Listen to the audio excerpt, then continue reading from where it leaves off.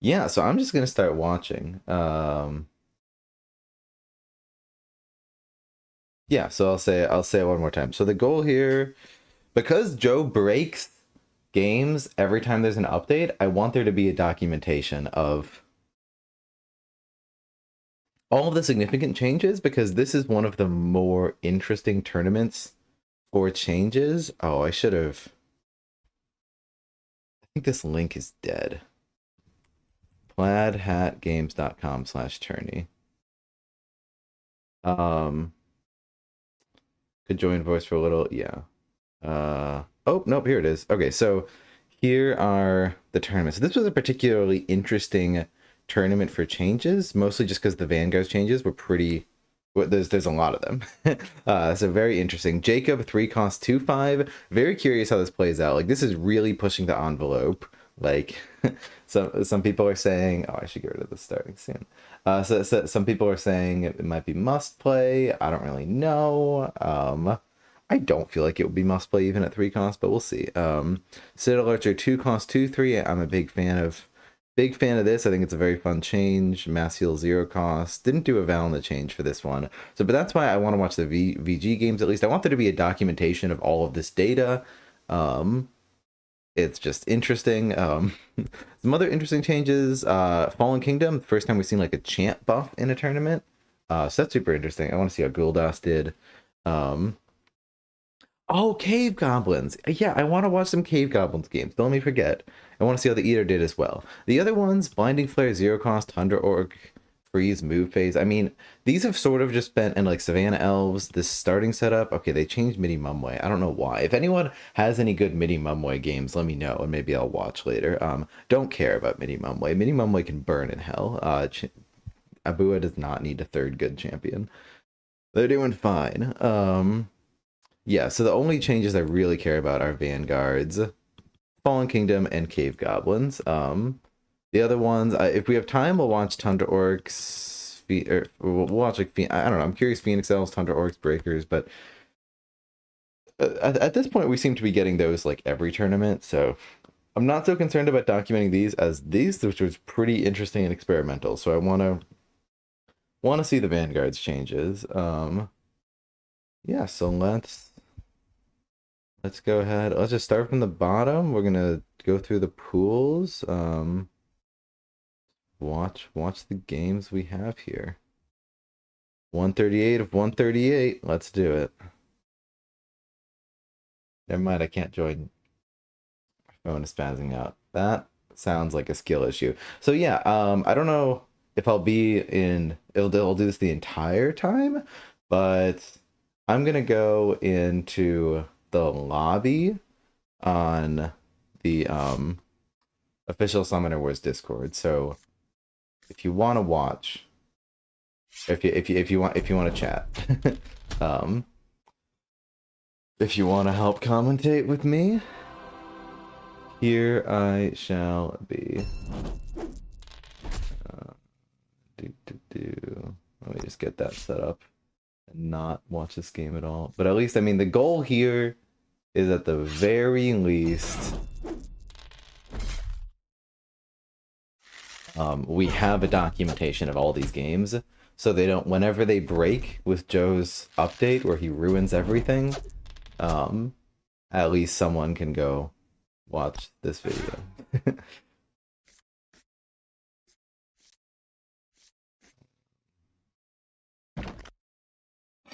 do, do, do.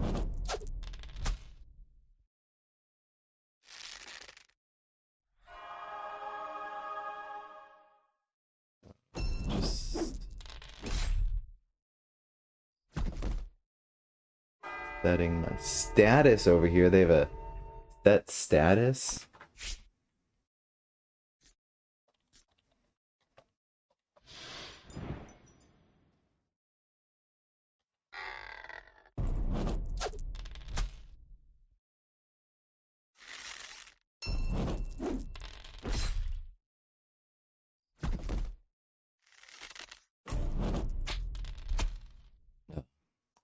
The grotto. Look who came crawling back. Yep, I'm sorry. Okay, so I haven't been looking. My eyes have not been on the screen. How's it been going so far?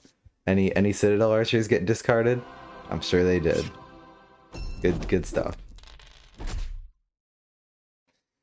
Priority Citadel Archer. Yeah, I'm very curious just how other people have found the Citadel Archers. I'm curious if people have played Jacob. I still kind of haven't. I haven't really ventured into that land. So, we shall see.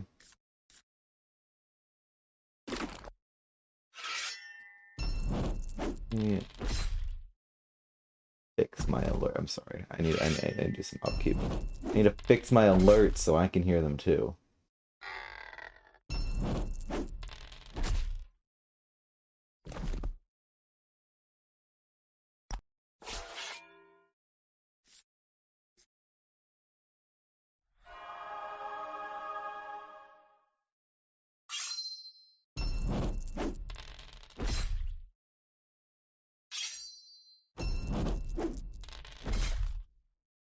Alright. We should be good. We should be chilling. So yeah, we'll see how it goes. And yeah, anyone that wants to chat, feel free to jump in the Discord. So what did I miss the first 8 minutes of the stream? I confessed that the reason I've been my hiatus, not that I need an excuse, but my hiatus was because Vexer and I joined the Chosen Grove testing for about a week and a half, and we're getting super into that. So that took up most of my Summoner Wars time. So I will say no more on the topic. And yeah, that's it. And now we're just watching all of these games. Jacob's on the field.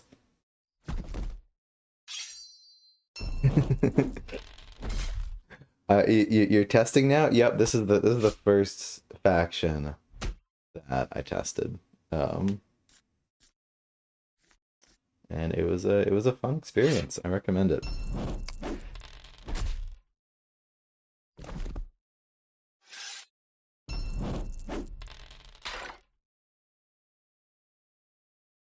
Yeah, so Jacob, it feels like, would give them a bit more of an option for a ranged matchup, for like a ranged game in this matchup. That's interesting. I have to see. Oh my god. You're gonna say you're playing Summoner Wars now. Don't worry, I will never play Summoner Wars. Oh, I hope you gave valuable advice, but also don't want to lose you here. Me as well. I don't want to like. Yeah, I don't want to just like get obsessed with that, and so I'm purposely very much trying to stay away from that becoming my life. So so the testing here, I mean, we went hard, but we only went hard for like a week and a half, as opposed to the whole cycle, which would probably be the plan if we keep doing it. Because yeah, I need first and foremost. The hobby should be a hobby. I mean, I have so much respect for everyone that does testing, but I could go insane. No, it is. I don't know. It's a lot of fun.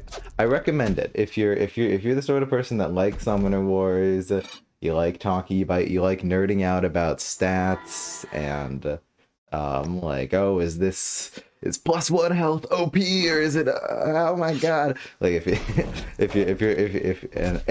and just playing wacky and wild shit, like the playtesters get to see the most broken things known to mankind. If you enjoy that, you enjoy testing.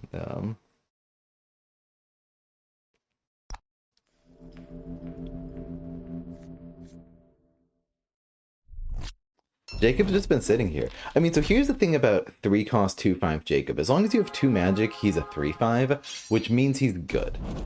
So, like, as long as you can make him a 3/5, you are breaking even. Like, a 3-cost 3/5 is like, you done good. You broke even. And if you can do more than that, now he's a 4/5, which is, like, actually good. So if you can get to 4 magic, he's a 4/5. So there's just, if Jacob at 3-cost 2/5 is bad, then this is a dumpster fire of a card that is doomed to die. So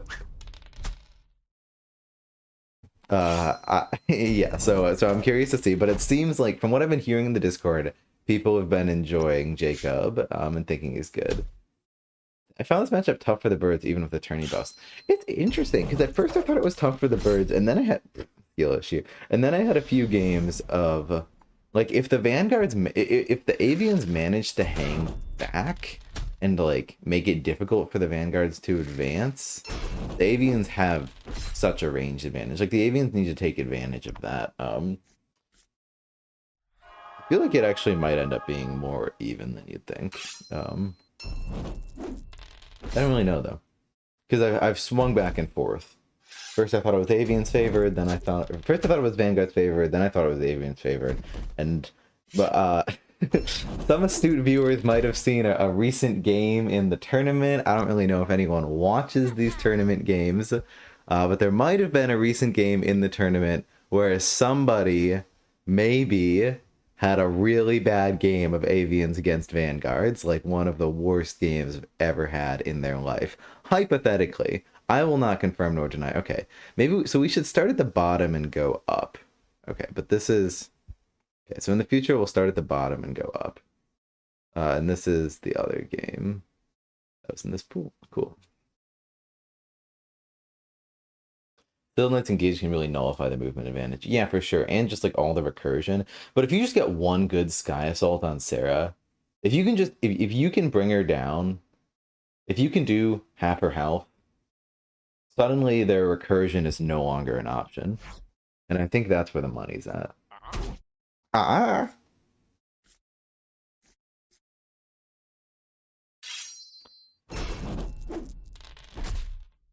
We're gonna be hearing a lot of that this stream. Uh-uh. Uh-uh. Uh-uh. Let me know if anything's off with the audio, by the way, if the game sound is too loud or too quiet or something. Would it be cool to separate the VOD by factions? Yeah, we're gonna start with Vanguard. I mean, I don't know. What was it? So when we did the Tournament of Champions stream, how many games were we? Like, it was like one pool, and it took us like fucking 12 hours. I forget what that was. Like, how many games is in the entirety of Tournament Champions 2? How many games is that?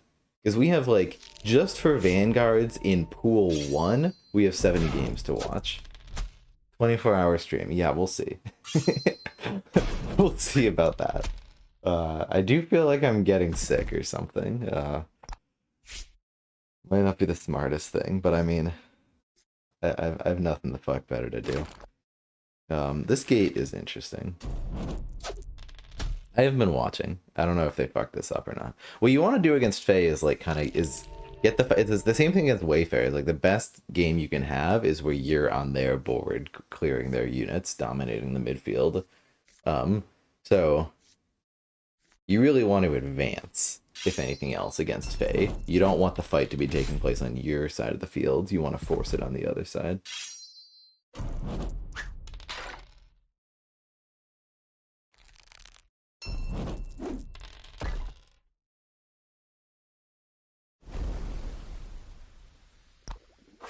Waden, such a playable card. Look at how useful it was in this situation. I've totally lost faith in Waden. Like, I was copium trying to defend it when this faction released. It's awful. In this faction, it's just terrible. Like it sometimes is helpful. Sometimes it'll let you do a play where you like just move up with Nymira and just totally expose her and it's fine. But like, feels like it's like a 70-80% discard rate on Waden. The big F for us Waden enjoy. Sounds like salt. Fair enough. Fair enough.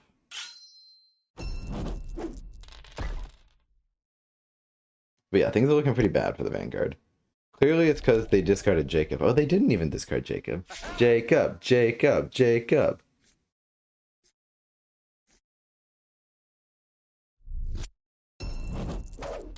So yeah, so I don't know. Feel free to give thoughts as things go on here. As to like how you think Jacob's doing, how you think the Citadel Archers are doing, because the Citadel Archers are also a weird one. It's like, what? A 2 cost 2/3? That's such a bad stat line. But if you think about it, they're pretty much always gonna hit for at least +2. So really it's better to compare them to a 2 cost 4/3, which is the known like good stat line for a common. And then so the downside is in the late game they suck. The upside is sometimes they hit more than 2. Like it's not that hard to get 3 +3 and sometimes even +4 or higher. So I think 2 cost 2/3 Citadel Archers are a very interesting style, and it also gives the Vanguard something to protect. It's like fundamentally what like feels like off about the deck about the 2 cost 1/5s is it's just like, what are you protecting? Okay, they have a ton of health, but they don't hit that hard. Like the Vanguards already have Citadel Knights that just have a ton of health but don't hit that hard. What's interesting is a powerful thing to protect, and now they have that with Sarah, an attack for 3, gain +1 magic. It's a really powerful attack. They would also have that with Citadel Archers, but they're weak. You need to defend them with Citadel Knights or with Guarding Spirits and whatnot. Isn't that like only Blight Mage? Yep. Yeah. So sorry if I missed, but it's a good like. I I think it's agreeable that for 2 cost 4/3 is a good stat line. 2 cost like, and it's not a common stat line I think because it's a very good stat line for a common. A common being able to hit for 4 is pretty good. So I mean, we have border archers that are like a 2 cost 4/4 with a downside, which hypothetically is a downside, but in their deck just really isn't at all. So it's like super overpowered.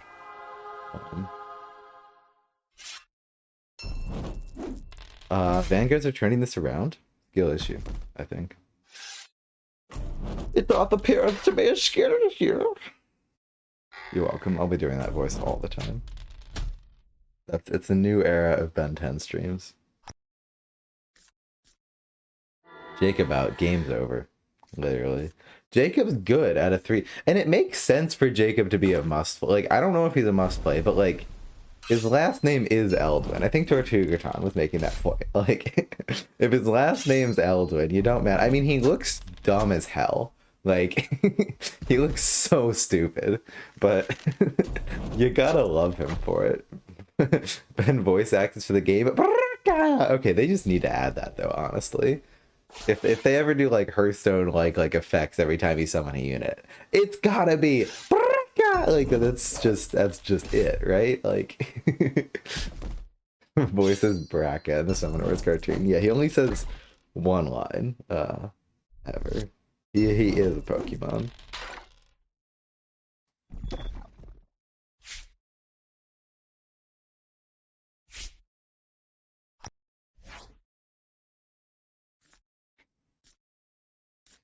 Corrales. Yeah, everyone just like is intent on ruining this faction for me because people are like, "There's like Corrales should be a 3/8," and it's like, fine, you're right, he should be. Like, fucking screw you. Like, let me have my fun, Sarah.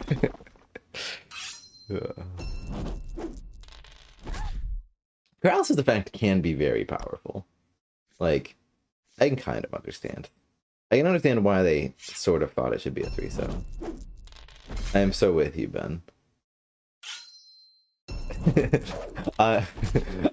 On both the so you're with me on both the yes, it probably should be a 3/8, but also screw you for pointing that out. A lot of people prove people wrong because of the hate. Yeah, so do I. It's a shame that I've lost every single Fae game that I've played in the tournament. It's a real shame. The first game that I played against the Forge put up a good fight, and I think I probably could have won if I had like played better. Other 2 games have been kind of a slaughter. I did make a couple misplays in my most recent one against Baggins. Like turn 1 I screwed up by I summoned a unit And then I drew High Tide, and they had a unit here, so I should have summoned here so I could High Tide my gate forward. I like screwed myself out of the ability to High Tide my gate forward. It was like it's just a rookie mistake. Yeah, no, genuinely, it's funny how much impact like Watered has in the community because he was like clearly wrong about his take on the Fae, but that definitely influenced a lot of people. But like, I'm not saying like he's Watered. People need like, and wow, okay, I mean that's bold. Oh, you're trying to win the game. Yeah, no, that's not bold at all. That makes sense. Well, Water's very open about how the fact that and he even said with his initial take, like, this is my hot take. This is where I think they're gonna stand. I don't have the games to prove it yet. And then everyone's like, oh my god. I mean, I wasn't actually paying attention, so I don't know how much people freaked out. All right, keep going. Swamp Orcs are S tier. Yeah, we need to do our Swamp Orcs gaming. Yeah, no, and he very much like he takes himself much less seriously than you would like sort of think. Like yeah.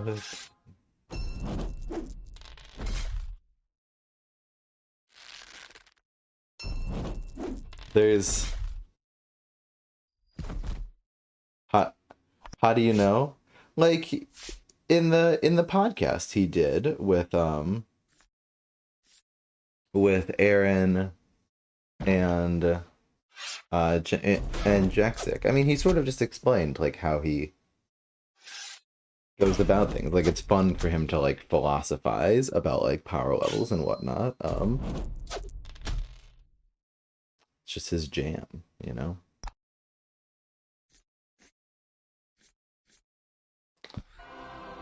Highly recommend that podcast. Some great tips about breakers have definitely like sunk home for me.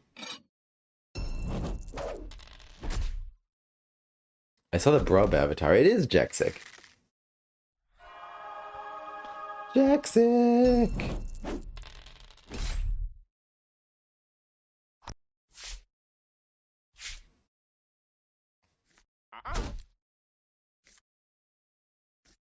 Heard the MV podcast pretty rough. I haven't listened to it yet, Beans. I'm sorry.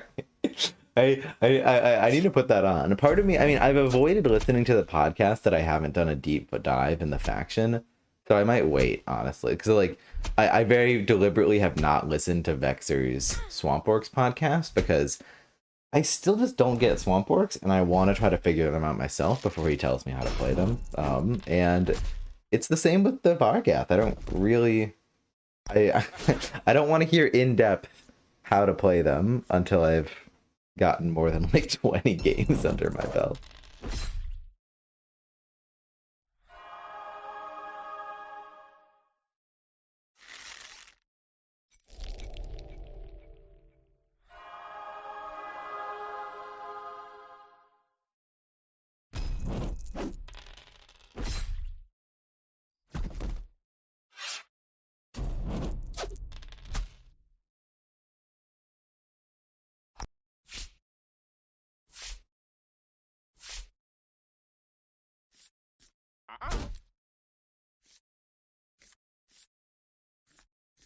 How do you beat the Storm Goblins? Don't answer that. But like, what are you supposed to do? They just always damage you.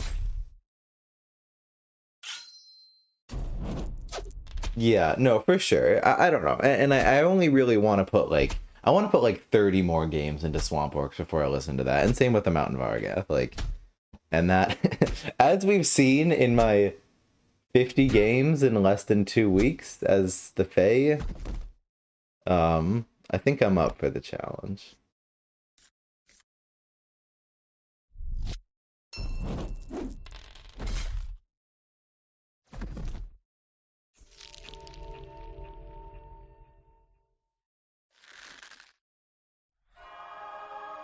Hold Colleen.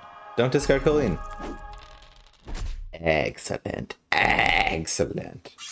Yeah, it's interesting because like the Storm Goblins just inherently counter any faction that wants to just clump on the board, which is like a lot of them. Like Sarah wants to just have a big fortress of Citadel units with Colleen in the back, but you just can't do that against a faction that has crazy insane AoE.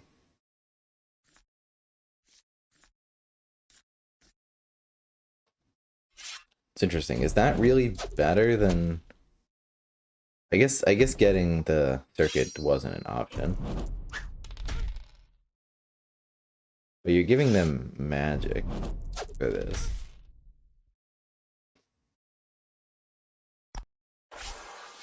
It has low damage output though. The beef is hard. Yeah. It seems like the right strategy against them is to have like 3 units on the board and they're all super beefy. Instead of a bunch of low health units. Like the Fae. That's why it has felt like in the Fae matchup, Corrales is like a must play because you just need anything that doesn't immediately die to overcharge. Just anything that can stay on the board, even a tiny little bit. But I love Kite Riders. What a stupid unit. What a stupid and dumb unit. Valna. Okay, I mean, it seems like Jexic is hearing us. Going for the beef. Well, that was a skill issue if ever I've seen it.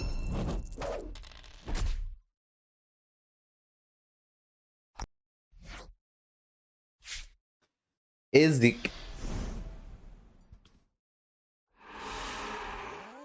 that supposed to be Thrak on Overcharge? Is that Thrak?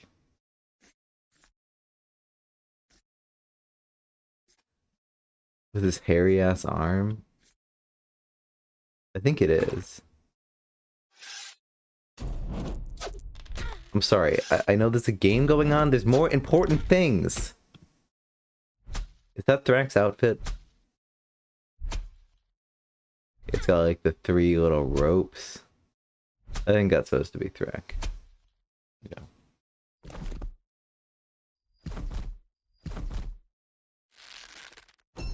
What a stupid faction.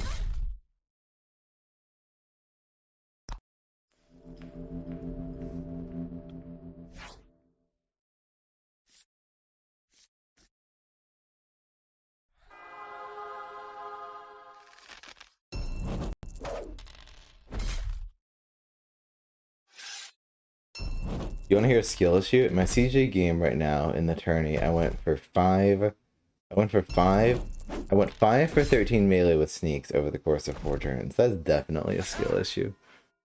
Yeah, you need to try harder next time.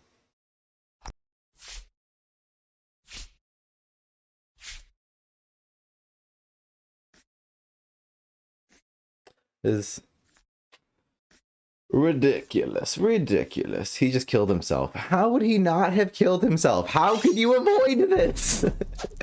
They can literally go anywhere. If he didn't do the knights, it was worse. It was literally just worse, because then they would get 2 damage on him instead of 1.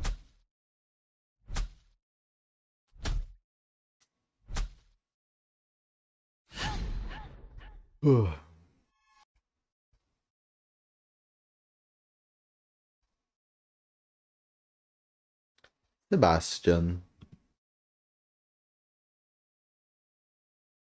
Remember Jack complaining about this game on Discord. That tracks. That tracks.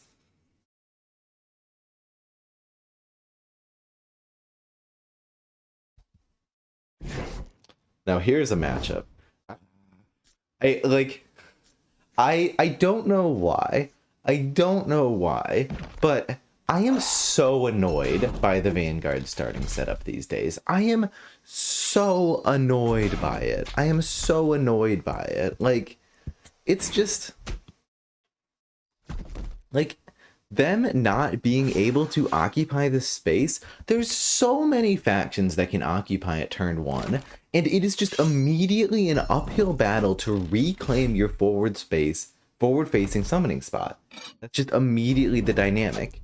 And sometimes you have to like really fucking stretch and like surround it, or you need to play Renewed Hope, your best card, to just get back your summoning spot that you lost before you were able to take a turn. It's so bad. Like, I don't know why, like it didn't used to bother me. I didn't used to really notice it, but it's so bad. Like, the Vanguard starting setup, I think, is actually a huge part of why they suck.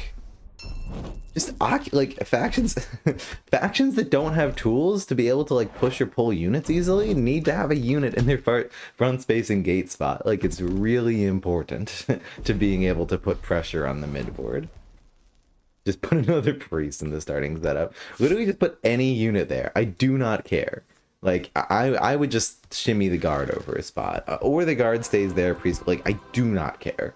Like, just occupy the spot. Put Jacob there for all I care.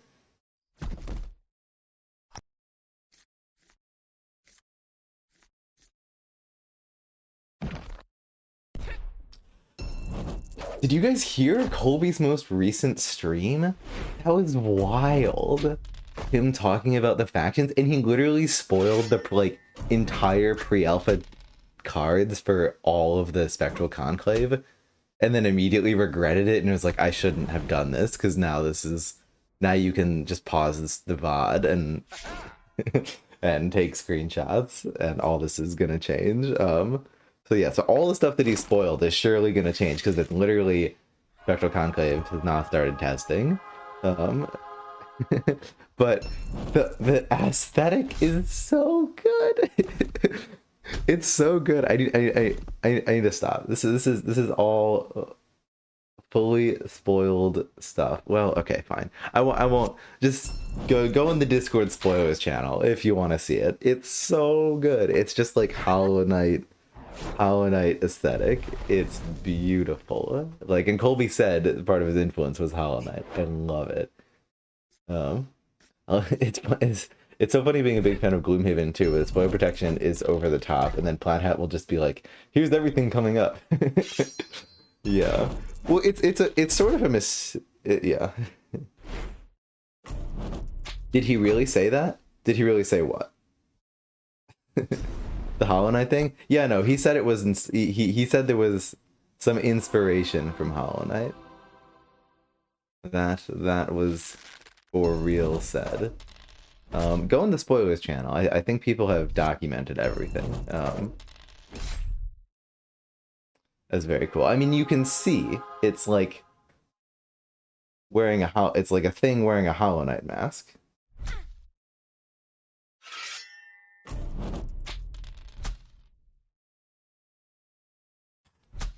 One second. Sorry, respond to a message.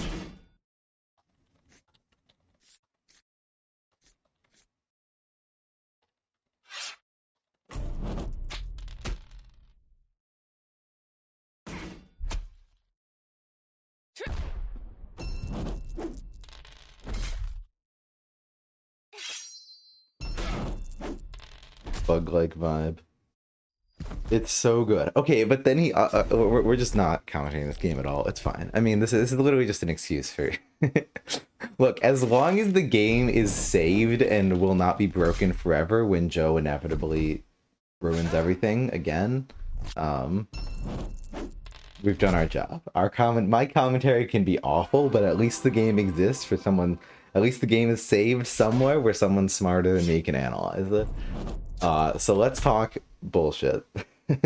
So did you see the fucking he talked about the dragon summoner too, which sounds super cool. He says it's not even alpha yet, like doesn't even have cards, has not been played, but it's summoner.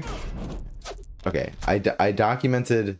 Okay, before I just start talking out of my ass. Okay, I'll talk out of my ass and then I'll go check what I actually wrote, because I listened back to it to like be sure to document everything. But so it's a summoner.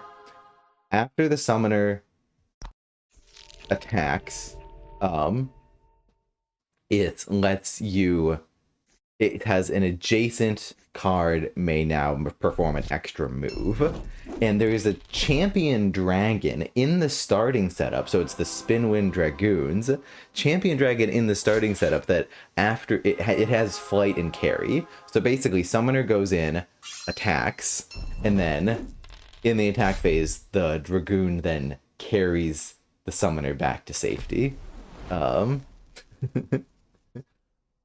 uh, let's see, and then what else? What else was spoiled here? Um, so I get all the details right.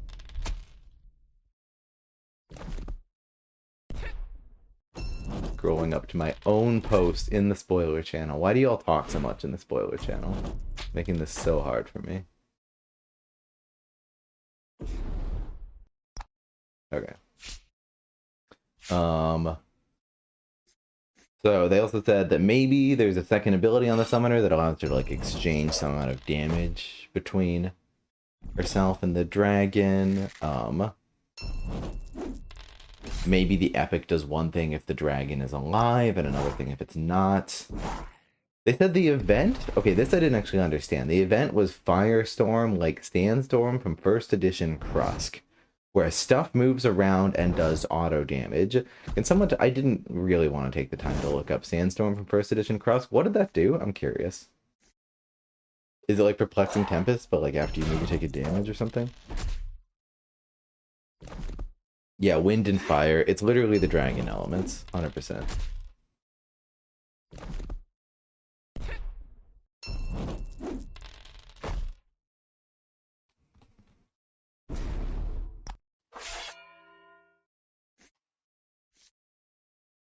One second.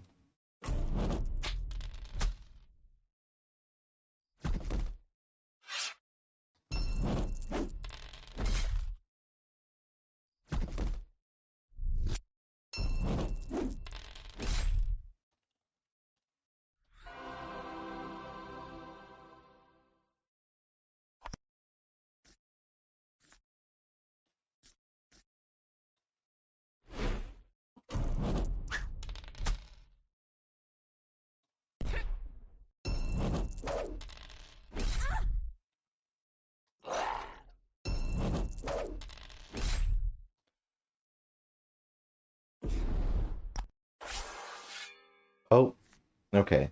Alice just messaged me. Let's see. After your movement phase, you may spend 2 magic points to choose up to 3 units that are within 3 spaces of Krusk. Move each of the chosen units up to 1 space. Roll a die for each moved unit on a result of 4 plus. The moved unit receive a woven marker. Okay. So you just force a bunch of things, a bunch of random spaces, and everyone hates you.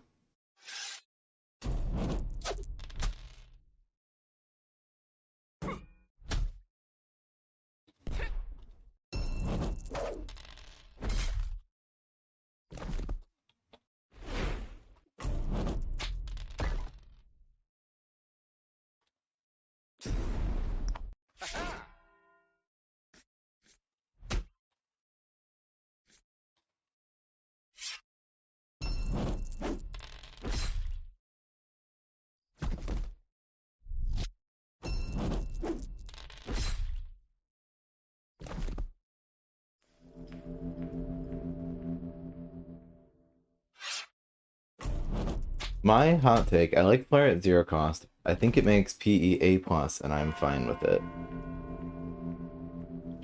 I don't. Vexer's convinced me.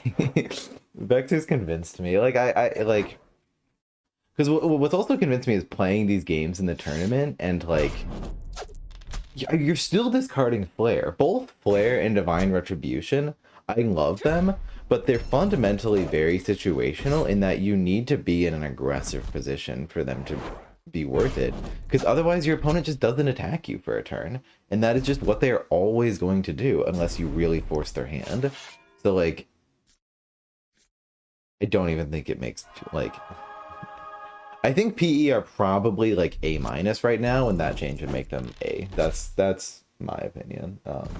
But I mean, like, it fluctuates. PE are in a great spot, but like it doesn't really matter if Flare You're gonna fucking discard it anyway, but at least then, if you do the aggressive play, you're rewarded for it, as opposed to like having to pay a ridiculous amount of magic for getting 8 for 8'd by Shonk anyway.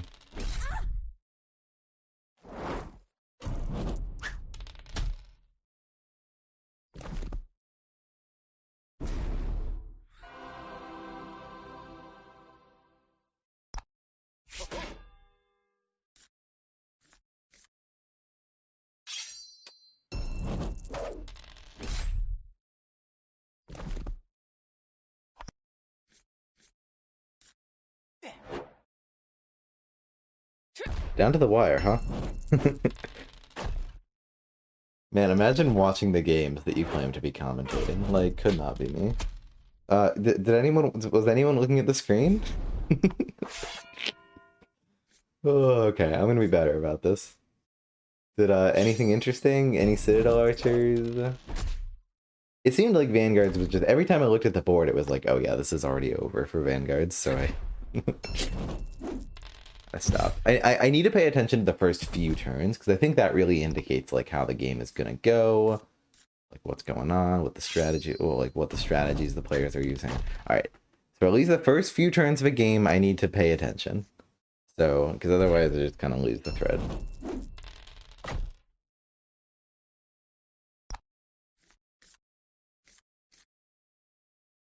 Game's over.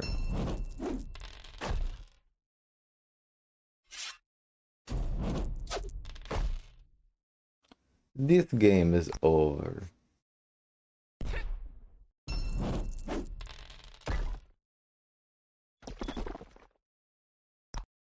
Drake last card. Okay, this is good actually. No, never mind. If you can no, there's no way you're forcing Moldaria's hand. There's no position you can go in where you can get double attacks on Moldaria. Because she can just back up and shoot Sarah. And will. Oh. Or she just 4 for the night. That's cool too.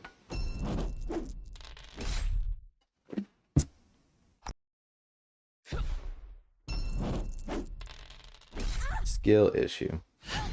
Ah. Alright. Oh, you know what I should be doing? Okay. We're going in this order. This will help me keep track. I need to just always press the up button. Oh, that's awful. It's gonna go like this. Okay, that's fine. So we're going bottom right forward. Okay, so where do we start? So we watched this one. It was terrible. Okay, so we'll just go in this order. Cool.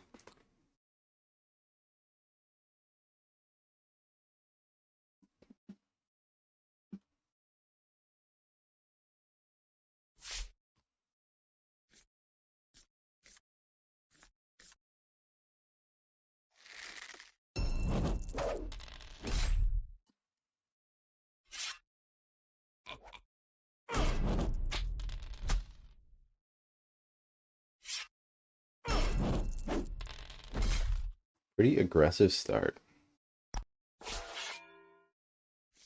Could have just put like the adventurer behind, so you'd only be exposing. It wouldn't expose it.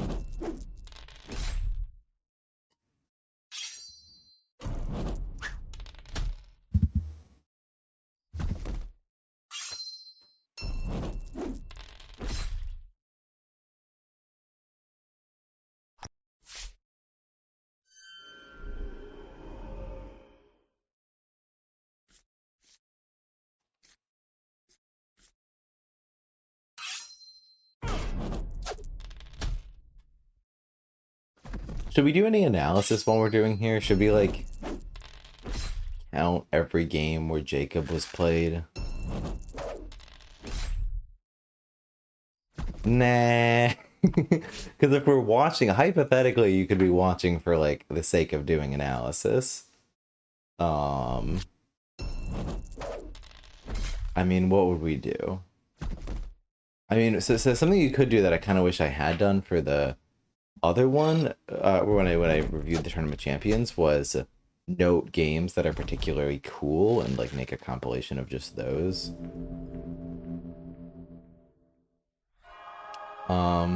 Maybe I'll do that. If anyone thinks that a game that we watched has been particularly cool, maybe I'll like write down the timestamp and start a notes app of all those or something.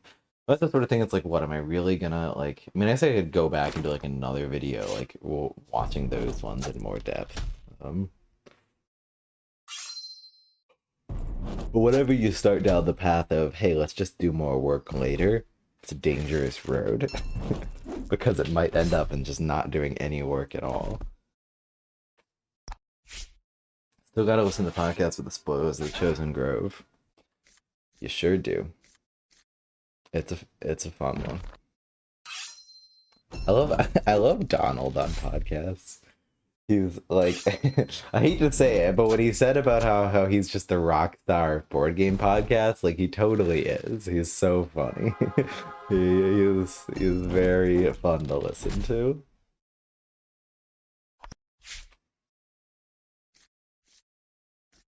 All right, Sid Electric came down. Immediately died. Cool. It's good. It's good. Good showcase.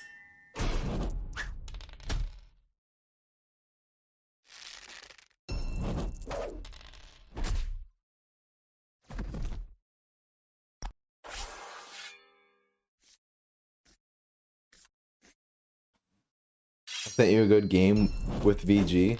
Gotcha. If it's in, is it somewhere in round one of pool A? Because if it's there, we're watching all of them. So we're gonna get to it. We're gonna get to it. Maternity though recently. I see. So it's not from this tournament. Yeah, maybe we can watch it afterwards. And feel free to. I've said everyone's welcome to jump in voice chat. I'm in the voice chat on the Summoner Wars server. If you want to commentate with me.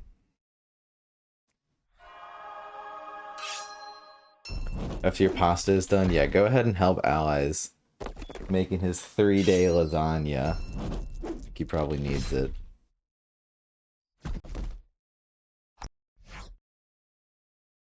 It's my turn to game of Summoner Wars? Jeez. Oh god, it's gonna be flashing like that forever. This is ruined. This is over.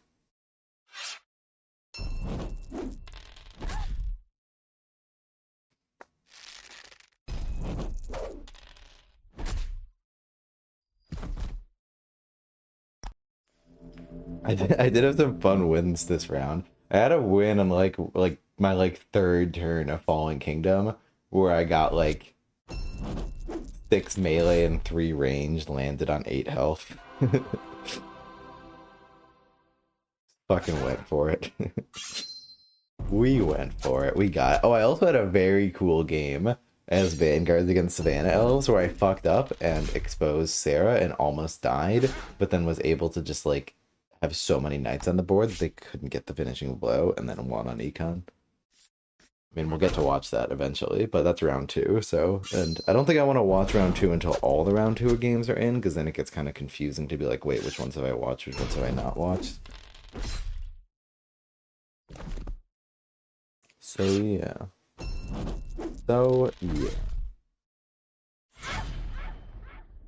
Not Sarah Eldwin. Foiled again. Deepwood Groaks versus Vanguards. Wow, a fun and engaging matchup, I'm sure. Can't wait to see it, quite frankly. If I may be so bold. Never been more excited about anything.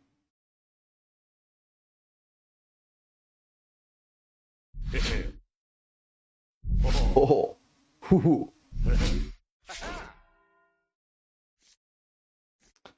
Sorry, just taking a quick tournament turn on my phone. Don't mind me. Ben, watch my game. It's quick. Ah! Fine. I'll watch it after this.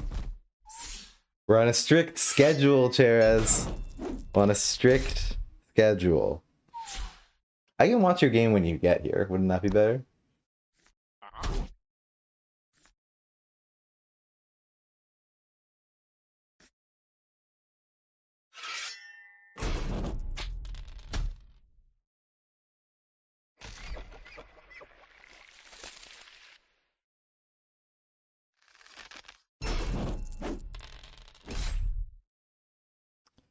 All right, let's see. What? Hecate hasn't already won? Crazy. Yeah, I've totally lost all faith in Grokes. I hate to see it, like, and it really reframes everything that I've said before about the Grokes' copium, but I honestly don't know if I'll ever play them again. Like, I really hate to say, like, I'm so sorry, but they're broken, guys. They're broken. They're really broken. It's bad. It's not good. It's bad. Like it's just like I always have a feeling like if I start to feel like a faction is like kind of OP that I start to play them less, but never a ton. Like Savannah Elves, it's like yeah, this feels a bit. Wait, did they not? I see. You're finishing. You're gonna finish off the. Oh, I see. They were already were 4 attacks. Wait, why? What were the attacks? Oh, I see. The Sightless Seer targeted the knight. That was in front. Ah, I see. Discord finally got to Ben. Like, it's not the Discord. Like, I just, like, you just play some game. Like, at this point, when I just, like, there's just so many matchups that, like, when you win with the Grogs, it does not feel earned in the slightest. And yeah. So what was I saying? I was saying like yeah. So I always like start to shy away from factions that feel it's like too broken. Like I like when I was playing like a lot of in-person Summoner Wars, I started just like playing less Savannah Elves because just like I just kind of always win with these guys. It's not really fun for me or my opponent. But it doesn't feel too extreme that I feel bad about playing them these days. And it was the same with Sfara, but like,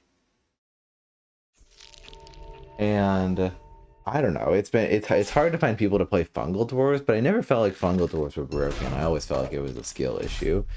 So I was happy to inflict suffering across the public games queue, but with Fungal Dwarves. But Groaks, I don't think my worst enemy deserves to have to play against the Groaks. Like it's just not fair. It's just not a fair faction. It's just like they just have all the tools. They just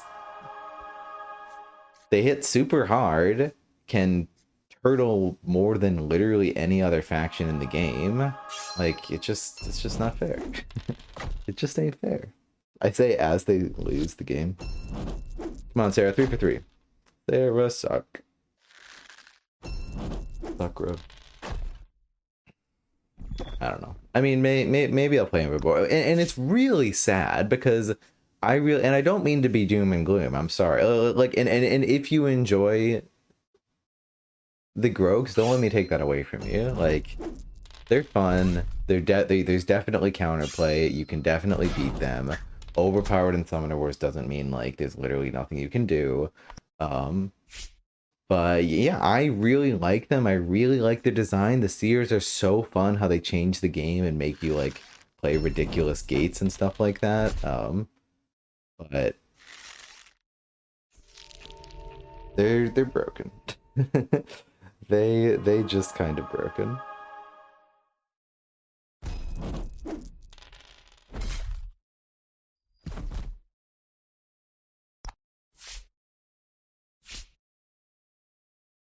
All right, come on. Big miss on the Warrior. The Warrior's only hitting for 3. The Vanguards honestly have a chance this game. The Vanguards can totally pull it. I believe in them so hard.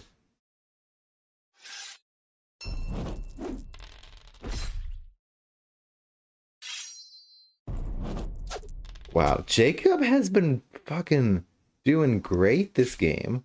Holy crap. Let's go, Jacob. Let's go. I think making it will make it more fun to play. Similar to Cloaks, you can get rid of Mac in his hand cannon. Exactly. Like, I would... I think I would start to enjoy... Like, no, in the same way that... I don't know, Chairs, if you were here pre-Ice Ram Glacial Shift, but Farah was the biggest case. Farah was the most broken thing that had been in the game. more broken than Groaks are right now. Ice Ram Glacial Shift was just a win button. You just put a summoner in a box. They cannot win. Like it's just over. It's so hard to play against. It was awful.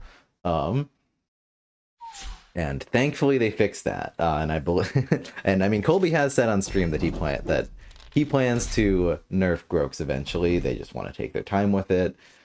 Because you don't want to do it wrong, which is what you want to hear. So there's faith for the future. But yeah, in the same way, Sfara is now a fun faction. It's great faction. It's very well balanced. They just had like one thing that was broken. Literally the only change they needed was for Ice Ram to say cannot target summoners, and that was it. And now they're a fair and balanced faction. That's like super great and super fun. Yeah, I think it's the same with Groaks. I mean, with Groaks, it's honestly pretty widespread because all of the commons are S tier, but it is just a couple numbers. Like, take one boost off of the warrior, take one health off the seer, take one life off the warden. I mean, all three of those nerfs would probably be way too much, honestly. Like, there's very few factions that could endure 3 commons getting nerfed. I think a good nerf for them would be like wardens to I would attack the warriors or the wardens. I love how any Deepwood Groaks games at this point just becomes a discussion of balance. I'm sorry, I love the Groaks, I love their concept, but I can't enjoy them because like I cannot enjoy them anymore. They too busted. Just minions or Groaks can't generate boosts. Oh, well, that's literally it. So -1 health on the Warden would make a huge impact on their entire boost economy. Now, the potential downside there is the Wardens generate a ton of boosts. Is kind of like it's there for the potions. It's there so you can like brew these big potions. The problem is it's not then fair when you equate that to like damage on a warrior. So it kind of sucks because if you kill the warden's boost generation ability, it might just like kind of kill the potions as well. So maybe it would be better just nerf the warrior to the ground, like quite honestly. Like warrior has -1 attack and -1 boosts. I don't know. I think I would actually with the warrior, but before I was thinking with warrior just do -1 attack and then it's kind of fun because it starts with boost. But I think actually the nerf for the warrior is -1 boost because then it takes 4 boosts to get it to max as opposed to 3 boosts to get it to max. If you do -1 attack, now it's 3 boosts to get it to max. But if you do -1 boost, it's now 4 boosts to get it to max. You have to have 4 boosts on Hecatea to get it fully charged instead of just 3. So yeah, Groaks are entirely just a numbers problem. Like, just just a couple numbers are just like 1 too high, which is really tragic. Honestly, because they're so like. Because it's not a design issue, there's just a few numbers that are too high. Like otherwise it'd be a great faction, like would be one of my favorite factions. I love the Seers. They're so fun. It's so fun to just have this thing camping behind a gate. I love it.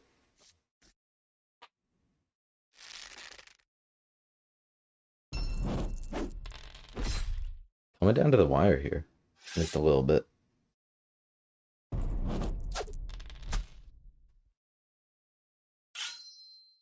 Why did the paladin just live? Oh my god, Colleen popping off. Colleen saving the day, repelling the frogs. Brooks can't handle the vanguards. Yeah, I mean, apparently. Literally can't do it.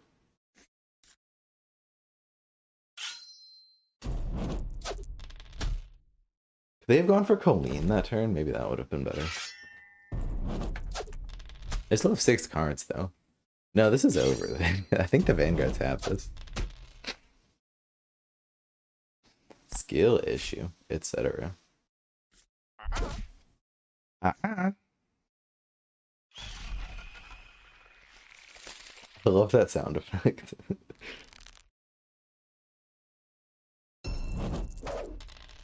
You just kill a unit? Wow. That's insane. If this misses again, that'd be so funny. Oh, you use strength potion. I see.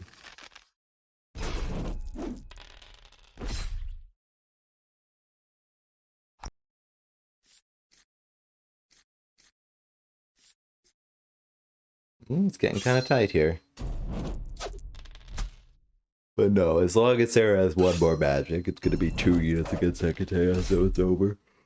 It's over. It's over.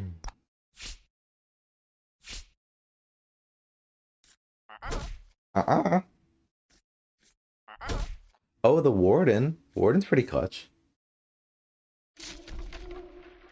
Warden pretty clutch.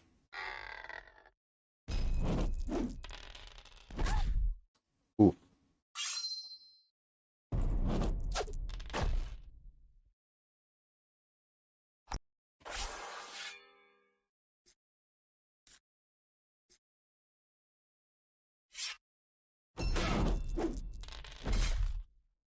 Oh.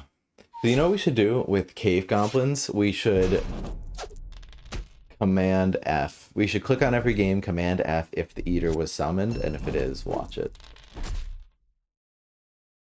Because that, yeah, that... and same thing with Fallen Kingdom. Command F if Gul'das was summoned. And if so, watch it.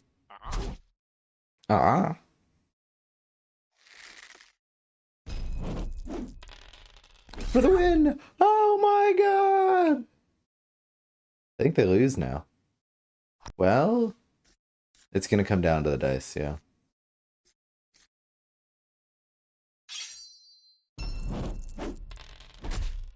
Oh, that's not good. Still can you, wow, this would be so sad.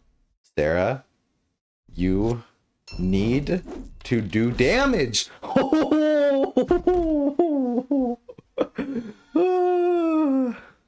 Good stuff. Good stuff. Okay, so we watched this one. We watched Vanguards versus Phoenix Elves. Vanguards versus Phoenix Elves. Vanguards versus Storm Goblins. I don't know what the rule is here. Like, so the rest of these we've already watched. Vanguards versus Groaks, Wayfarers versus Vanguards.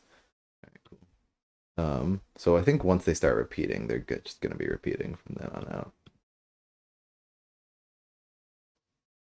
Easiest game of their life. Yeah, I mean, you heard it here. Like, Groaks, honestly, B tier faction.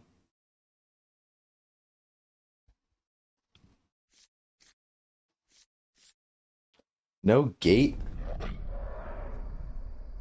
RIP. I think the better play here. This is also just Ben backseats everybody.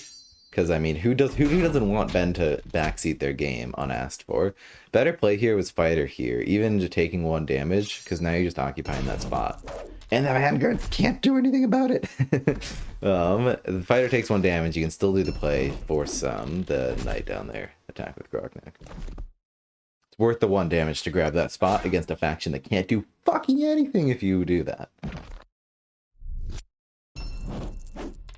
And honestly, if they published just a new starting setup for Sarah, would anyone care? Like, I didn't think it was in the cards because they've already printed errata, but if they just, like, it's just put the unit in a different spot. Oh, Cheris, hello, hello. Can you hear me? Oh, am I? Oh, sorry. I can't hear you. Chat can hear you, but I can't. Screwed it up. Okay, now I can hear you. Hello. Hello. How's it going? Well, finished my pasta. I'm happy. Sorry? Oh, you sound kind of quiet. Let me see if I can fix my mic. Yeah, you're good. Well, the Fighter can knock back and then follow up. Blue Orcs are strong. Yes. But so you need the Fighter. The Fighter has a 1 in 3 chance to be able to force 1 space forward and do an extra attack. So the 1 in 3, a lot of times it just won't happen. But then Brutal Force, this card lets you also knock at something, so you could just knock it and then follow up, technically infinitely. So if the Fighter's attacking your summoner with Brutal Force, that can just be an infinite combo that can just win you the game. I mean, you would need to get like 8 1 and 3s in a row, which isn't gonna happen. But in deck building, you could put axes on fighters, and 4 glories, so they're doing that, but with 6 dice instead of 2. Be back in a few hours. Yep, see ya, Greta. See ya, see ya.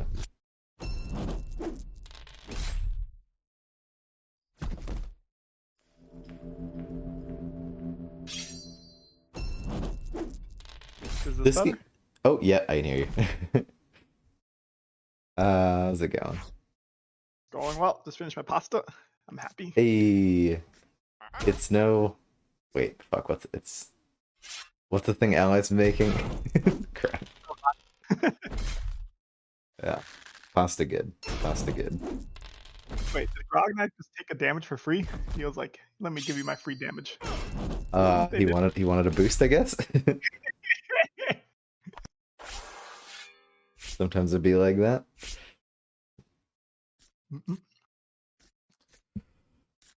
What's been up with you? Been playing Summoner Wars? Been playing the tournament. It's fun.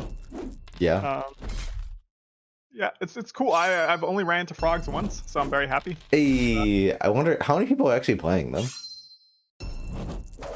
Let's see. Oh, someone had a chart. Let me check the Discord actually. I think someone had a chart recently. I saw that too, and was like, I tried to read it carefully, and then apparently immediately forgot. It is in the top 7 factions, it looks like. So highest by far is Gotcha. Crimson, then Phoenix Elves, Forged, Mountain Barcat, Shadow Elves, then Deeper Crooks.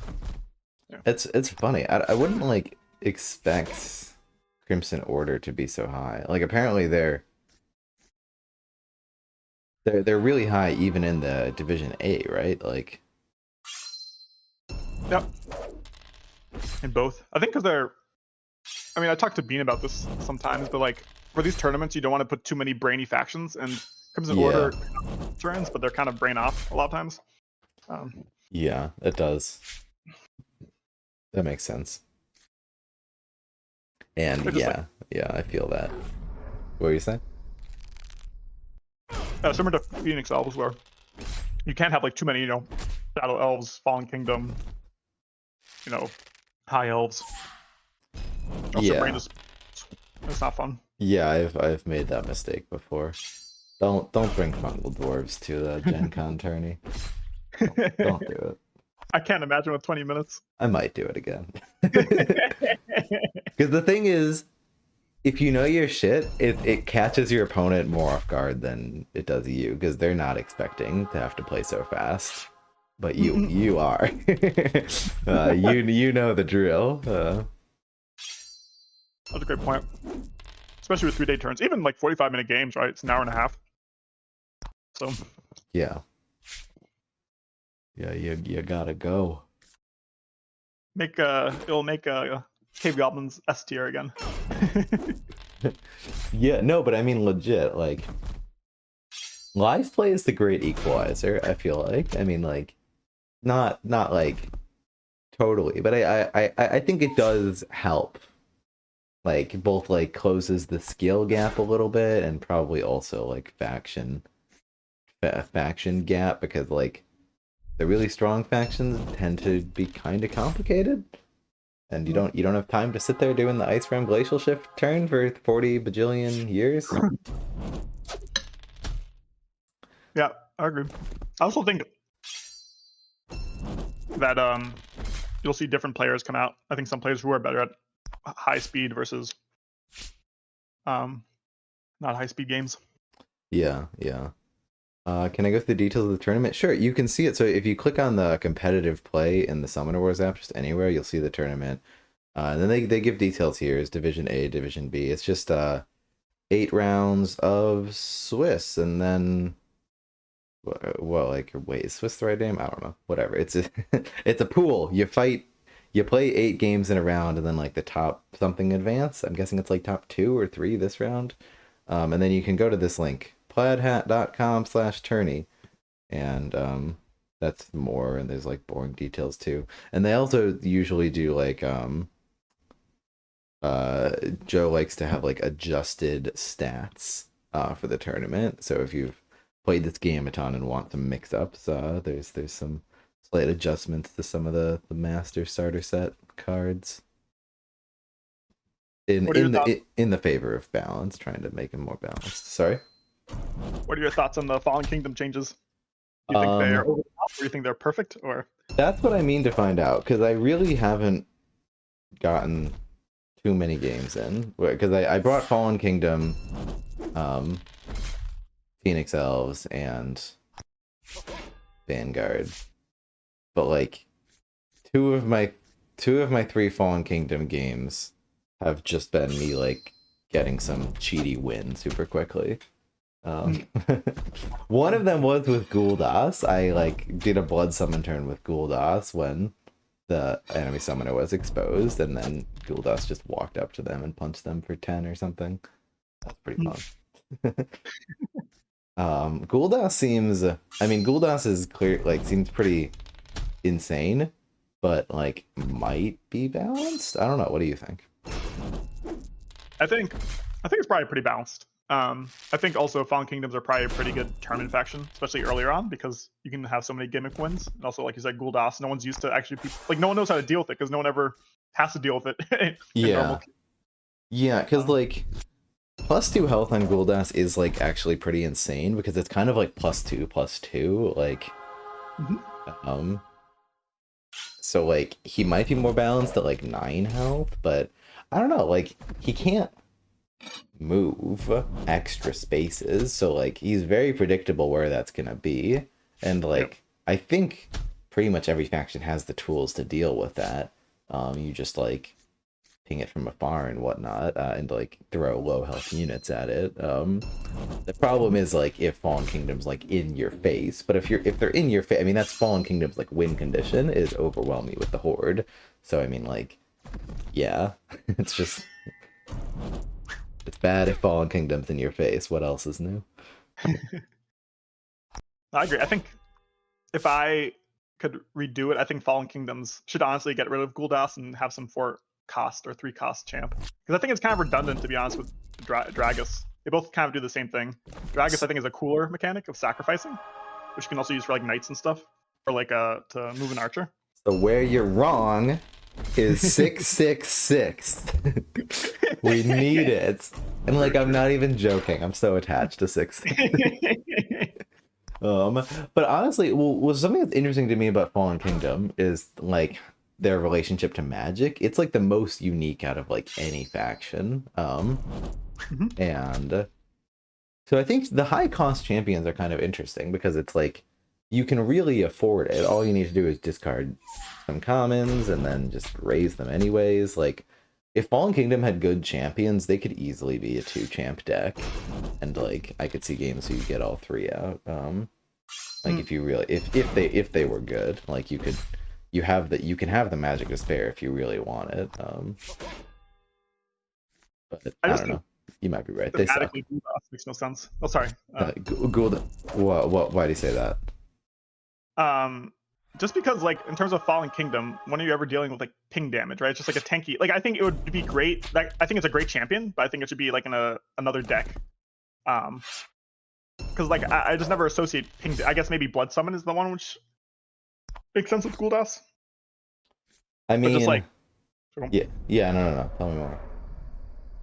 uh, Like you don't think it has much to do with like fire, with like doing extra damage? oh no, I'm not disagreeing with that. I think thematically in terms of fire, it does, but I think like I really like the champ design of the other 2 champions, Yeah, like Dragus and the one which you summon, like which can assassinate things, even though that's one that's hardly used. It still like yeah, has a place, right? yeah.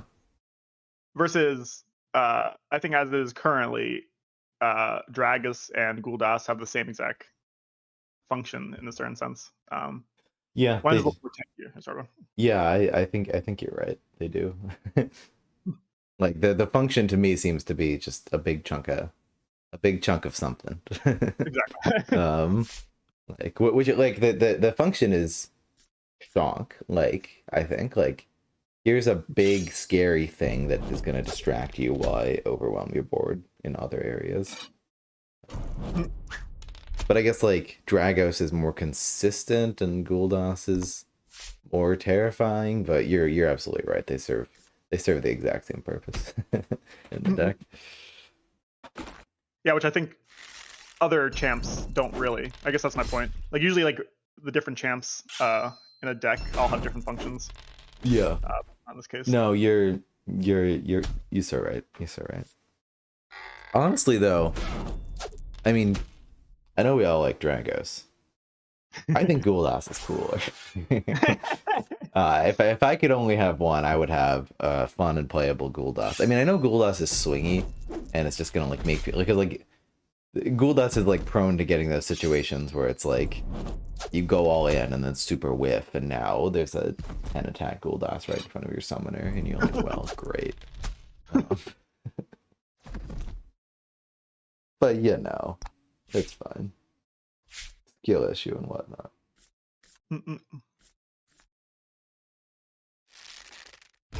this is a good game. Free Palestine versus Shampoo, both great players. Yeah, yeah.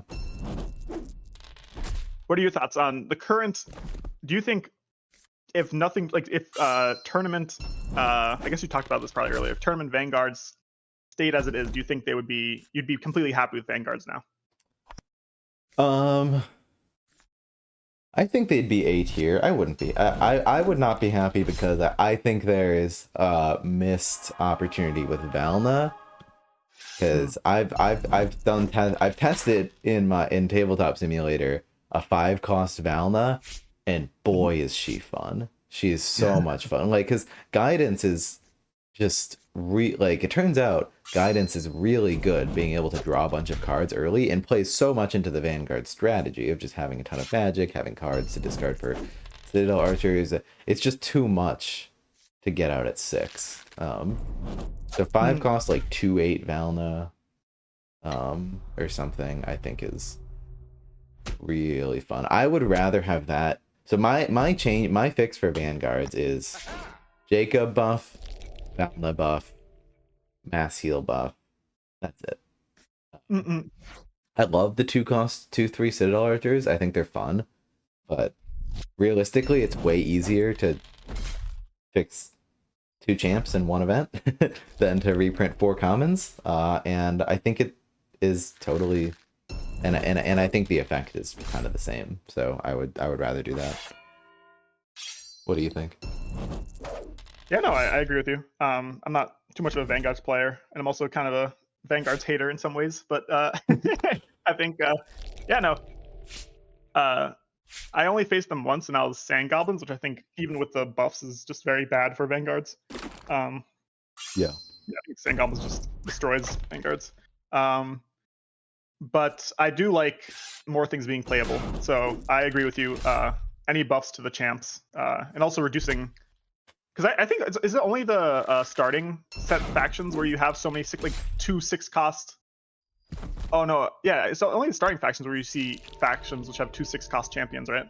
Yeah, I don't think have we had, do we have any factions without a 5-cost champion since Master Set? Or since like wave, even in wave 2, I don't think there's any faction. No, we still have it in Grognek Moldaria, but post Master Starter Set, I don't think there's a single. Well, no, sorry, I'm rambling. Grognek and Moldaria have 5-cost, but post Grognek and Moldaria, there's no, and post the Master Set, yeah, any deck with only 6s does not exist. Yeah, after that. And I completely agree. Just allowing more champs to be playable is 100%. I'm happy with. Yeah, and I think it makes a big difference. Like, I think there was kind of like a sort of ideology a while back of like champions, a champ's a champ, it's just a big bucket of magic, doesn't really matter which one. And I really I really think that's wrong. I think that's sort of revealed itself to be wrong as time goes on. Like champs can make a huge difference for a faction by giving them a certain tool, like a certain different way of playing that they didn't have before. Mhm. Can make all the difference. What would you think about keeping Jacob as it is, buffing Maldaria? I think that's the name. And then reducing Knight hit points by 1. The sorry, the you mean The other champion. but so sorry, we said buffing Moldari. So you buff You meant Valna, the other champion? down. No, sorry, Yes, sorry. no, you're good. And reducing Knight's hit points by 1. I mean, so much of their strength right now is in the Knight. So that'd be a tough sell. Oh, you weren't being serious at all. I mean, because Knight is a very good unit. I do think it's one of those units where it's like over the curve at 5 and under the curve at 4, so like you can't really win. Yeah.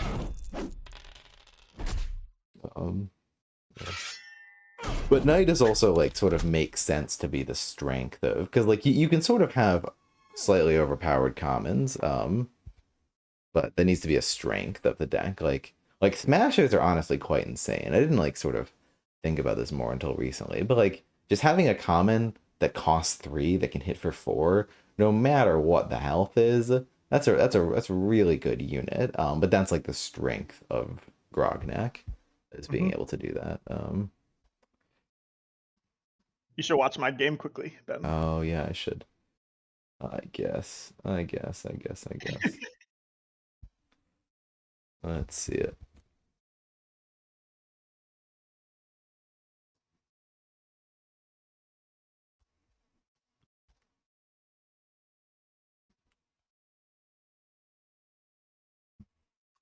You even put an H in it.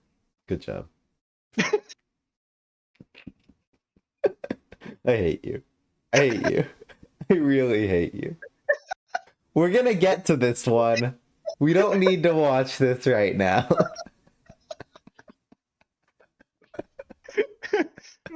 I have so many questions about this game, Ben, and I'm curious about your hand, so I'm happy we can see it. No, let's watch. Yeah, tell me what you would do, play by play. Let's go ahead. So this is a tournament game, so we can get this out of the way early, so we don't need to watch it later. I am so in favor of this. Nice. This is All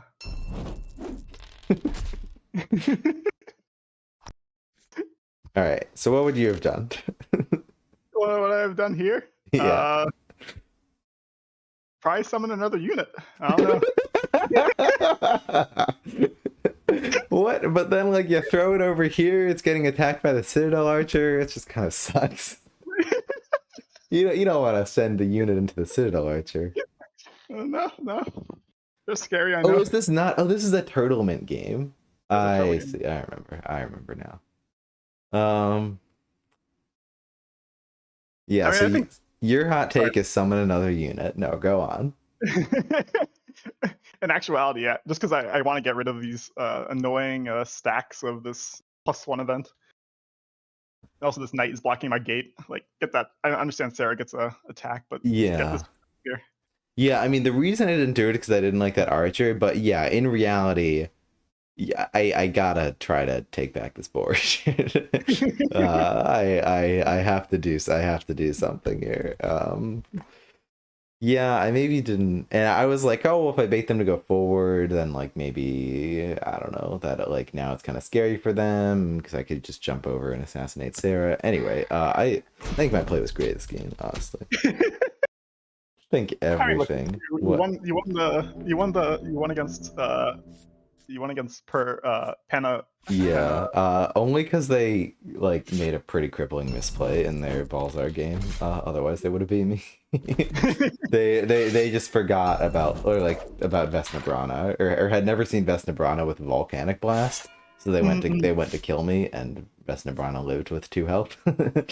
And then they lost the game, even though I I know was they're a like really in a good super player. bad spot. I really Yeah, like them. no, it's a I great played game. them. Yeah, No, keep I need to going. watch that. Oh, sorry. Uh, yeah, because here it's just. I think the problem here is you just don't protect your gate spots, and I think that's the main thing. But anyways, look, I just wanted to tease you a little bit. It was not.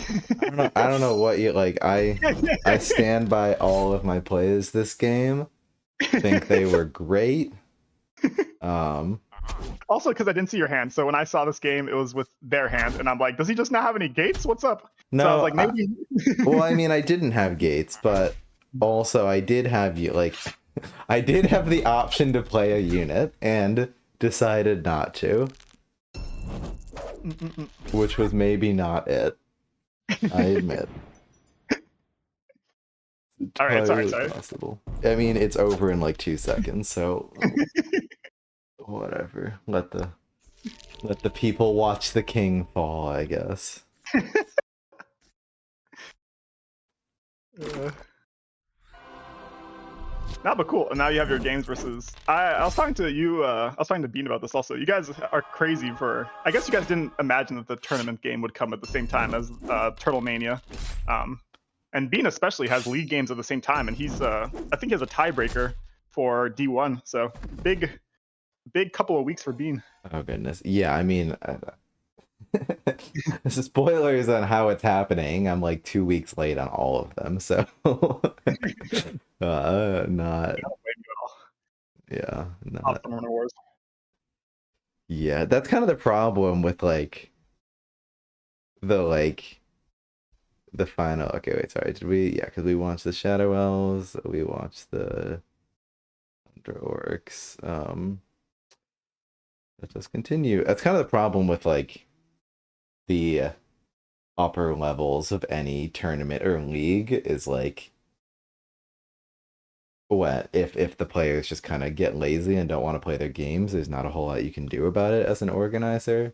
Because Mm-hmm. like on the lower levels, it's like, well, if someone's I don't know. I don't actually know what it is because like because the problem is always like in Division 1 of League and like now what I, now what I'm seeing as myself in like in the final round of this tournament or of the tournament is like just like both players will like just like not message each other, just both players will be putting it off and then like only like start it like a week late. It just but like that doesn't happen in like the lower like for some reason in like when at the start of a tournament like it always seems like or like when I'm playing in Division 2 or 3 of the league, it's always like at least one person is messaging the other person, so if the other person doesn't respond for a week, they're gonna like just lose by default. But only the cranky Div 1 players, both people will just not just play for I don't know what's up with that. No, that's a great point. Yeah, I didn't think about that, but you're very much right. The higher in the league you are, or yeah, the higher in turtle stuff or even other tournaments, the less likely people are to message you instantly. Yeah. Well, like you always see it with like the league. It's like, yep, it's week 4 and 2 games have been completed by Division 1. Like just like it's always like a week or 2 late. True. It's always behind all the other divisions. Oh snap. See, this is what Damn. Ava can do in this matchup. Because you're right, like if or I'm saying you, like whoever in chat said this earlier, like if Vanguards get in, it's kind of tough, but if Ava just has one good shot on Sarah, it's like kind of over for her. Like what this is an unwinnable game for Sarah at this point. I mean, like quote me on that, etc. But like I don't see how Sarah comes back from this. I agree with you. It's just because you're never going to win the range game versus birds. Yeah, and you can't do the infinite econ with Sarah anymore because she's too fragile. So Exactly. it's just over. Especially because they have another Sky Assault. Oh, are we hating on VG? We love VG, Eden. Apparently some people don't. I don't know what's up with that. I'm hating on VG Eden. Okay, Cheris is hating on VG. Eden no love VG. Sounds like a skill issue. Well, join the Discord group and I don't know. Try to roast them. They're a fun faction. Eden, VG's great. Tell me you don't like Renewed Hope. Renewed Hope is so much fun. You summon a bunch of units. It's great. I love summoning units. Even more than I love summoning wars. It's crazy. Oh God. Did my Discord just crash? It did. Oh, also, I've seen from the title and what you've said this, you've completely given up on the mermaids. You just are you gonna auto forfeit your next? I am not gonna auto. Why? What about anything gives you any impression that I've given up on mermaids? What is this? Why are you saying this? I'm imposing my own thoughts into there. Listen, we may have lost all 3 of the games we played in the tournament as the mermaids. I admit.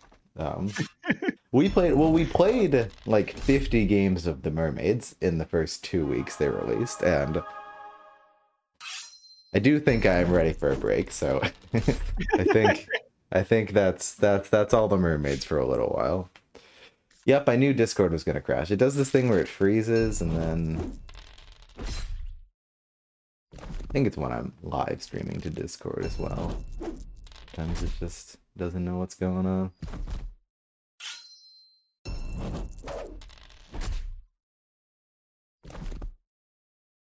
Hello. Hello. My Discord crashed. Happens to the best of us. Yep.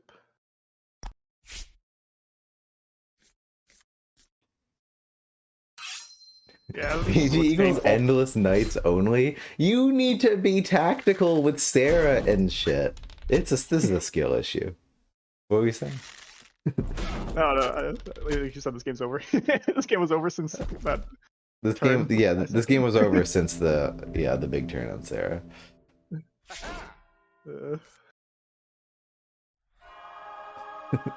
Y'all suck. Just think about it. You could either play like Mountain Vargath or VG. Like, you need to be clever with like your positioning with Sarah to like get the infinite like you, because like this you can't just let her die like.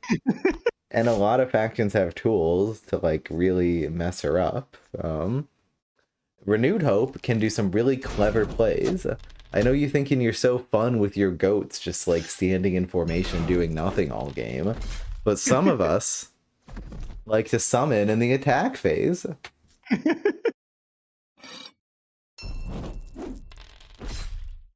There's a this has nothing to do with Vanguards, but there's a really funny game which Astor Cosmos posted in the tournament chat, which is basically a Sand Goblins player who does not realize you can build during build phase. It's common. And he is like, he's doing all these like amazing plays, you know, just like 5D stuff trying to save himself, and he ultimately loses just because he doesn't realize he can build during. Like, he would have won so easily. It's a very. That's really funny. It's not.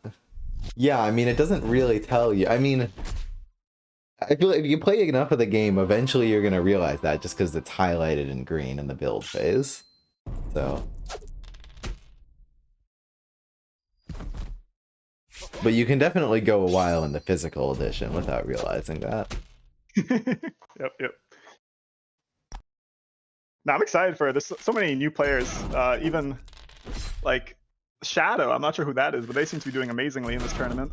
They're currently top of one. They beat Dawood. Interesting. Oh snap! Dawood's is Dawood the league victor? Did I hear that right? Champion. Yep, That's crazy. That's crazy. He's a really cool player to watch. Very creative, like not standard at all, which I really like to see. Mm-hmm. Yeah.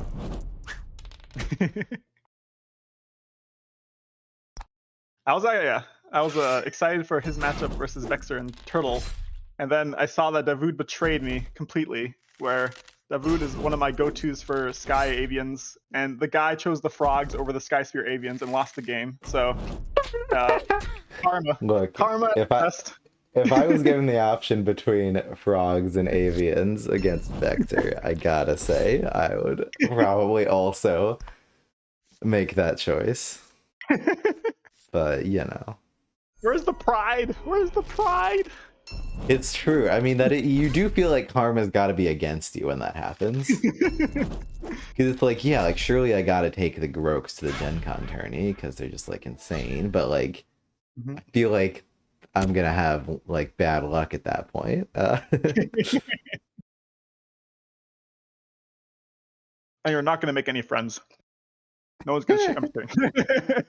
You're going to go for a handshake and they'll just be like, no, frogs player. Literally. Yeah, the Gen Con tourney is fun because it sort of like doubles as like a people that just like saw the game at the booth and were like, oh, this game's fun, and then they hear about the tourney and they sign up, and like are just playing for fun. It was pretty chill last year. I need to go at some point. I can't go this year, but hopefully next year. It's fun. It's very fun.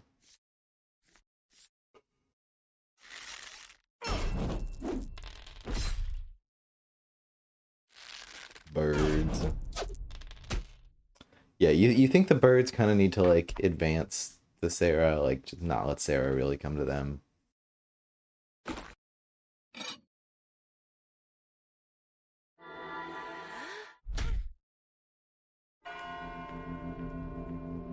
Guarding Spirit. It's kind of a dangerous gate there because they're just gonna occupy it, and then you're kind of screwed.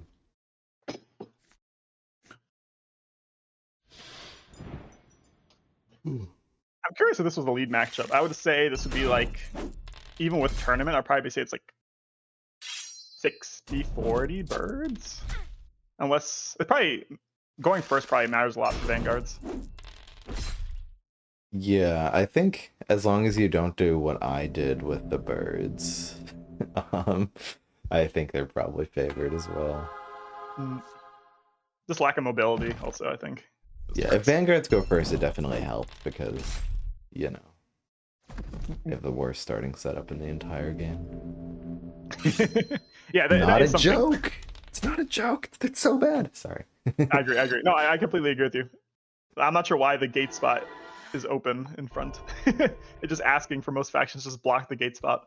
Yeah, I mean, if only we had like a printed errata that you could get or something. Oh my god, it just crashed again. Discord is fired. Literally fired.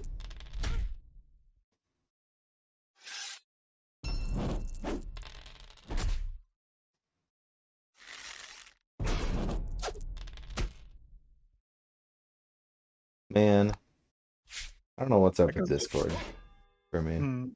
Crashed again. Probably the fact that I'm screaming to it, but I don't normally have an issue. I'm just gonna keep trying. Do not care. Because I don't want you to have to watch on a delay, because then it's like, I'll be like, oh my god, and then 3 seconds later, you're like, oh my god. I think this is a mistake I think a lot of people do with birds, where they think stewards with worthy are somehow like guaranteed 4 dice. And so they'll do a push like this, because it just looks so good, and then realize, oh wait, you know, I got 1 dice. Like, it just makes the melee, the chance of doing a little bit more. Yeah, that what you were saying? Oh my god. Never mind. Genius. Genius. Literally perfect play. Yeah, it's always sad when you're like, oh boy, if this steward just went for 4 damage right now, it'd be so good. That does 1. God. But hitting for melee out of range is quite good. Yep, agreed. Oh, I heard. Okay, I'm gonna spoil one part of the most recent Discard for Magic podcast. So then he was spoiled. This was something that Jexic said, an idea that he had for a card in a faction. He made this whole pitch for like the Lumberjack Orcs, which was really funny. But then he made a pitch for a card that is, it's a chainsaw orc, where it's kind of like Rub, where it rolls 2 melee dice, and if they all hit, it gets to attack again. That's a So, really cool. It sounds very triggering for opponent, but yeah, well, it's sort of, like, it's not too insane because it's just like, just stay the fuck away from that unit. But like, if it, because like 2 for 2 melee, it's like, yeah, you could hit that just like over and over again, but it also might just do 1 damage, or it might do 6. It sounds real, and it's so thematic with like chainsaw too. I really like that idea. Yeah, that's actually I do also. It's also a very Jexic idea. That sounds like a card you would love. Isn't that just Valeria? What are you talking about? Oh, yeah. Jakulu, I think you misunderstood. It's like Brub, like 2 melee, and then if you hit them, you get to go again.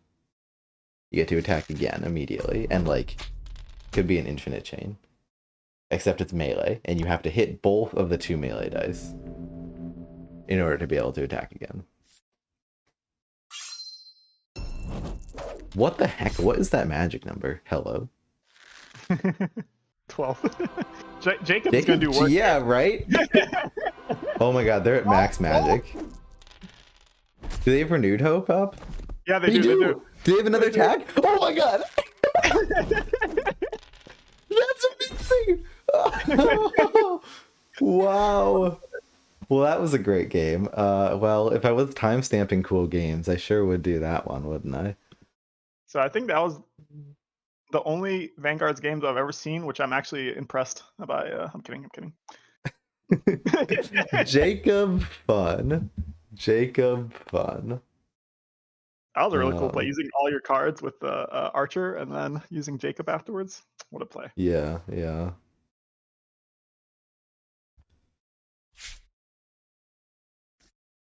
That's one of those plays, even if you miss, you're like, well, that was so fun, you know? You don't even feel bad on it. No, like, it's the dream Jacob.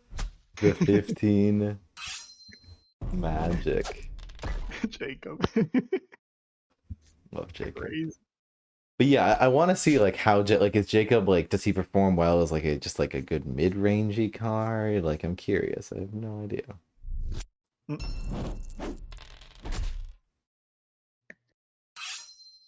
This is actually an interesting matchup where it might actually be with the buffs VG favored, where I think this was done during this was a league matchup, and I think it ended up being slightly high elf favorite. Let me see. Yeah. If Valna was good, like, the best thing you can have against high elves is just a big bruiser champion. So if Valna was good, that would really help. True. It doesn't really feel like Jacob would help us match. I mean, no, if Jacob's hitting for like 4 and 5 at a range, that would help us match up a lot for sure. Yeah, what? Oh my goodness. What is wrong with my Discord today?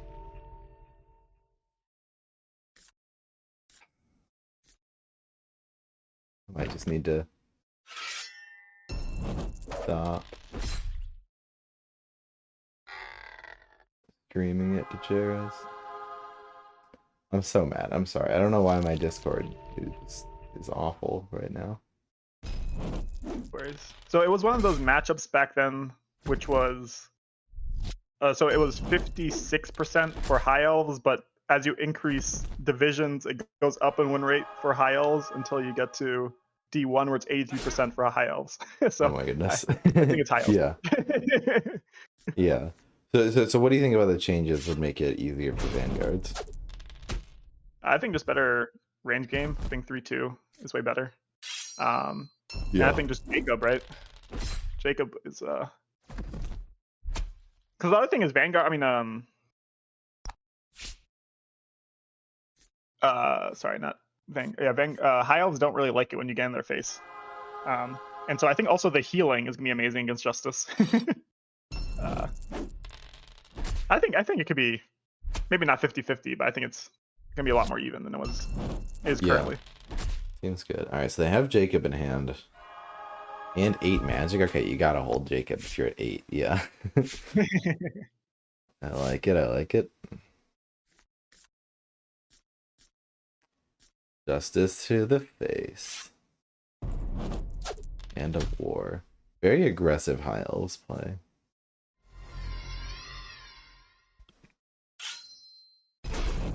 But I think my favorite way to play high elves has sort of become like, wow. Oh, I see. You had to attack that. I wonder if they didn't realize protect there, because that's a pretty weird play. Just to kill a Citadel Knight.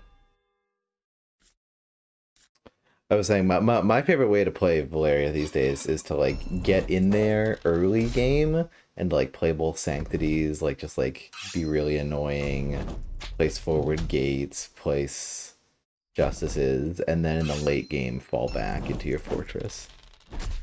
After you've done a sizable punch to their econ just by ripping through their units, then you fall back.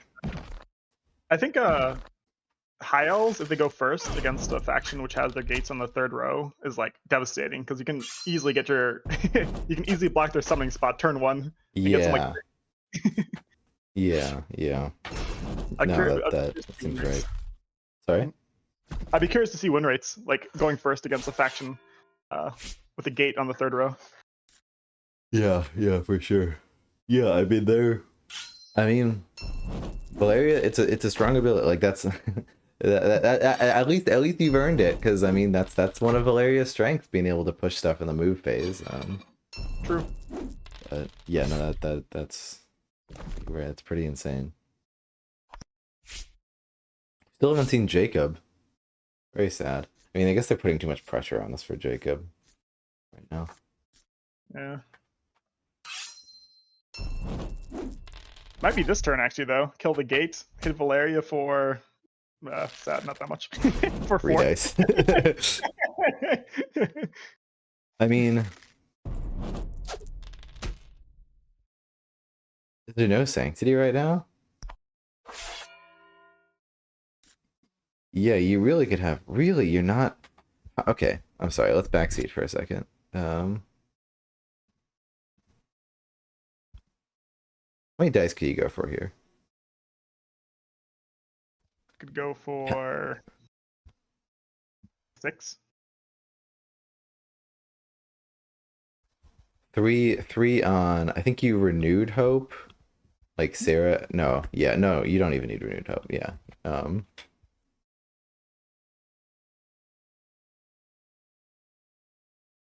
Sorry, math. I can't do math in my head. So you have 7 magic. You spend 3. You go to 4 magic. And then okay, no wait. So you're only hitting for 4. I was thinking the Citadel Archer you could play it and then discard some other things. I mean, you could play the Citadel Archer and then hope that the Paladin draws cards and you go above that. But yeah, but realistically, Jacob's only hitting for 4 dice, I guess. So you're only hitting for 7. GG's So it's a Wonder 7 on 7. Sorry? in chat. GG's Wonder Dog. I won my league matchup versus him. He had the sad cave goblin.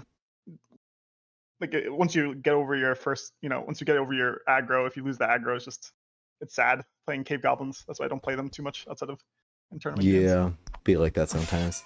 Cave goblins, like I've definitely gotten like Beans had something that resonated with me, that like the aggro factions feel like they're like the harder factions to play in Summoner Wars than the like just turtling ones, and that seems right. I completely agree. I think because you only have limited What a window. skill issue. Oh! Yeah. Yeah. Interesting that they went for that gate. I guess because the other gate's surrounded. Maybe that's their thoughts. Which gate did they attack? The one in front of the priest. I see. Interesting. This is a cool game, actually, though. Sure is. Sarah getting punished for her poor Being play bad. last turn. The Paladin. Yeah. Or For a massive skill issue. Just holding Jacob forever. I mean, you can definitely... Jacob seems pretty cute, though, because you can definitely do some surprised renewed hope Jacob plays for, like, 8 dice to the face or something. Like, in situations like this, like, you could definitely get some assassinations with Jacob. Mm. Ooh, interesting. Oh, did they have... Oh, no. Like, right now? Like, right the heck now? Damn. What a skill issue. Doesn't just Sarah surround herself with knights now and is just... Is this game over? Let's see. How many cards does... It's not looking good. I'd rather be Vanguards right now, to be honest. By far. Oof. What, you didn't play the Holy Judgment before? Oh no. Oh, I see. I wonder, was there a world where you played a Citadel Archer to like get a bajillion magic or something somewhere there? Yeah, maybe. It seemed like things were pretty tight, like in order to be able to kill that priest. Mm-mm. Valeria's got to back up. You're crazy. What are you doing up there? You're gonna die. You're gonna die so fast. They have Okay, yeah, so tell me more about this play. I'm very interested. Oh, that was the move phase. I see.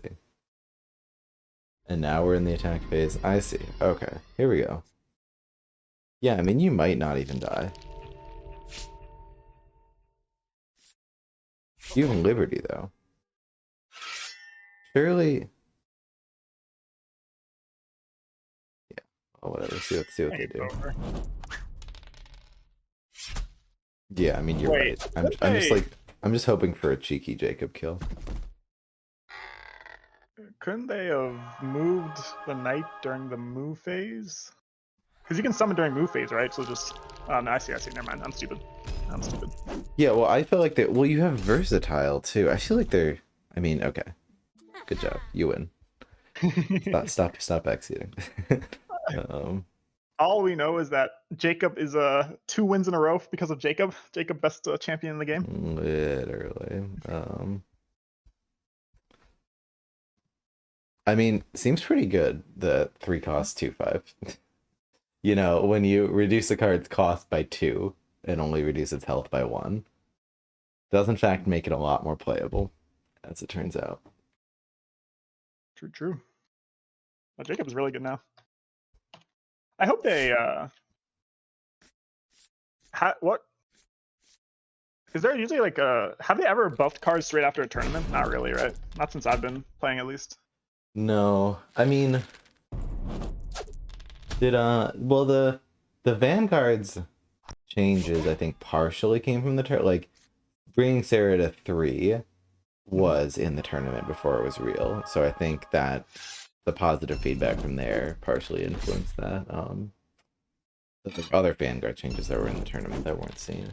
I do like this being the first tournament that there's been champ changes and people being like, holy crap, this is really cool. Like, I feel like that's a good sign for maybe more maybe one day getting some better master set champs. It'd be cool. Be real cool. Yeah, I hope so. It'd be cool maybe if they did like once they come out with all the factions they like, maybe they make some remastered sets. Like you keep the old set, but then there's also the remastered version. Yeah. I mean, I really don't think you need to change that much though, because like master set alone, like most decks, it's like a champion and an event. Like at most need to be changed, which is like 3 cards. So you could pretty easily, like for master set, you could pretty easily just print a pack of just like a bunch of events and a bunch of champs that got buffed, and like it's gonna be way less than 30 cards. I don't know. That's a good point. Throw in a fucking like 1 health warden for Grooks as well, and there you go. Throw in a 0 health warden.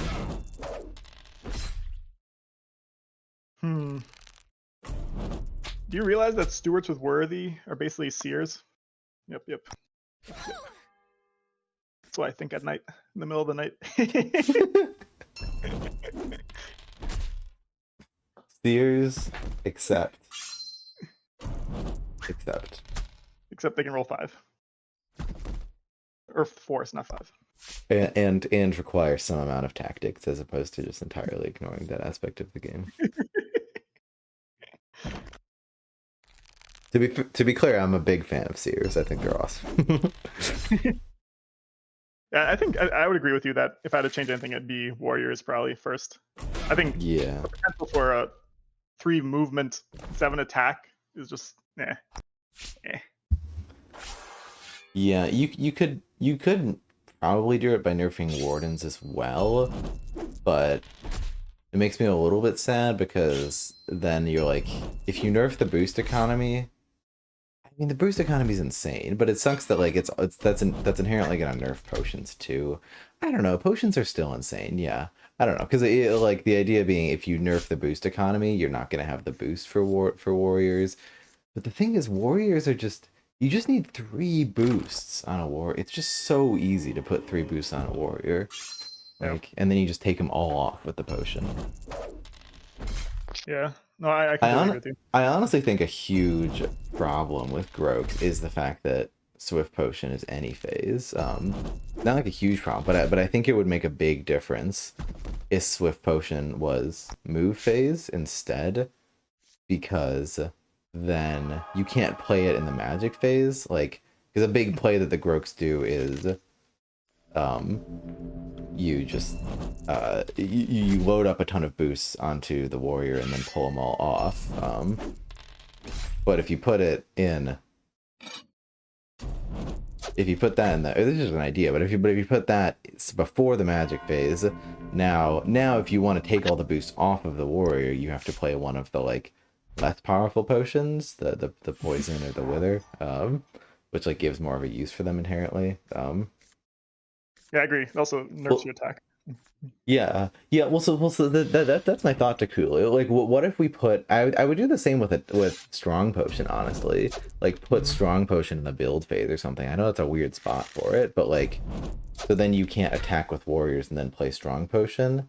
Put the 2 like powerful 0 cost potions before the attack phase, and then put the potions that like the interesting potions that are not as good, the poison and the wither, put those in the magic phase. So if you want to pull all of your boosts off of a warrior, that's great, but it's not going on a swift potion or a power potion. It's going on a wither or a poison. Yeah, I really like that. Yeah, I mean, problem is we can't change every card in the deck, but True. but like that's my point of like with Grox, it's literally just like it's just like a little thing here, a little thing there. It's just like too many cards are S tier. Like it's fine for a deck to have a couple S tier cards. Like that's good and normal. Like decks should have strengths and weaknesses, but just all the cards are S tier. Just a few more cards needed a few more drawbacks, and that would have been great. Yep.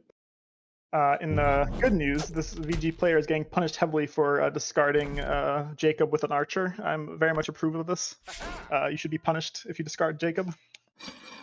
I haven't played Jacob yet in my PG games. I need to. I need to try.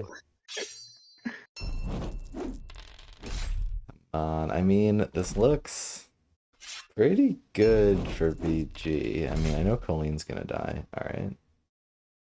Discord crashes yet again. What if I just... Hold on 1 second. I'm gonna end this task.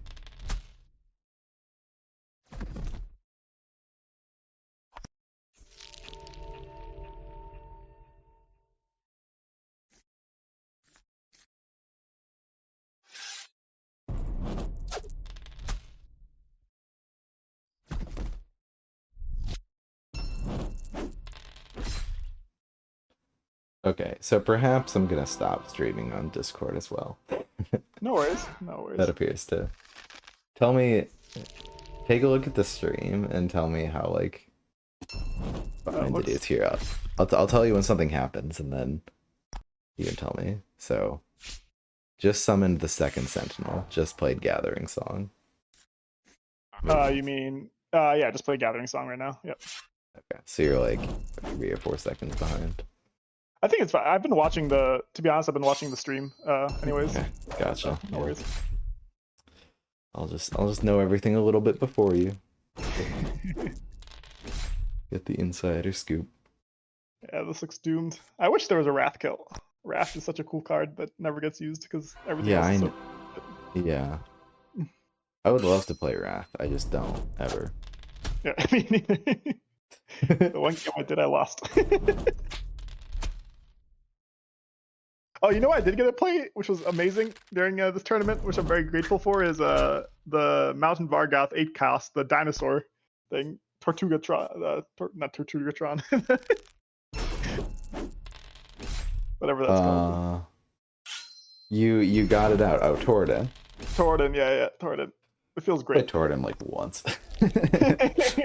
It just doesn't happen very. I mean, I'm glad it's a very cool card. Just a little bit tough to play that.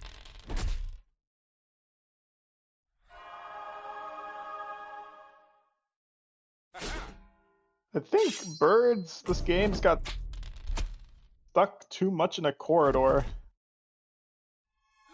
I think, yeah. That's my analysis. That makes sense. You don't want to be clogged against the vanguards. Yep. I see. So I'm watching through every single Vanguards game with a Vanguards hater. That's what's happening right now.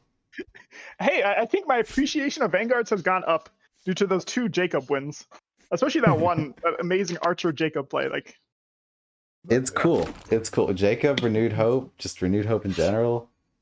Yep. Fun stuff, man. Corrales is such a silly looking dude. What are your thoughts on the debate of whether Swamp Orcs are S tier or not? I have not seen it. And I'll probably avoid it for now because I want to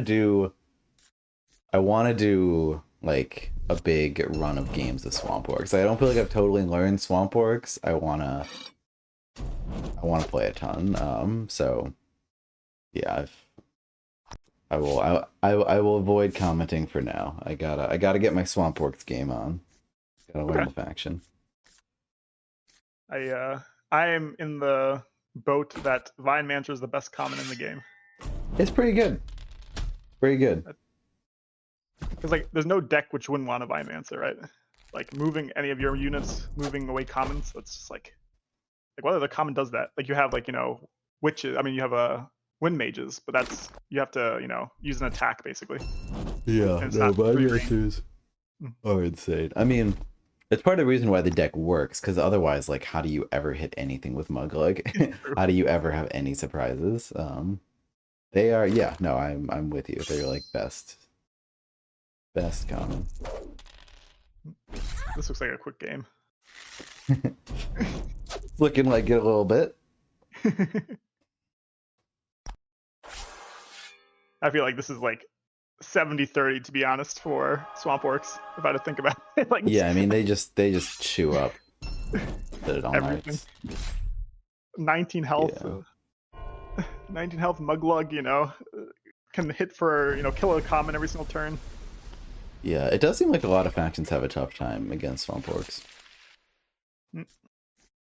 Glorp! Alright, never mind. This game's over. Vanguards win. I hate you. I love Glurp. My guy. Why did you go to 5 dice? They must have forgotten. I'm so... whatever. I'm not worrying about it. Yeah, I think also they had a kill here if they didn't summon Glurp and summon... And Glurp didn't even have a infect? So 1, they clearly forgot about guarded. And 2, Glurp didn't even have... Well, no. You literally no. Glurp always because Glurp can take from hand, draw, or discard pile. So they chose not to germinate there. That was a choice. Like there's a lot of new players. Yeah, that was definitely not the most optimal play. Let's say that Skill way. issue. So Because if they just had summoned Blub, there's a chance on a kill there also. So it is what it is. yeah, I mean, I've been known to play my tournament games fast and make mistakes, so I I shall think it's not more throw fun that way, to be stones. honest, though. Like Yeah, no, agonizing I over. mean, I go crazy Mm. playing competitive Summoner Wars. Cannot do it.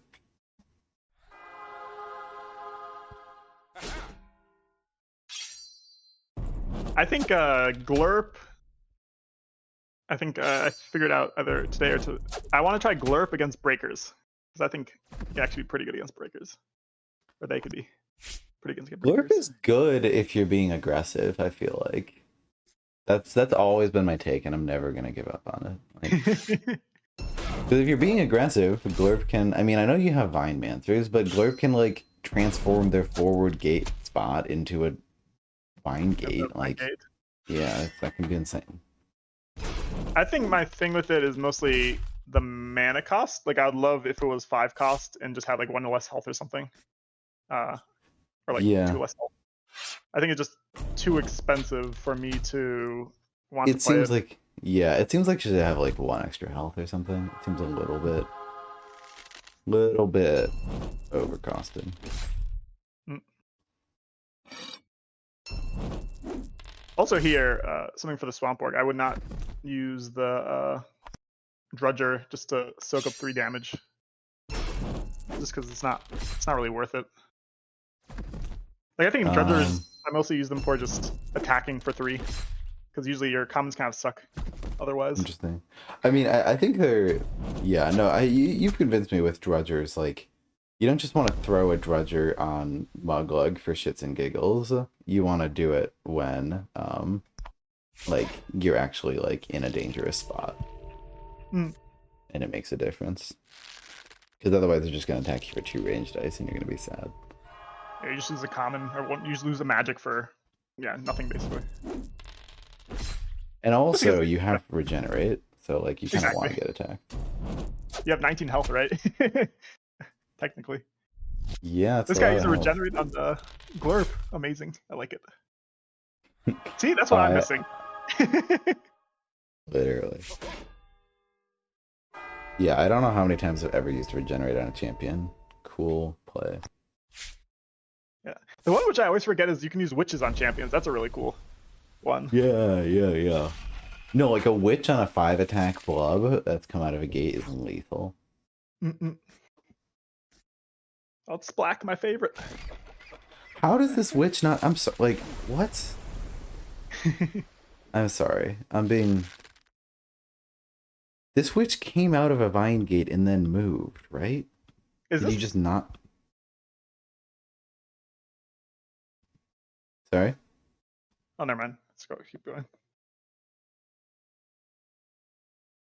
Oh, they played a merge. I just missed that. I'm like, there's no way. What were you saying? Oh, never mind. Never mind. That's not important. Do they have the kill? No, they don't have enough. Let's get perfect dice. Ooh, another regenerate. Who's it going on? Oh, Muglug.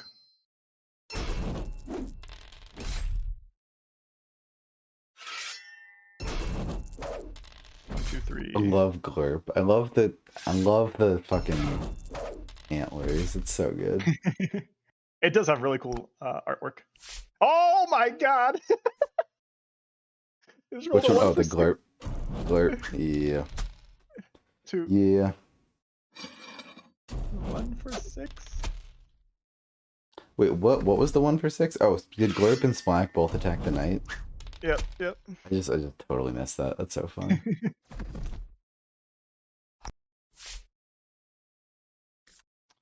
Totally missed it.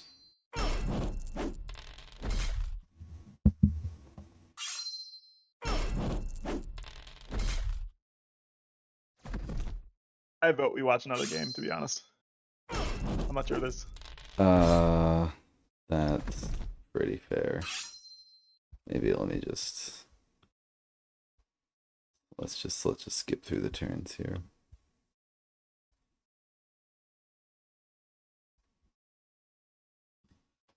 Muglug doing Muglug things. Alright, let's watch the last turn.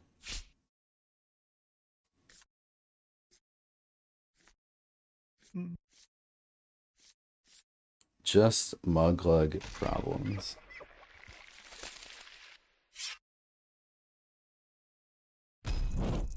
Ooh, big how many dice? Big number. Woohoo. Nice. Love big number. Ooh, I was able to get a double witch. That was dope. I got a double witch win this tournament. Double witch is fun. Really? I love that. JJ versus Airstone. We already watched that. Okay, so I'm guessing the rest of these are all just do. I'm still getting the layout here. Okay, Shad versus JJ. Did we watch that one? Shad. Have we not seen this one? PE versus Vanguards? No. I'm so confused. I feel like there should be a consistent thing where we hit a point and then we've. I think we've done P. That was one of the first ones, right? But I'm looking in this this tournament. It's in this bracket. It's avians, high elves, avians, swamp orcs. Yeah, I don't think we've seen this. Okay. I'm confused. It's fine. You won this matchup versus Tortugatron. Tortuga. Oh yeah, like just by the like skin of my teeth. Mm-mm. It's like two games in a row that I've played against Tortugatron as Vanguards where I've just like it's been so tight. Like I've just barely made it to the end game with like Sarah at full health, and then it's just been like super tight. Like every turn ended the turn on the perfect amount of magic to just barely be able to keep playing the game, and then able to keep Sarah alive for long enough. That's a good feeling. With yeah. The two magic. Always need two magic. No, it is a pretty bold summoner. Like that's what I said. Like the master set. Like when you actually like, think about this, the summoners, like the cards and shit. You're like, huh, that's like kind of crazy. It's like a summon. Like imagine if they printed a summoner today that said, after like when this unit attack, get +1 magic. Like that's just what it is. Like, that's what like we'd be like, what? That's gotta be broken. Oh my god! Like, that's a great point. The wild choice.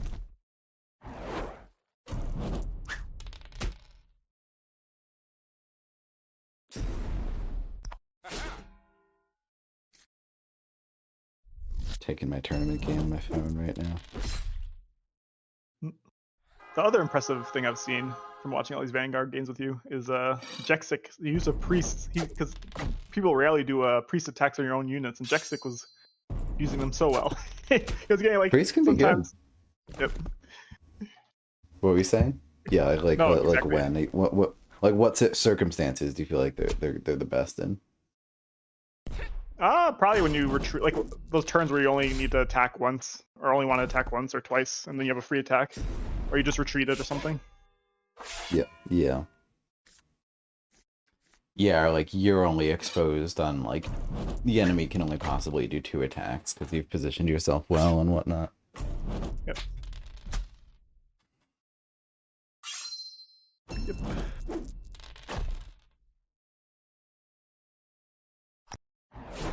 Yeah, I'm getting more and more appreciation for how Moldari is like kind of good.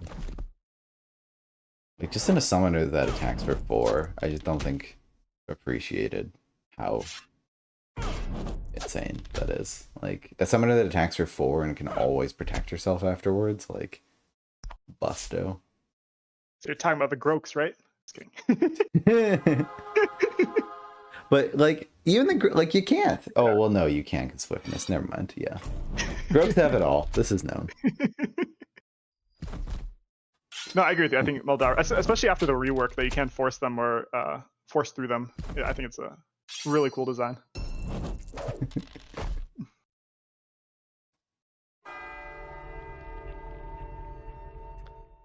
All right, that's the That nerf of the reminds. group. Sorry. No, go please. Nerf to the Grokes, just make their summoner one range dice only. 2 range dice. I mean, honestly, like, because if you're looking to like nerf the Grokes, but you're doing a plaid hat nerf, which means you can't like change all the cards, which is honestly what I'd want to do. Like, what do you do to heck? Like, so say you just nerf Hecatea, what do you do? Like, can only move like up to 3 boosts. I mean, that's still a lot. Can only move like 2 boosts, and she has like 3 attack and like 10 health. It's just nerf her to the ground. Yeah. Wow, this is an interesting game. Yeah, that's cool. I didn't even realize the Vanguards were going for the gates, but I did not either, and now it's dead. yep. Didn't. We loved it till she's gone. This is gonna be crazy. yeah. This renewed hope is about to destroy that other gate too. Yep. I mean, if you go for it, I feel like you got to go for it though. Like, you've committed so much. Yeah. I would definitely go. No, no, destroy the gate. Oh, they don't. No. No. I mean, like, it was pretty. Sarah was pretty exposed. She wasn't even.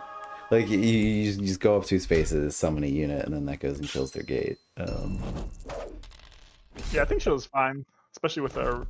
With the gate to the side, that you could then. Yeah, like with renewed hope, you're always fine with Sarah. Oh, that's so sad. They must have not seen it or something. That's such a fun play. Because literally, they're not like literally. You just won the game. Like they're not. I mean, like I guess you're not attacking their units. I don't know. IDK.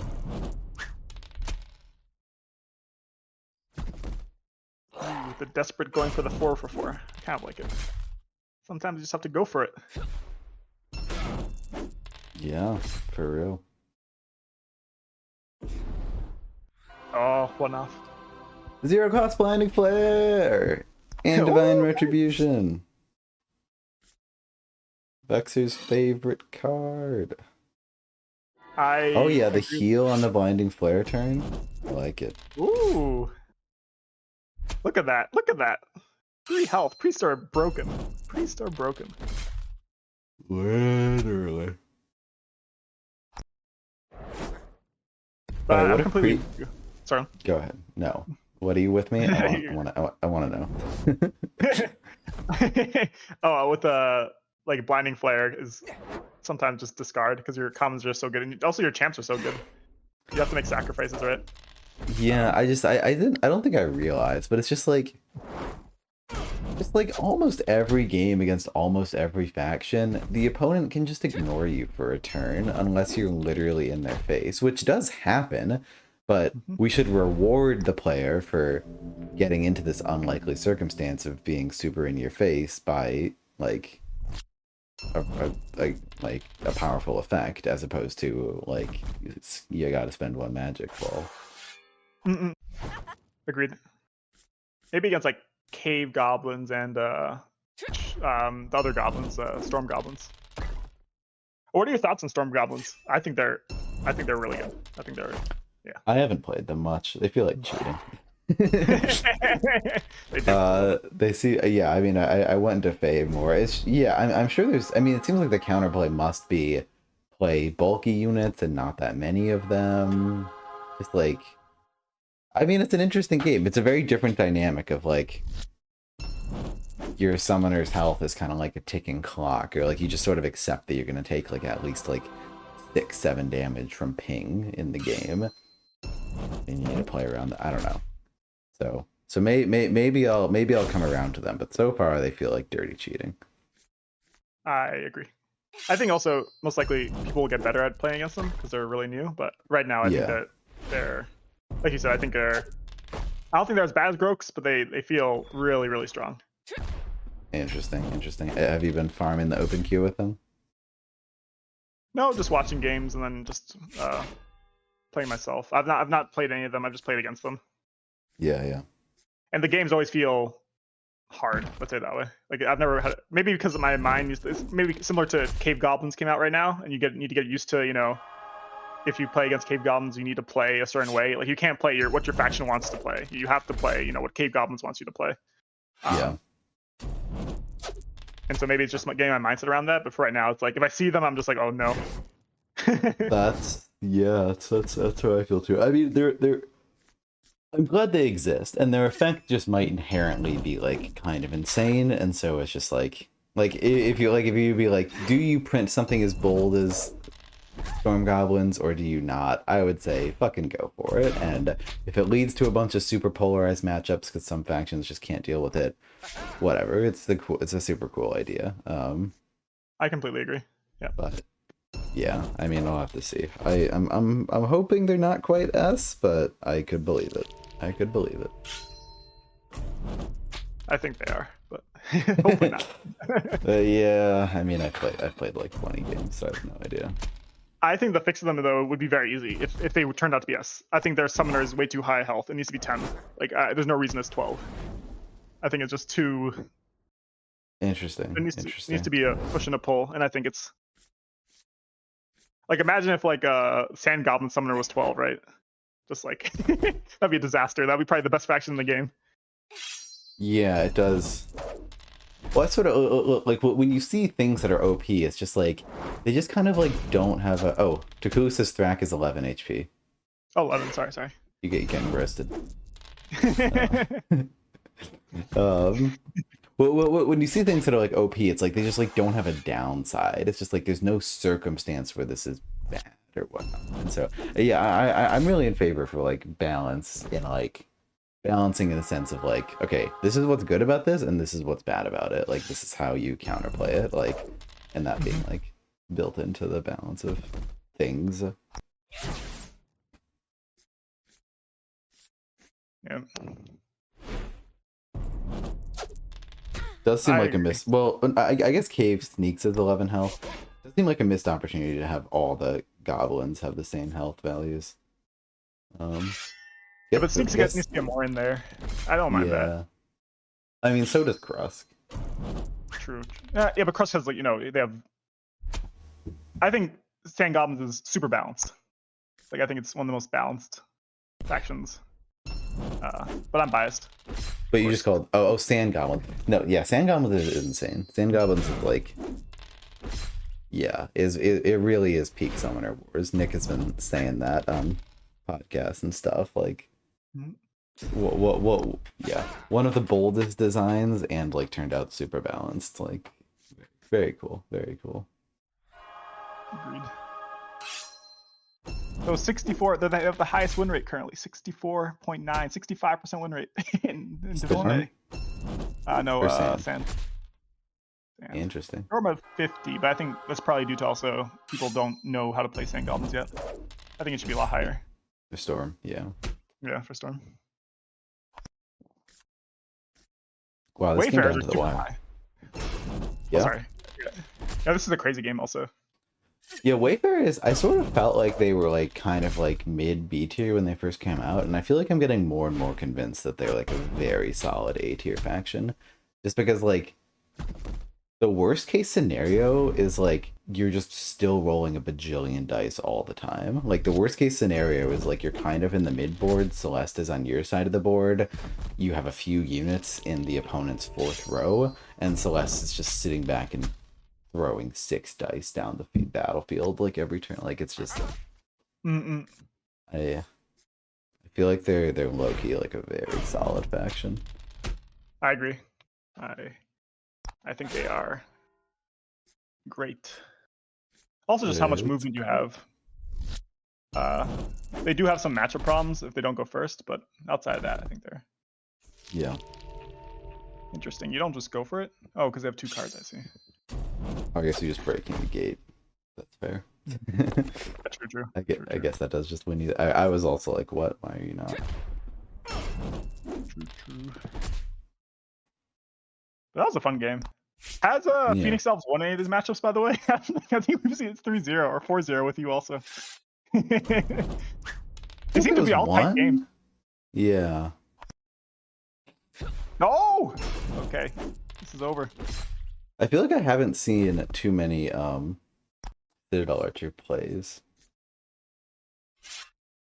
Getting kind of few and far in between. Mm. And there it is. GG's. That was a fun one. Okay, Tundra Orcs versus Vanguard. This is annoying. That I need to keep.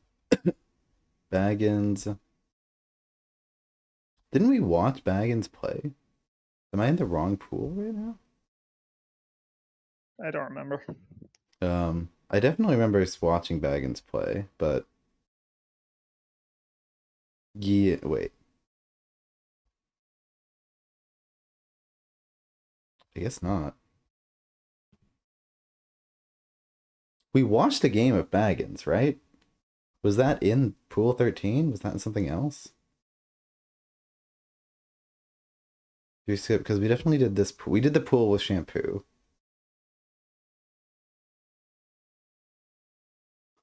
We did the pool before that. And the pool before that. Well, whatever.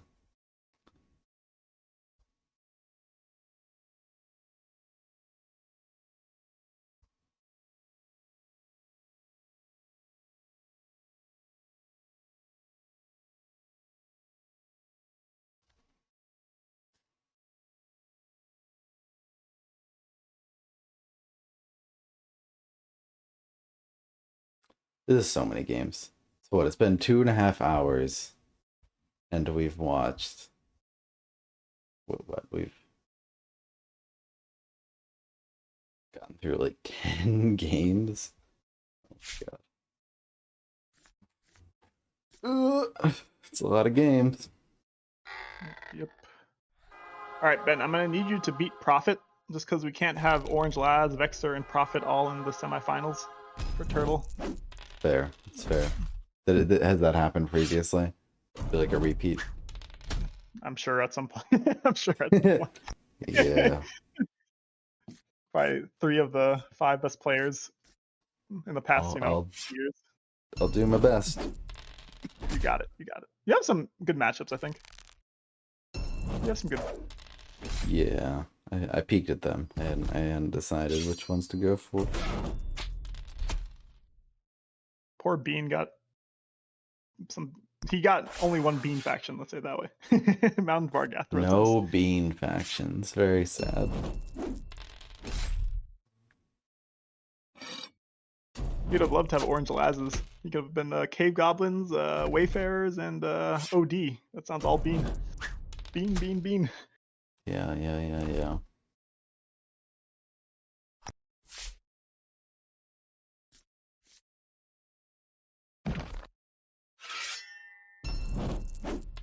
Been there, done that. Fucking got him.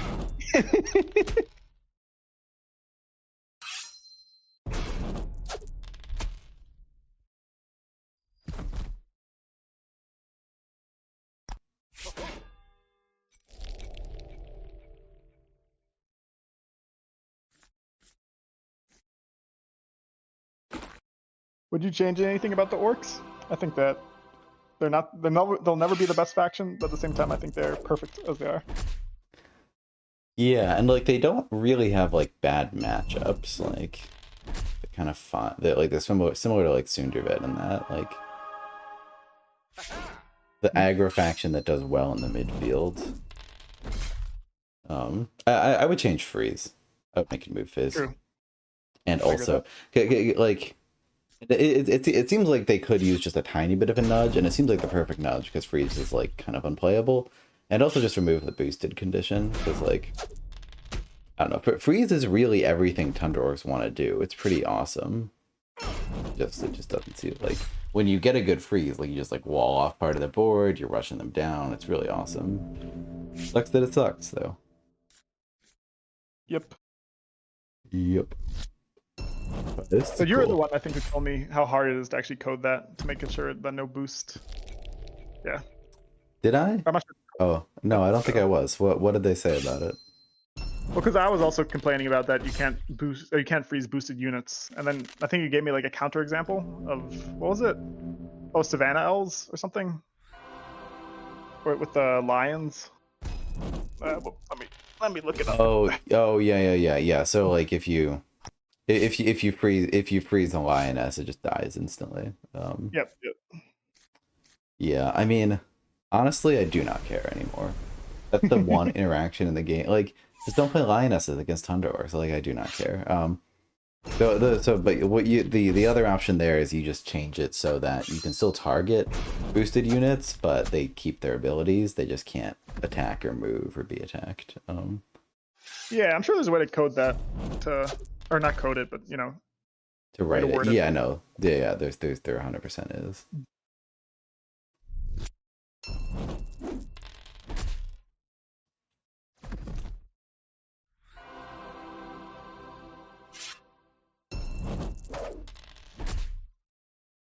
Would that make a move phase able to hit non-boosted targets? Would that be the first faction which has a positive win rate versus the Groks?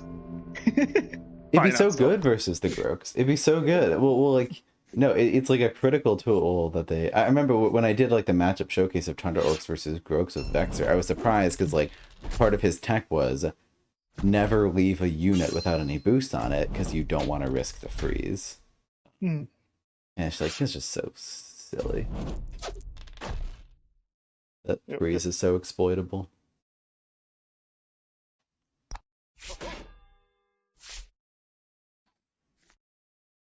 Yeah, that's the only problem with Tundra Orcs design, in my opinion.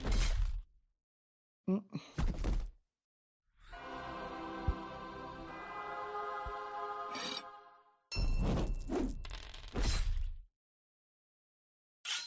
It would be a cool league matchup, I think.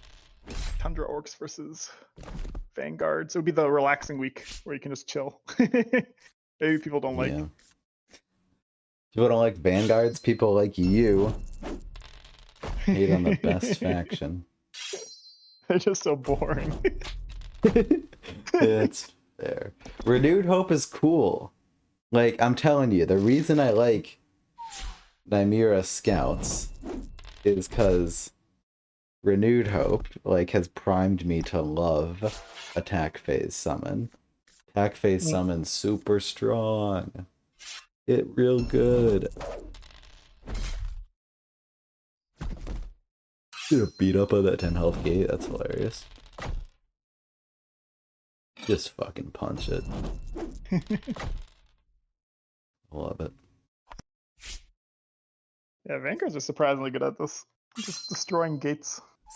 Especially if they can push. Yeah, I've been surprised by that in all our games, how much we've seen that. Yeah, that Phoenix Elves game was super fun. Yep, both gates almost dead. I wasn't even looking at it, and I'm like, why are both our gates about about to be dead? I don't know. Yeah, that's ridiculous. Ooh, okay.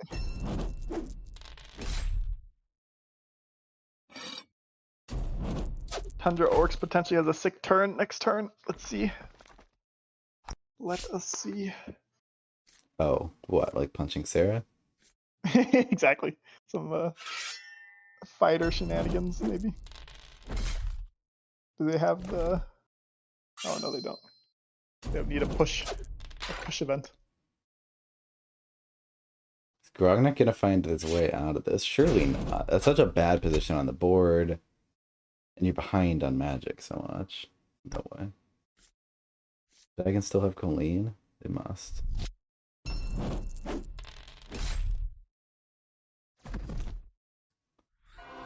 I swear we were watching a Baggins game earlier this stream. I'm going crazy. I'm like so certain we were watching a Baggins game earlier this stream. Did we go out of order somehow?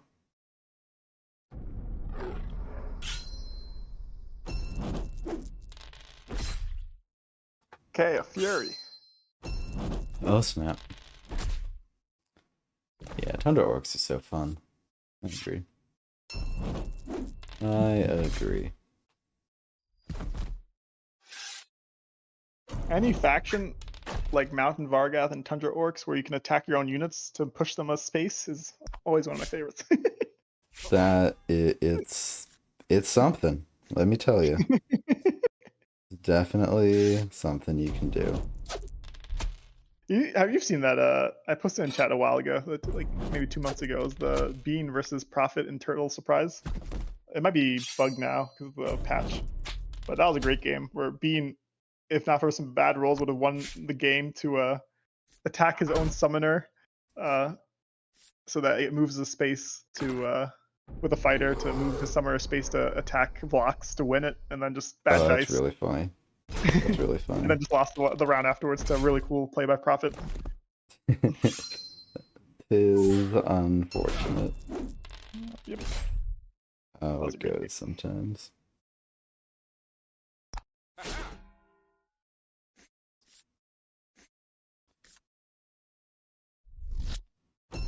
Will Grognak pull through? I feel like the answer is no. Gotta be real. Gotta be kind of real. Hear me out. Needs a All right. forces, needs a summoner can attack twice event, so he needs all three of his events, play them outside of freeze. And then needs one of those ogre things, and then 10 for 10 on Sarah. Yep. Something like that. Like there's always a way when you have tools like that in your deck. For sure.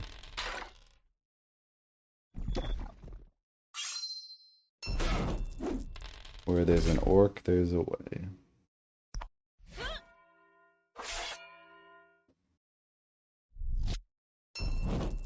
Well, in good news, Vanguards only have this last gate if Dildo can destroy the last gate. Yes, yes. No, it's over. It's over. So close and yet. Love some Vanguards wins. Fun faction, great faction, favorite faction. Why did I come for the stream? Hey Chaz, long time no see. Want to sit here for 8 hours watching the Vanguards game? I'm gonna have PTSD. Well, we gotta do them all at once though, like otherwise this is good. Because we absorb it all. We absorb all the wisdom. Get to see the trends.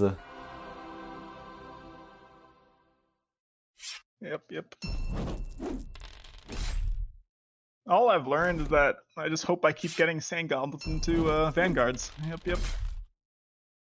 That's all I want. Vanguard's doing Vanguard's even that insane? Like, what if Vanguard's advance and place a gate? Like, I think the insane part is you just deny them all your magic. Like, that's why Sand Goblins are like really good. It's just you can make sure your opponent gets like no magic at all. that does seem good. I grant you.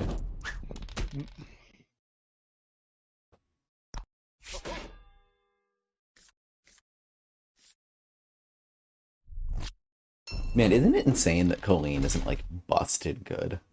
Like, Yeah, no, I agree. Colleen is one of those obnoxious champions. But well, like I'm really impressed that it's balanced, especially for the master set where like nothing is balanced. Like, yep. and I think it's because she costs 6. Like, you need to have 6 magic and like at least like another like 2 units on the board, 2 citadel units. That's like 10 magic. Like, it's a very high threshold to get it to work. If Colleen was like if Vanguards were released today, Colleen would be like a 4-cost champ, and it'd be the most like negative play experience thing ever. Yep. No, I agree. The same thing with Takulu. It's like 2 champions which are 6 costs, which are completely balanced. Like, it's great to play them, and it's great not to play them if you can't. It's like those 2 cards deserve 6 costs. Let's say it that way. Yeah. Sorry, which 2 cards I like zoned out? Oh, Takulu. Or maybe Takulu is the wrong name. The Breakers champ. Yeah. Oh, yeah. No, Breakers champs are good. Oh, show.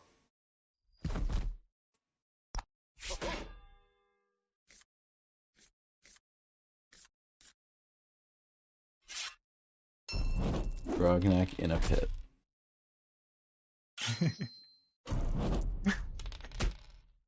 You should have BM'd him where you just have the 2 knights surrounding Grognak and then only attack once.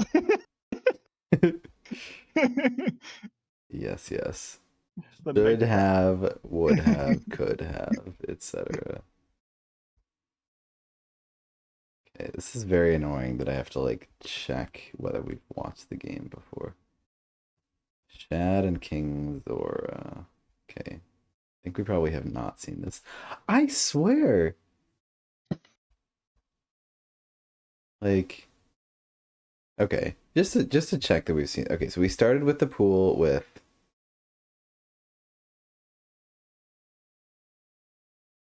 Are we watching? Is this Division B? No, this is Division A. Right? I'm going crazy. It should be. Page. I mean, yeah. The players I'm we so saw are confused different. because I swear we had seen. I swear we had seen Baggins games before.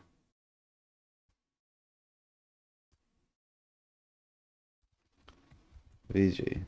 Okay. So start with the bottom. Okay, we saw Asterix, Mr. J, we saw H37, saw Sebastian, we saw Jexic. Well, just why do I think that we've seen Baggins before then? Okay, whatever. So we saw this pool. Starfleet Palestine, saw Noah. Okay, then we made it this one. Why is it over here now? What? Oh my god, what is going on? Antonio. Saw the Backcountry Gamer. Anyway. So, okay, yeah. So we just finished. Wait, what did we just finish? A Dildo Baggins versus it was a Tundra Orcs versus I see. Where's Bang? Okay, so we watched. Oh yeah, we watched the Vanguard game. I see. Okay. So now, but we have not seen. I swear. Okay, but we've seen the Vanguards versus Skyspear Avians. That was Antonio. Great stuff. King Zora. Okay, so King Zora versus Shad we have not seen. Even though I feel like I must just be going crazy. I must have just seen the name on the tournament page and been like, oh, I've seen that before. IDK. It's a lot of games to watch.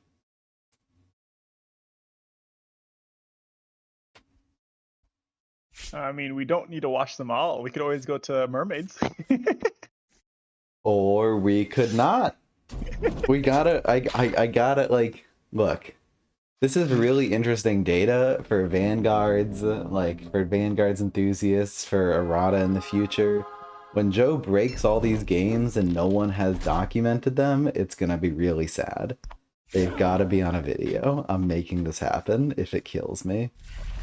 I see. So people will be like, "Oh, we could watch, like Cloaks, or we could be watching Fallen Kingdoms, but no, we want to watch a bunch of Vanguards games." Okay. Yep, everyone's gonna be like, wanna watch a bunch of Vanguards games. That's what they're gonna say. That attack order was weird. You could have had another Frost Archer damage. People forget that. Look, I've done that also. I don't mean to flame people. I've made mistakes like that also. Happens to the best of us, etc. Oh! Rewarded. Rewarded. Alright, how many dice? 1, 2. Love Citadel Archers. Citadel Archers are great. Oh! That was delayed. So many dice. 2 cost 2/3 Citadel Archers. So much fun. They're great. I love them. That's probably my favorite unit of Vanguards. Outside of Jacob, of course. Just the dopamine of rolling 8 dice, even though you know it's the wrong idea, and you should probably never be doing this, but there's a chance you get an 8 for 8, Worth it. Just so like just the tournament vanguards or vanguards in general. Vanguards in general. You The one really you like you like the archers. I like them early. 5 health is no joke early. It's a little bit Yeah, annoying. no, I think they're good early. Yeah.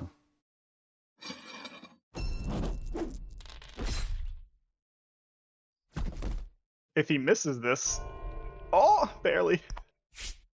Could have had a Barely. could have had 8 or no 6. Yeah, 6 damage. There's no way vanguards recover from this position, right? Like, I mean, you don't mind it being clogged, I guess. You're not too happy about this, though. Not too happy.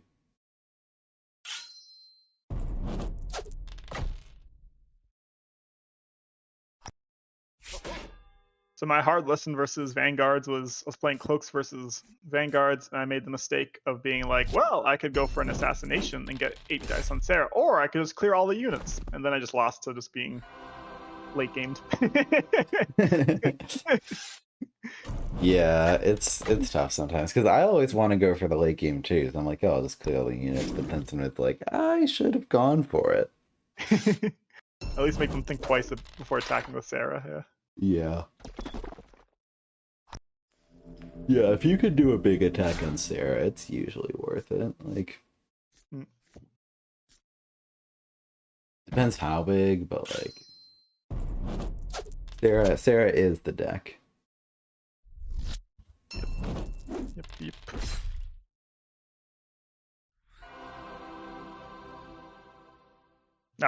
The second time. What happened? A 0 for 3 ranged. That's just par for the course when it comes to Sarah. Yep. Has the other ram shift, but decided not to use it. I mean, it sort of makes sense because that bear is kind of immobile. I mean, so Sarah is successfully using this position to her advantage, like just having the magical Sarah tunnel of infinite value. Surprised you don't move the gate and just attack Sarah. I guess they're waiting for a bear. Probably do eventually. Like right now. Yep. Nice ram.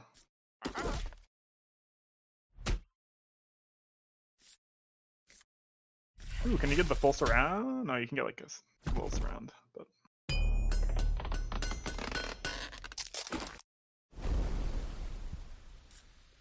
It's pretty good.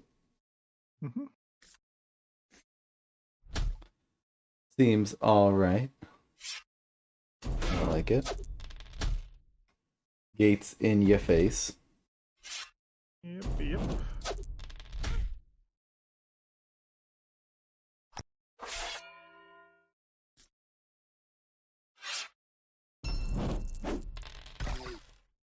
You probably know more about this matchup. Is this matchup usually 50-50, or is it Ice Golem? Ram shift too good. Ram shift just destroy. Ram shift just destroys the formation and like wipes the Vanguard's board, and then they're like, oh, I guess I lose now. I see. I mean, I'm like kind of speculating. I don't, but I don't immediately recall playing 30 back-to-back games of this matchup, but definitely played a couple, and it seems like it would be that way.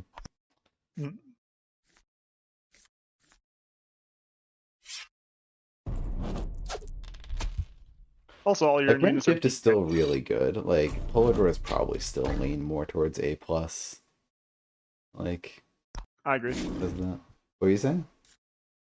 Oh, I was gonna say no. I was just gonna say that also the units for Polar Dwarves are just very tanky, which is not the best for Vanguards. Yeah, I mean, yeah, it can be nice because sometimes like it's the sort of thing where like it feels even before Ram shift. Like Because it's like you can set up these like choke points where you're just like trading forever, and vanguards can be pretty happy with that.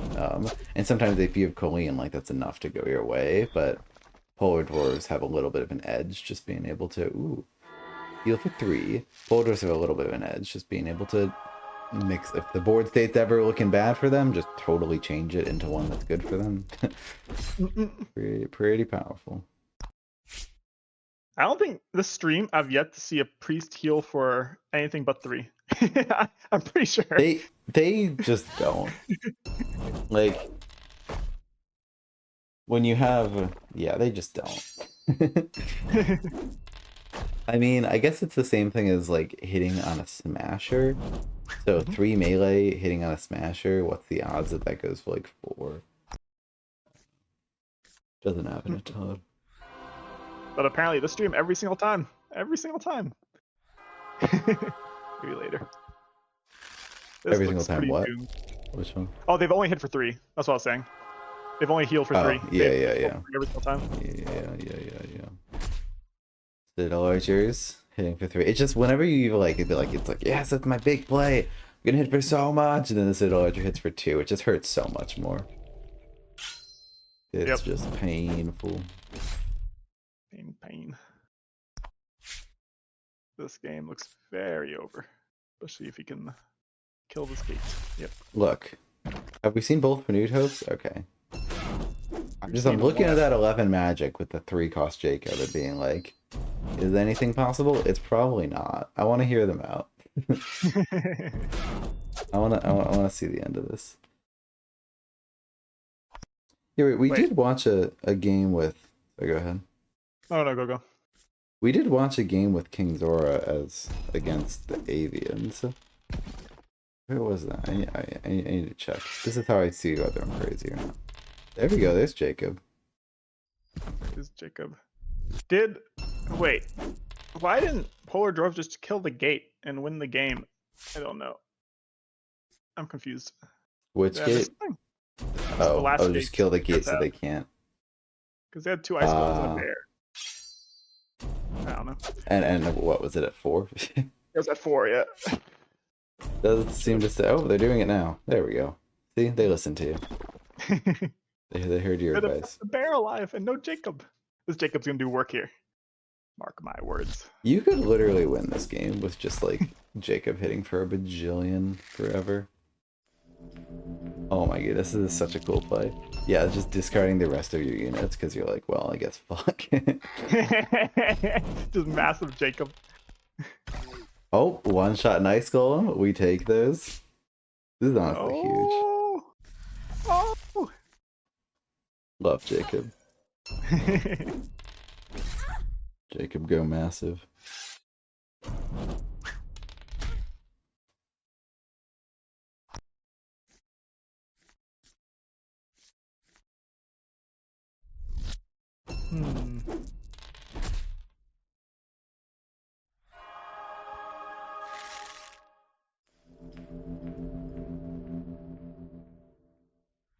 Oh wait, did Sarah just miss again 0 for 3? Is that what I just saw? What on the Smith? Smith? Oh, she must have. Oh my gosh.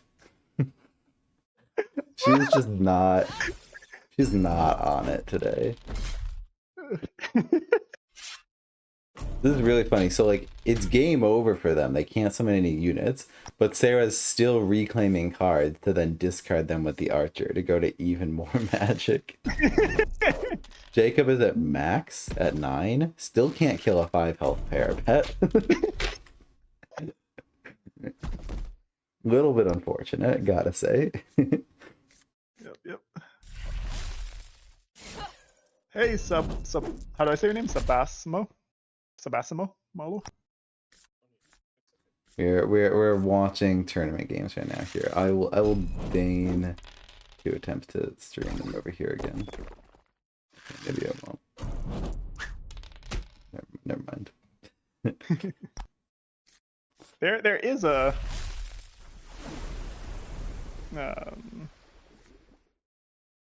there is a dream.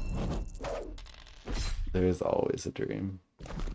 This game is surprisingly close, actually. Yeah, Sarah had like right? You were like, ah, this game's so over. I mean, and granted, I like agreed with you. And okay. yeah. Oh, oh, Sarah, Sarah hits for three. It's a little bit late for that, Sarah, but I mean, good job, I guess. Oh, good stuff. Okay, for the This sake of game my might have. sanity. Sorry, go on. Yeah, no, please. Those 3 out of 3s might have actually lost them the game. You're just. No, like, yeah, I mean that was tight at the end for sure. All right. Vanguard versus Swamp Orcs. We've watched that. Polar Dwarves versus Vanguards. I just need to see whether Baz is on that side. Okay, we've not seen that. Another Polar Dwarves. This pool, just like everyone took Vanguards too. This pool, that's why this pool is taking forever. Hopefully, this will be the bulk of the Vanguards games of this tournament, because by the time we get to like round 3 and 4, all the Vanguards players will have been kicked out. But it's honestly kind of doubtful because they're like actually good in this tournament. Mm-mm. So I heard you weren't sick of this matchup. I heard you wanted more. Did we bask in the glory of our game already? No, I've started at the bottom and I've gone up, so we have not watched it. Soon to be, soon to be. I'm excited for it. Excited. Cool, so you can skip it. I don't know. I don't know. It was a good game. It's a great game. Huge fan.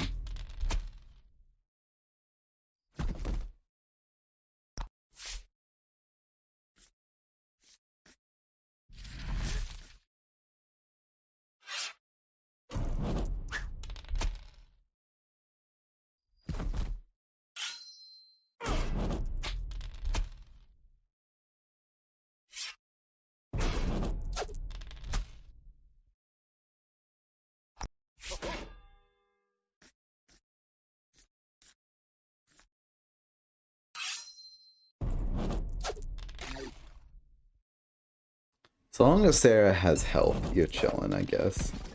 I guess that's the name of the game. Yep. Well, no 0 for 3, so Vanguard's favored right now. Easy game. Easy life.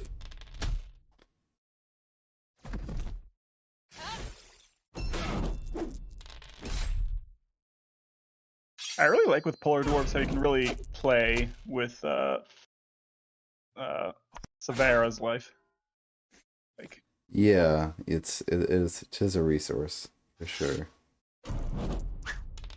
because she's not really necessary, but I think it was Orange Lazarus's when he was on the podcast with Aaron and Jexic.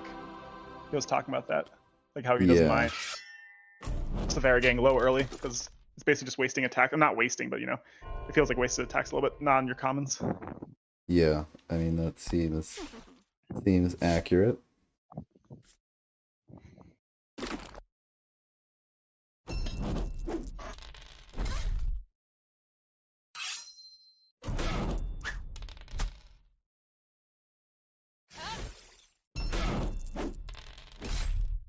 It's the same thing with like Takulu. Though honestly, I used to think it was the same thing with Takulu, where you would just like run in there and just like take some attacks to your commons, and I still do. But I realized recently that having Takulu at full health for the end game is a menace. Just absolutely, like you can steal so many units if she's at full. Yeah, Tukulu endgame is very scary. Yeah. Very scary. I mean, this seems like the sort of situation that's Vanguard's favored. Yeah, I'd say so also. expensive. Vanguards have the mid board, just kind of chilling. Spara hasn't drawn Ram Shift yet. That's pretty important.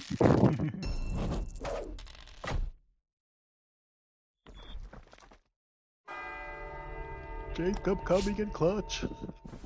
Love Jacob. Using the Ram just right here. I like it.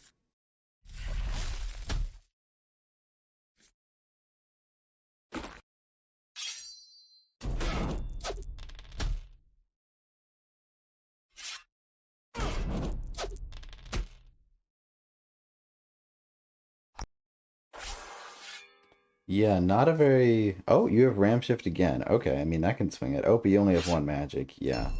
Vanguards are not... Or... As far as not... Oh my god, that was a 4... You just drew 4 cards as Vanguards. Paladins could be insane when they do that. Too bad he doesn't have an archer. Or they don't have an archer.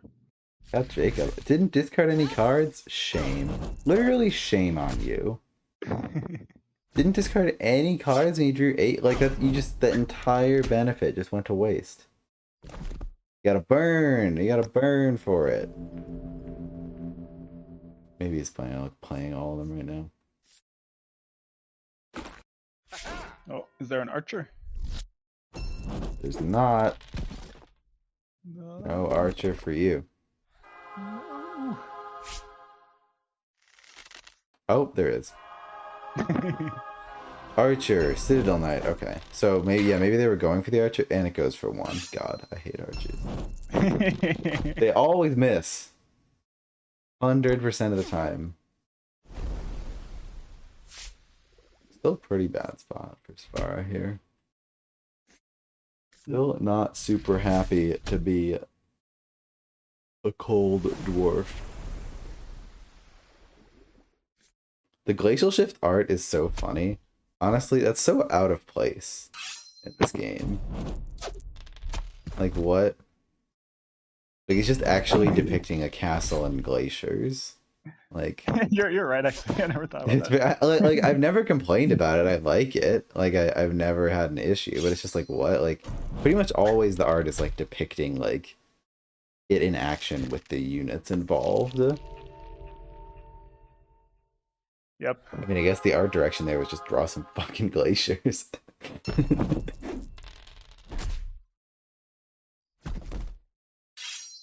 Yeah, I'm curious why they chose a house, or like you said, castle or tower. Like, what was the inspiration? I mean, I guess like thematically, you're like stars like in her castle or something. Mm. In her fortress.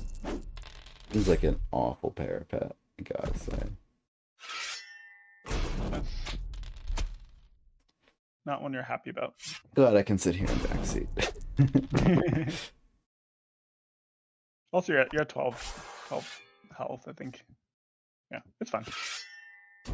Yeah, it's just like they're just gonna avoid that row forever, and now Svara is not part of the game. Yeah.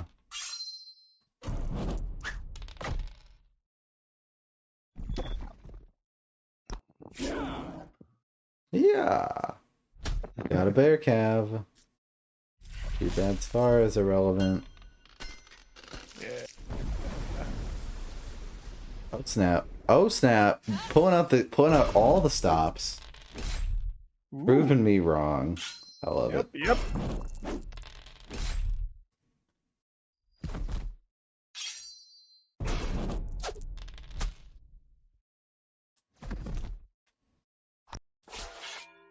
This poor Jacob has only had 3 range the entire game. Sad. I mean, I guess even if it's 3 range, it's still you're still breaking even on value and like threatening to go above it. So. Yeah, I guess a 5/3 is around 4 cost. Is it? Yeah. Well, he's 3 cost. Oh, I forgot. You're right. Yeah, so it's really value then. Yeah. I heard Watered saying that he thinks Jacob should become a 4 cost. Which is interesting. I don't know. Be a lot like part of, like I want to assess like how good really has Jacob been in these games, like because like if he's really popping off, then like fine, maybe like 4 cost like 2/6 or something. But like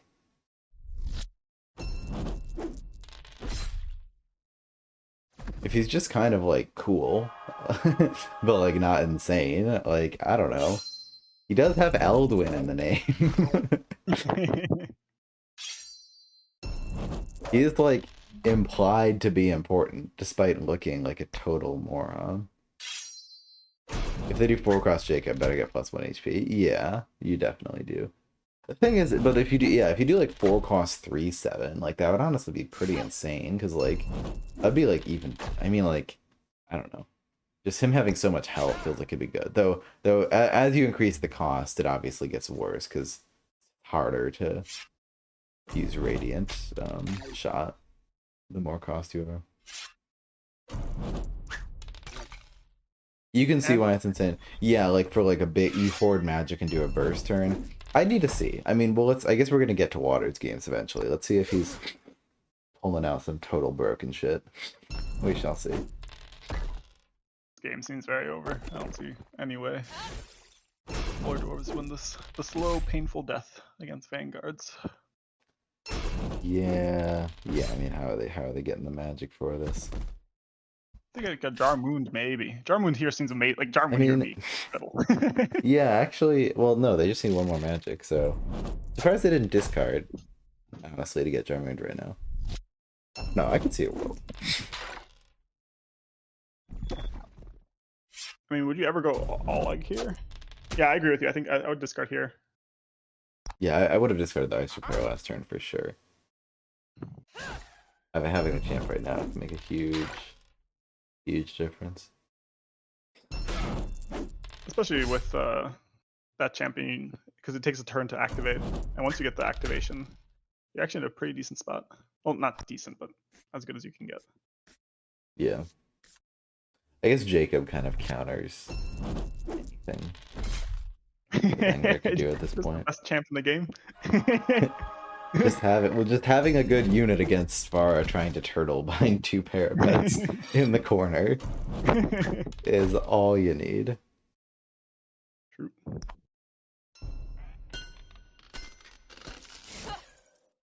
The priest could have healed something with that.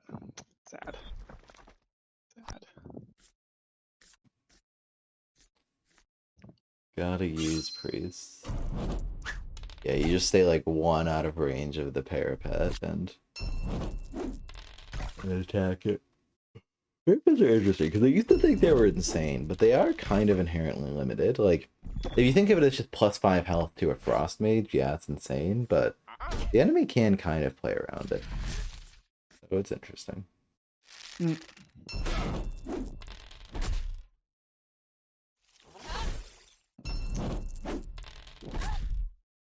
I think you attack Jacob here. Yeah, it doesn't really matter, does it? Yeah. Game is over. I mean, Sarah is at 4. It would require some very Yeah. lucky dice. Literally so fine. Could not agree more.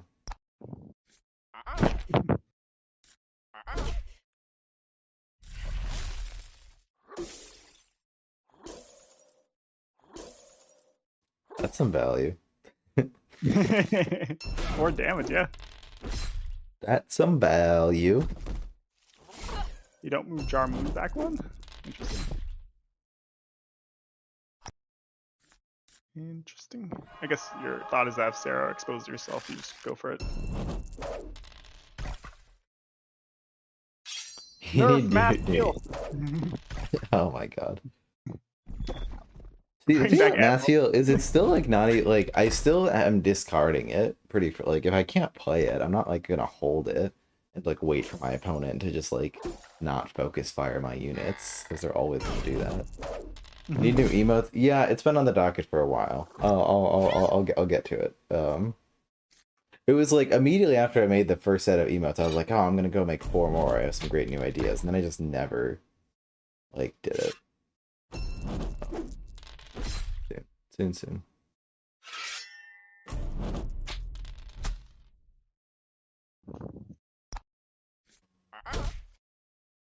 Uh-uh.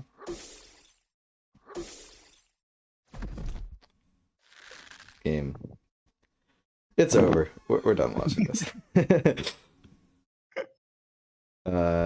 Shad versus JJ. We will watch that one. Okay. Surely at this point. Okay. So is it once you hit... I don't know. Whatever.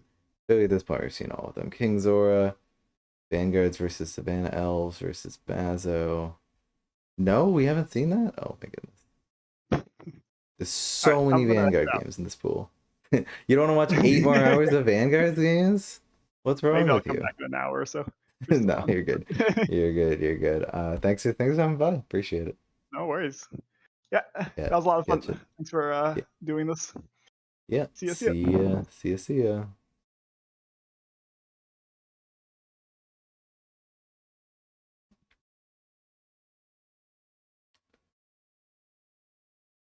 Oh, good stuff.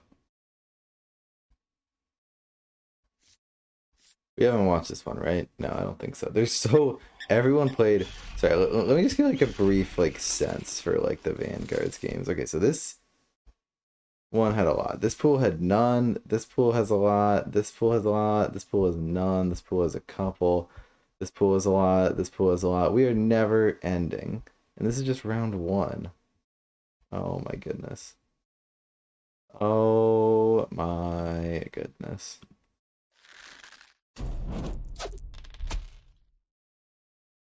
Is it? I'm gonna lose my mind. VG players coming out of the woodwork. Well, they made some really, I mean, the changes are really cool, so everyone wants to try them, including myself. That's like the only reason I played this tournament, was it was just like, I can't not say I've tried the fucking crazy VG deck in the tourney. Like, I gotta get in there a little bit. 69 games of VG. Is that the number? Oh, goodness. Goodness gracious.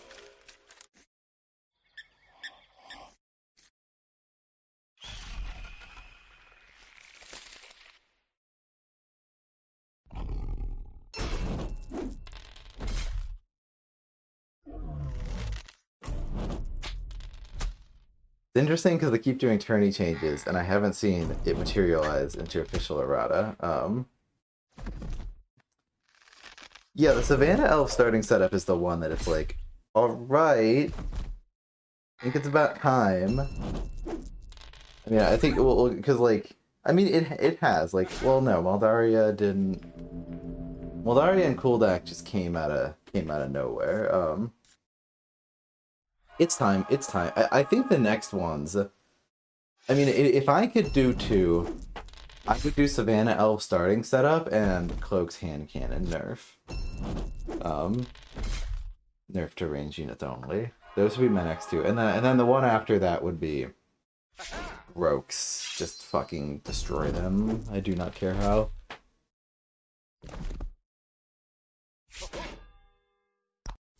Yeah, no, this starting setup change has been here for a while.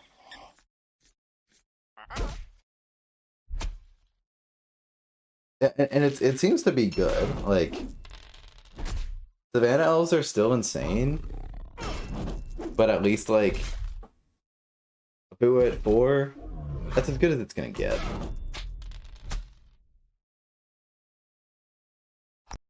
People floated the idea of swapping the Warden with this warrior.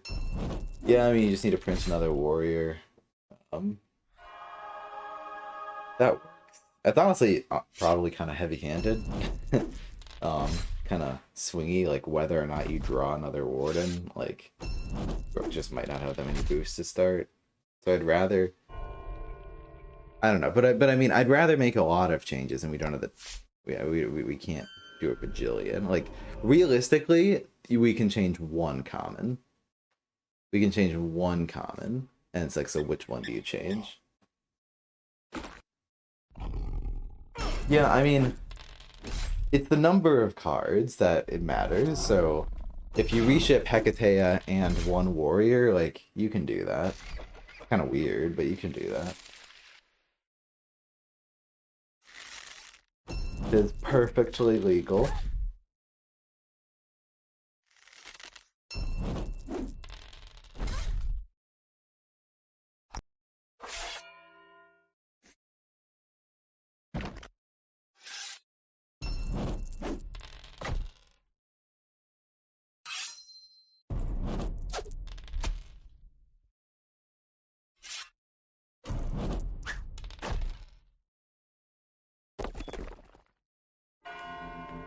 Dengates are kind of holding on here. Interesting how aggressive Abu is being.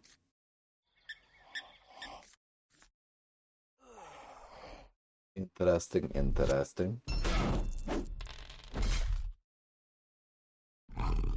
Oh, this is for the win. Hey, you suck!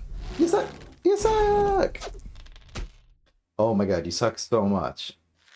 Literally get good, grub.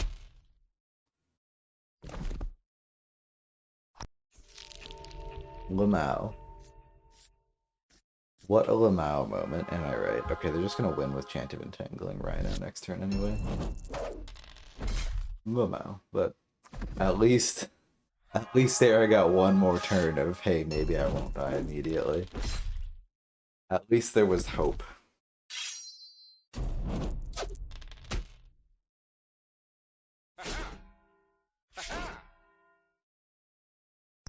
That ain't gonna cut it. Oh, I guess... No, actually... That archer can't move. I guess it can do that? Is that enough?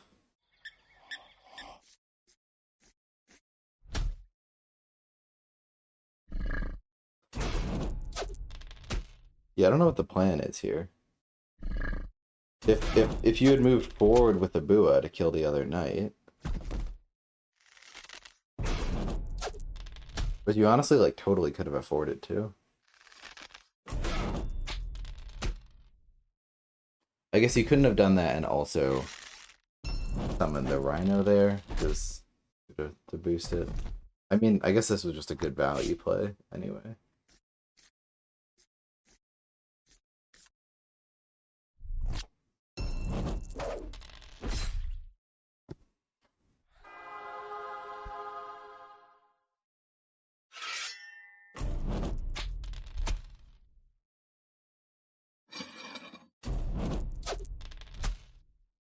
Oh my goodness, there's no... I did not...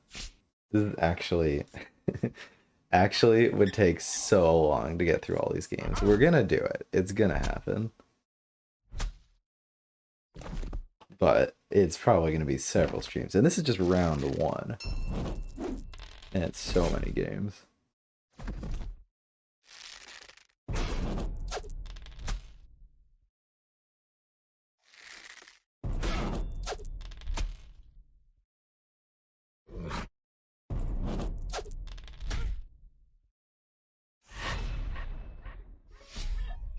Good job.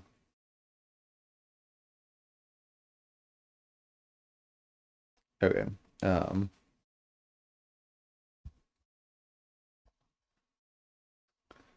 Bazo versus... Okay, so we've seen Shad. King Zora. We've seen Bazo. We've seen Shad. We have not... We've seen Anton. Okay. Baggins. We've seen Anton and... Okay, good job. We made it through this pool. We did it. On to bigger and better things. So pool 12 didn't have any. And then this pool... Hey, we got watered. Ba, ba, da, ba. Alright, I feel like we should watch both of Watered's games back to back, honestly. Because he's been talking up a storm. Oh, I think they will be back to back. That works out. Cool. Cool, cool.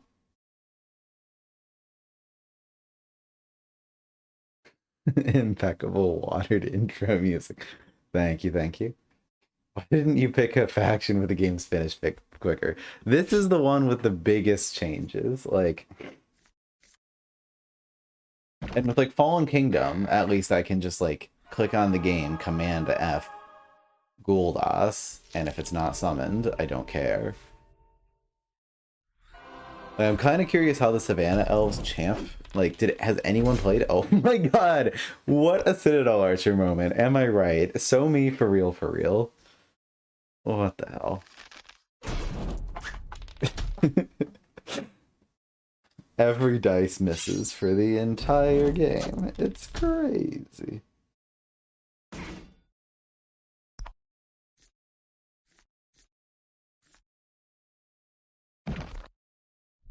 This time, though, the Citadel Archer is really gonna pop off.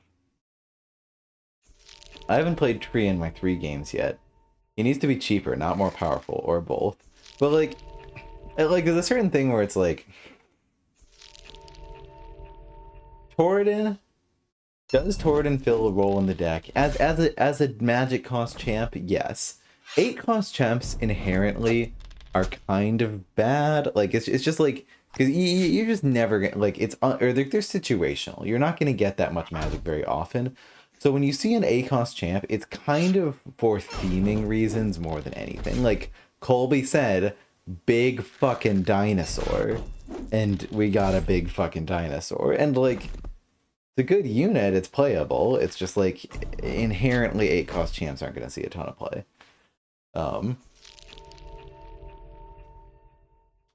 So yeah, so same shtick with the tree. Like, no matter how good it is, it's never gonna see a ton of play. And we shouldn't make it so good that it does see a ton of play, because you would have to be very overpowered in that case. And it should not be. This is a very interesting game. Everything's within 3. Good guarding spirits. It's interesting to be exposing Sarah so much. Like, she could be hit for 8 this next turn. Never mind. NVM on that one. The paladin was interesting.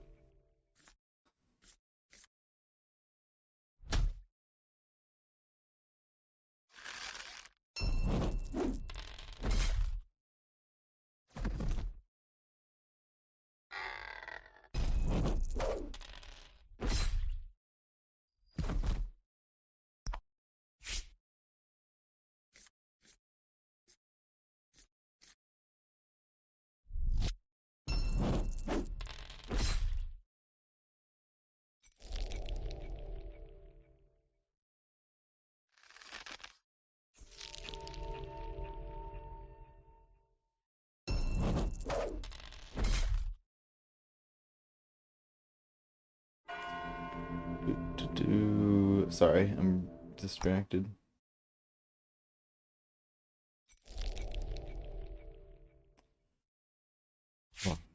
What did Edia hit with all those dice? Did Edia play Insight on that turn right before I clicked off the screen and started being distracted? The world will never know.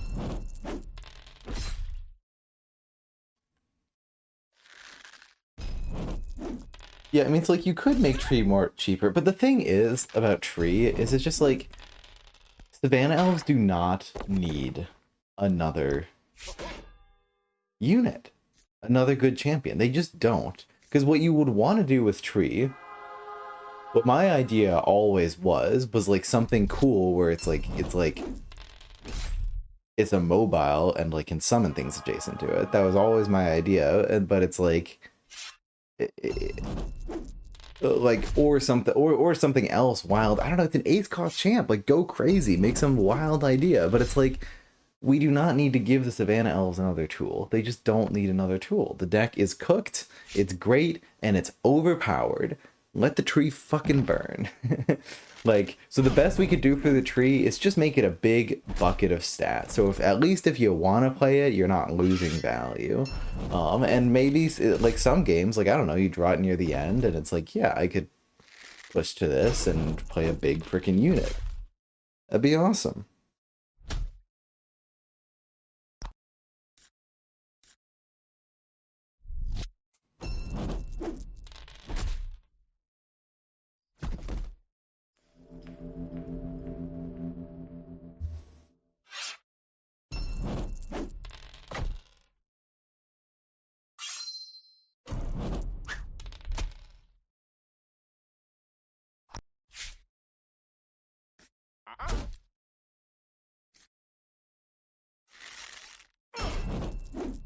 Wait, so are we winning or losing? I have no idea right now. Skill issue. Well, that sucks. Even if they did have more than 5 magic, it's still better to spend on comments. Yeah, exactly. Like, just play all your border retro. Like just everything is so good, and it's like, what, you don't want to, like, because everything in Savannah Elves is already over the curve. You already have Mekienda, like one of the most overpowered 5-cost champions. Like, it's just like, in order to compete with, like, you don't want to print another overpowered card to compete with the already overpowered cards in a deck.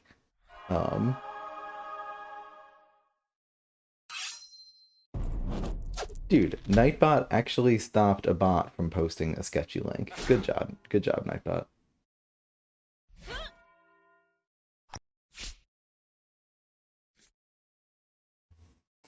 Instead of just timing out random people for not putting spaces after their period.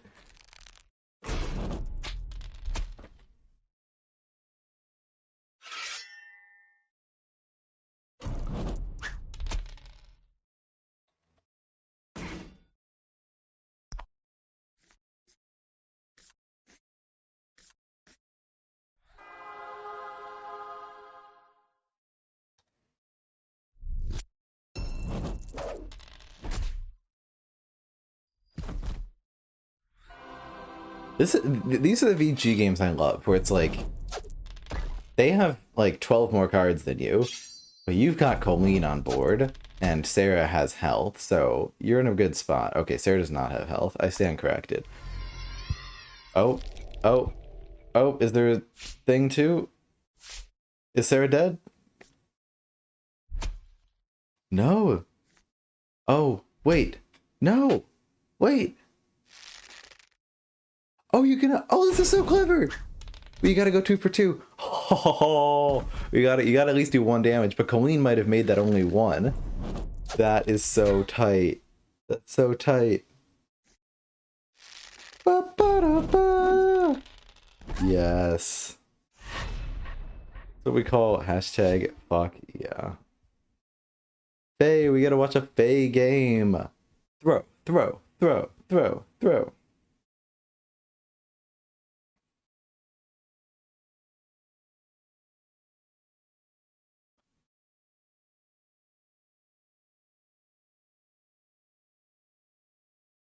That you next tourney swarms plus HP.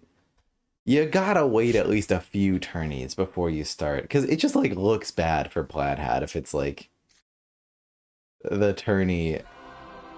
I'm sure that's why Grokes weren't changed this tourney, because it's like you can't change a faction on the first tourney it comes out. Dog, don't start me.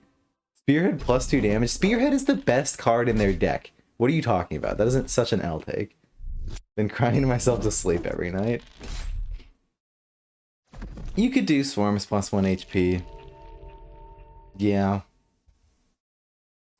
Honestly, the way I would fix Faye is, the problem with Faye is just the champion like they don't have a consistent econ plan, because the champion recursion isn't consistent, because sometimes you just don't draw a champion. So if I could do Faye, I would put a champion in the starting setup. I literally don't care what. Make it another spearhead. Make it another deep water champion. 2 cost 2/4 in the starting setup. So it's a 4 champion deck now. And I would also make oracles also pull from the bottom of your deck. So you have 8 cards that pull from the bottom of your deck. So you're just gonna recur a shit ton of champions over the game. And yeah, that's it. I mean, you honestly don't even need that. Like, just having a champion in the starting setup alone is going to be huge, because you're going to draw a scout. There's 4 of them. Starting setup, champ, oracles bottom. Yep, that would do it. I mean, honestly, Waden's still trash. Whatever, it's fine. It's fine. Waden does have uses, so it's fine. Starting setup champ, I think, is the biggest single change you could do that would make a big impact. And you could also, like, since you're reprinting Nymeria, Yeah, because you have to reprint the back. You could also give her +1 HP as well. Can't believe we take consolation prize in the stream. Look, starting setup champ would make the deck so much more consistent. The deck is much harder to balance IMO. Make it better. It's one of the most oppressive decks in the game. Yeah, I mean, so that's why I think you don't, like, I don't want to buff their tools at being aggressive and whatnot. I want to make their econ game more consistent. I'm specifically looking for buffs just to their econ game. And yeah, so just make the champ recursion like actually function as it like appears like it's supposed to. And there you go. 2 HP Nimmer bust. Like, I literally don't. She has healing, you know? Like, I see, like, 12 is a good number for her. Like, if all we're doing is starting setup change, then, yeah, I mean, she can probably go up to 13. She could probably go up to 14, too. I don't know, you know. Starting setup champ and 14 health Nim would absolutely be A tier. There's no way that's not A tier. I'd be shocked. I can't hear the sound of all the L's coming out of your mouth. I am spitting fiery, hot, beautiful takes.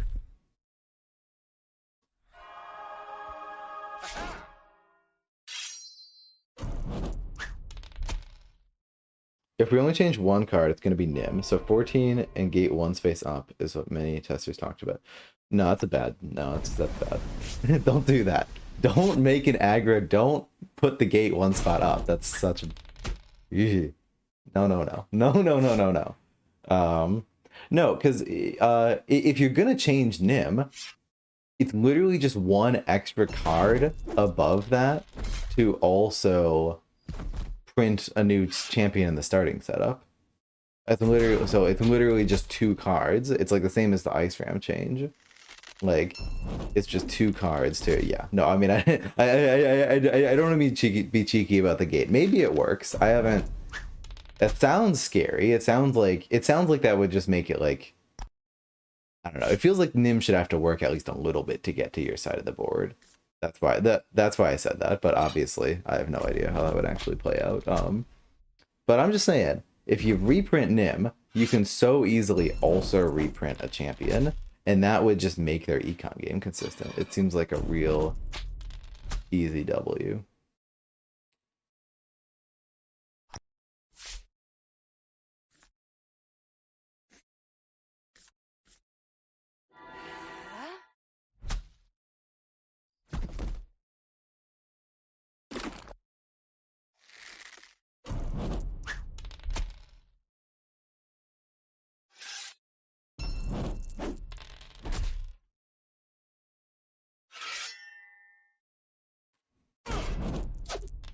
Yeah, I mean, y'all have been debating Faye, I'm sure, from way before the public server. So y'all have takes, I'm sure.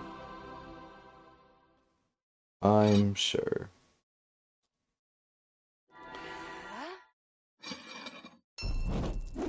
But I think starting setup champ would be a very realistic change because that's 2 cards. So that's what I would do. And +2 health Nim, like gate forward 1 spot. I don't know. It's just kind of a lame. It's kind of a lame change because it makes the deck better at what it's good at already, which is rushing the shit out of them, but doesn't help them in what they struggle with, which is the econ game consistency. Be a good one to print alongside the Spinwind Dragoons, since their working idea has a starting setup champ. It'd be cool. Yeah, I mean, I think you need to wait at least a year before changing a faction. That is my, like, absolute, like, do not change a faction until it's, because it's just, like, because if you don't do that, like, there can just be some bad takes, like people, like, a lot of people, like, people can think a faction's OP, but actually it's just, like, you need to settle in the meta, so you gotta wait at least a year.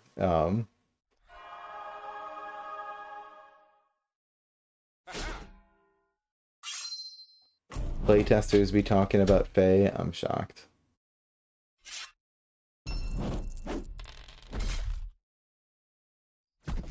You open the Dragoon box, it's this little sorry note and a Faye champ on the back.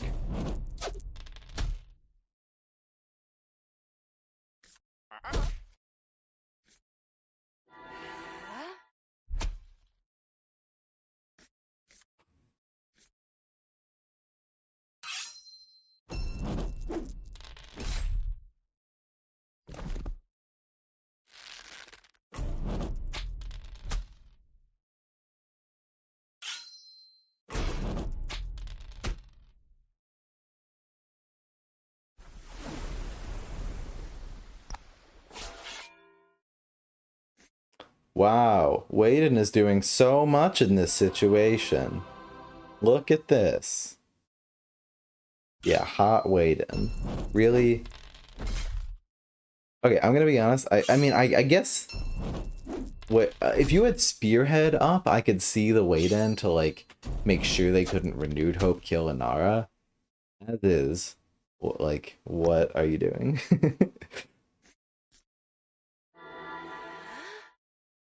Whatchama doing? Am I right?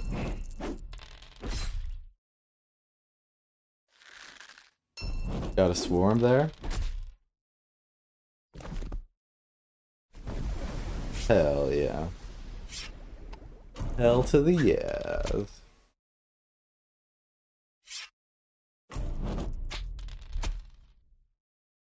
Yeah, I mean, Swarm could probably be a 2-cost 2 for it. The thing about it, though, yeah, I don't know. I haven't thought about it, because it's like, you're getting a unit back into your hand as well. So it is also +1 magic, but then, of course, you lose that unit on the battlefield, so, like, that's kind of fair. I don't really know. I haven't really thought about that one. Ambush does +1 strength on extra attack. No, like, that part of the deck is good. Like, I'm telling you. The Nymera is really good at rushing your opponent in really clever ways. Like, they are good at that. What they're bad at is drawing their champions. That's literally it. Just having champions in hand. Like, if you could guarantee that you drew a champion in your starting hand every single game, I think it's an A-tier deck. I think it is a great deck. The only problem is the consistency. Even then, maybe a bit more champ recursion would be nice, but you read Artibree's article? Sure have not. Can't really hear you through all these L's. Yeah, I know. A lot of crazy L's.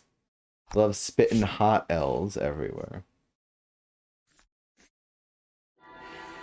Man, sucks to retreat here. Instead of, like, placing a gate and assassinating Sarah. But I guess when your summoner is dead, your summoner is dead.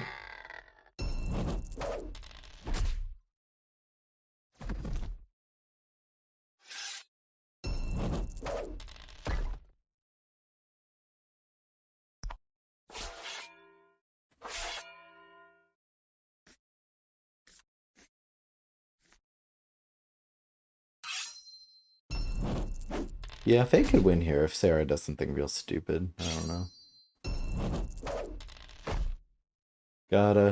Gotta wait and see it happen. Yep. Love it. I love it. Hell yeah.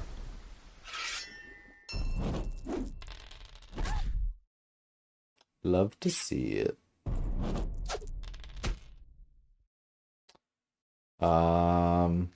Yeah, I mean, that's certain death, but, like, certain death in the cool way. I mean, you gotta do that because you gotta keep Spearhead up, so I don't blame you. I feel like there might have been a way to position that turn where that didn't happen, but, you know.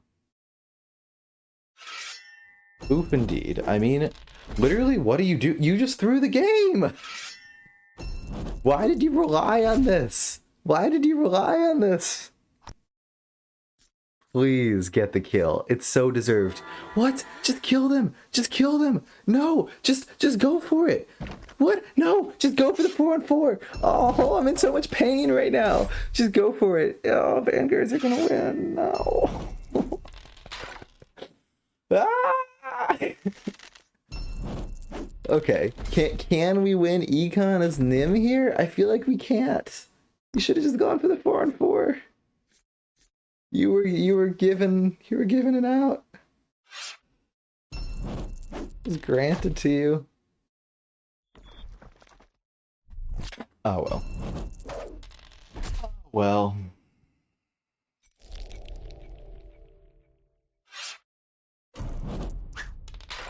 What? And Sarah's still just exposing herself to the 4-on-4? I do not understand what is going on right now.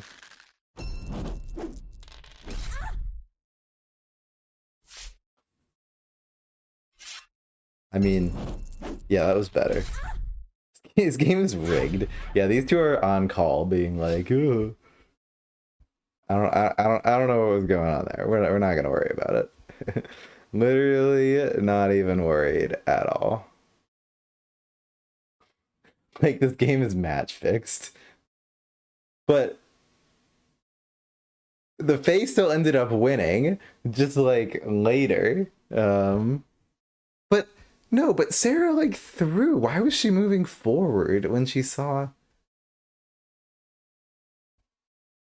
Literally fucking match fixing. Yeah, no, so true. Calling them out. Calling out the big dogs.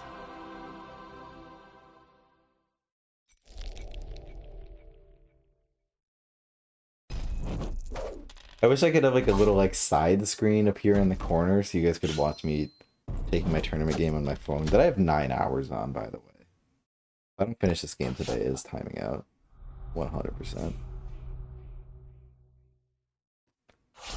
I did the hot move of not taking my turn for 2 days in all of my tournament games. So the fact that I won 2 of them is frankly miraculous. Frankly, quite wild. Man, man is frankly shocked to have not thrown everything after attempting to throw as hard as he could.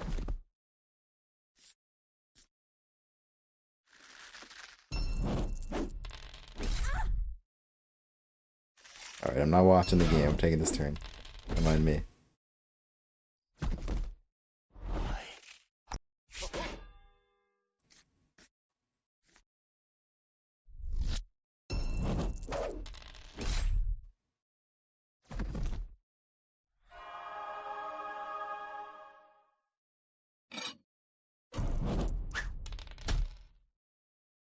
First 30 round was wild. Yeah, that was an interesting one. I almost had a Fae win round 1, and then I fucking lost. It was sad. Very sad. Sucks to be me on that fine day. On that fine morning.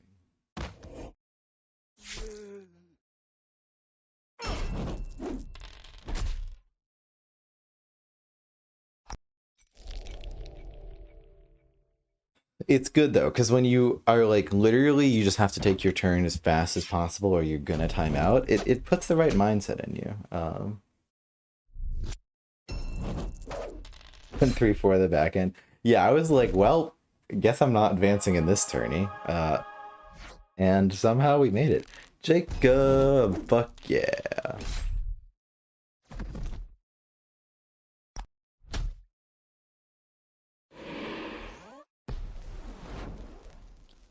If I do go and watch all the Phoenix Elf games, we've seen so many Phoenix Elves games against Sarah. It's funny. I honestly feel like at this point I like would be comfortable like taking Phoenix Elves to a tournament. They good. They kind of good. That's the thing about Phoenix Elves. They hot stuff. They Phoenix on my elves, etc. You held Dragos? Why did you hold Dragos? You have Guldas. Guldas is buff the hell. It's insane. Just card Dragos. Go play Guldas. Come on. You gotta do it. You gotta do it. Till you meet Storm Goblins. I have not played that matchup yet. Yeah, you're right, though. It does sound literally, like, unwinnable.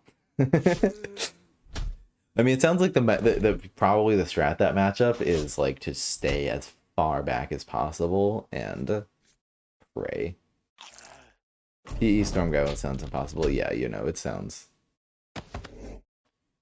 It, in fact, does sound quite terrible. I agree.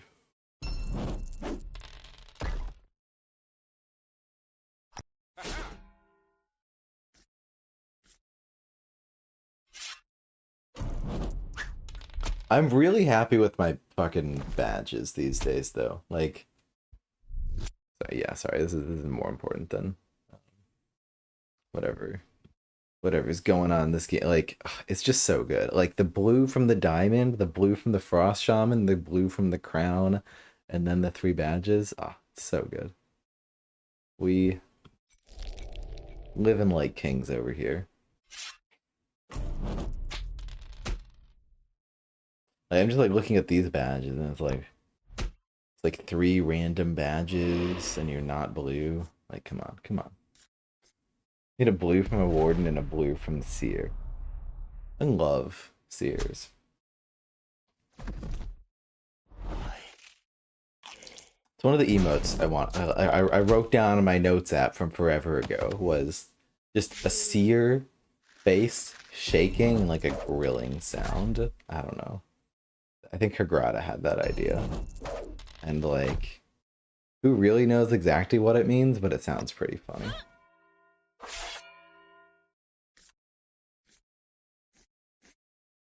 They fail the assassination, Vanguards might lose this. Why are you holding Dragos? I mean, like, I get it normally, but Gul'dah's so good. It's also so good against Vanguards, honestly.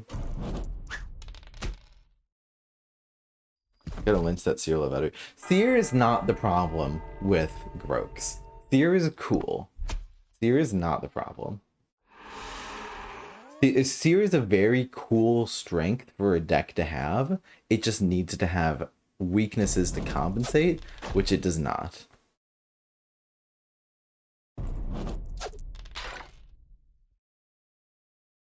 Gul'dah's 9 HP, print it. Yeah, probably. I mean, it might be fine at 10 on it. Like, I don't know. Shonking, like, I know it's like printing an overcosted unit, but or like printing an OP unit. I mean, it's the same thing as like printing Shonk today is be like, okay, do we really need to print a unit that's like OP? And it's like, I don't know. It's like kind of like Grognak can kind of like really just use that aggressive push.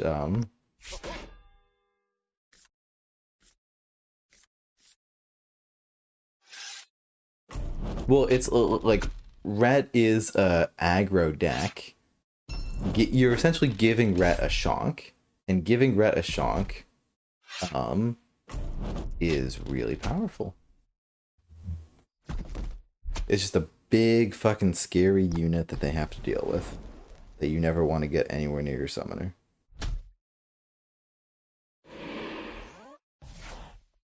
Yeah, I mean, that's why I want to watch the Fallen Kingdoms games. I'm curious how effective people have been able to do it. Yeah, no, Gul'dah's punishes the fuck out of you if you mess up. So, I mean, there's that. There is most certainly that.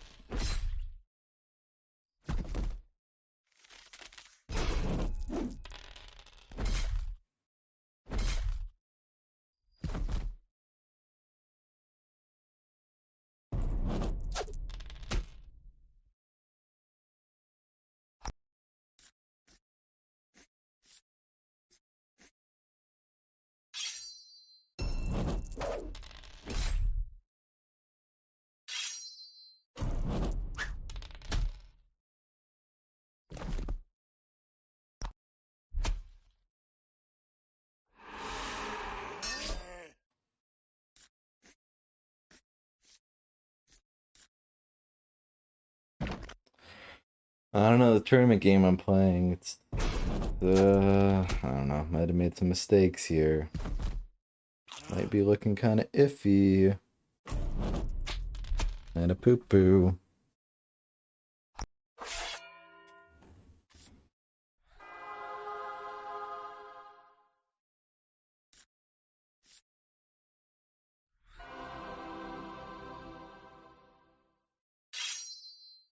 I'm distracted. Gonna be distracted. Don't mind me.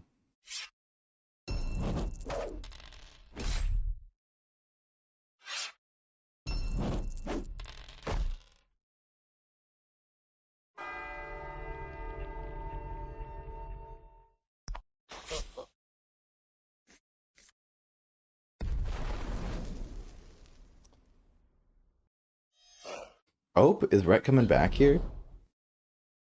Wild.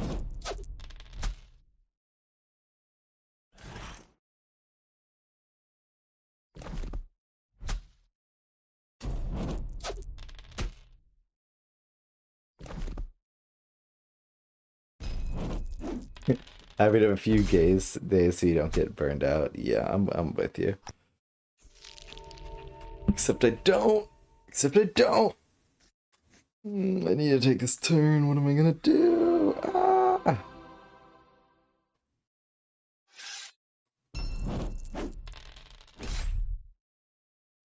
I needed to go to 2 magic in the previous turn in this game I'm playing. Now you just enjoy other people's miseries. Literally. Best activity.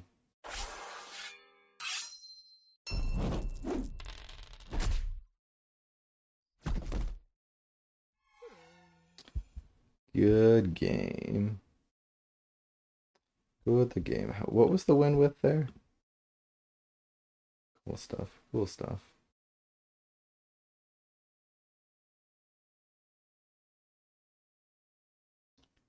OD versus VG. Is this watered now? Sure is. Okay, watered's talking big talk. Okay, you know what? Screw it. Let me just take this turn on stream. I wanna be focused for these watered games because he's talking a lot. Okay. So this turn sucks because we need more magic. I don't know. I guess we're just gonna let Holias fucking die. Who even needs Holias really, in my opinion? My personal opinion. Just let Holias die. No one likes him, no one wants him. Yeah. Good stuff. Love letting my important units die. Spirit of the Phoenix, fuck it, we don't need it. That's what I should have done previously.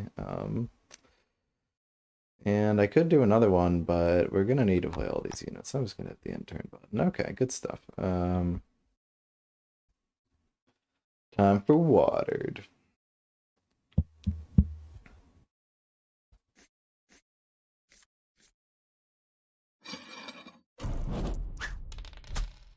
The king.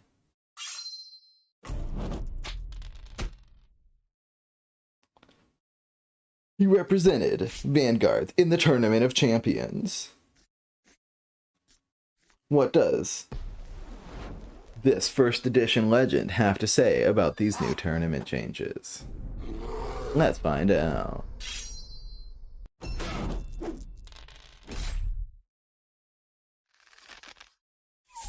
Because he's saying Jacob's a must play, so I better fucking see him. What is that emote, Cheras? I love that. I just noticed it. Squid 3. Good talk. Twitch global emote. Love to see it.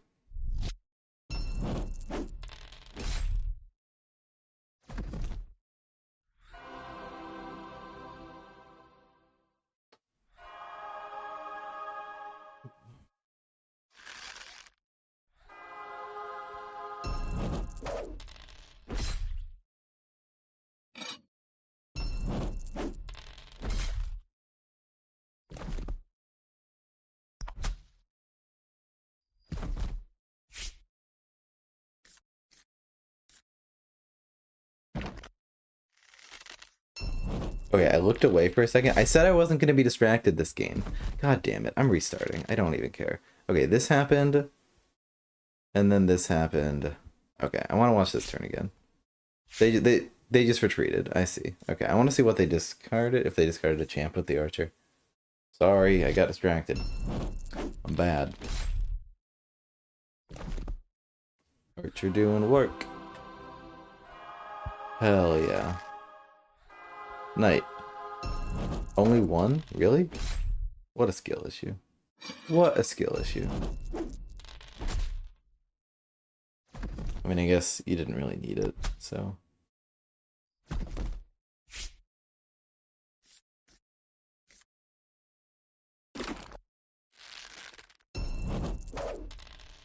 He's running. Okay. Well, this play does in fact appear to be throwing. If they have two paladins, you just take 8 damage to your face. Yeah, I mean, so that's what this is what we call not ideal. I guess the knight's even better because now there's the backup damage and it won't die to bulk blast. Alright. So we've not learned a whole lot from this game, other than don't expose your summoner on 2 sides. Lamau.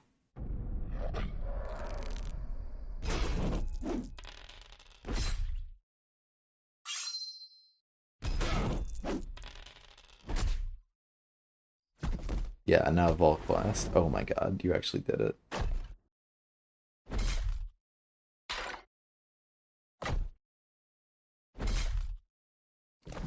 Watched my Wayfarers versus VG game yet? I don't think so. I don't think so. We're getting there. Oh, you were talking about me with the heat still going. Hey Beans, how's it going? Good to see you again.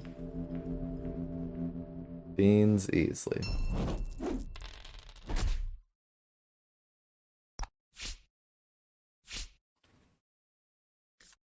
Balzar.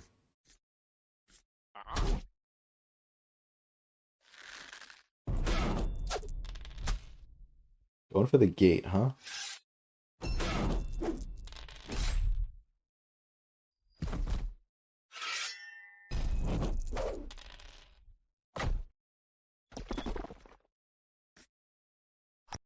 Oh wow, Balzar got a boost, so we actually did destroy the gate. Okay, I mean that's tight. Tight shit. For real. God, I love Renewed Hope. I love that it just lets you do plays like this.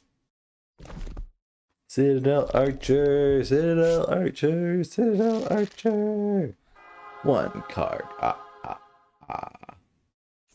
2 cards. Ah, ah, ah. 3 cards. Ah, ah, ah. 4 cards. Ah, ah.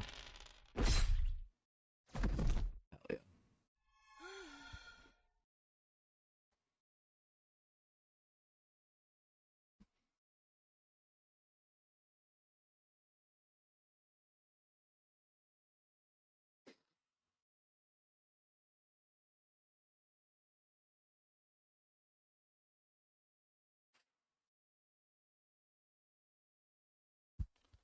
Let's go.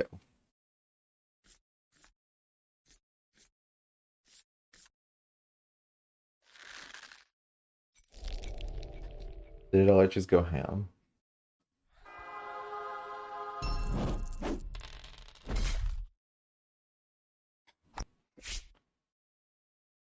Bean!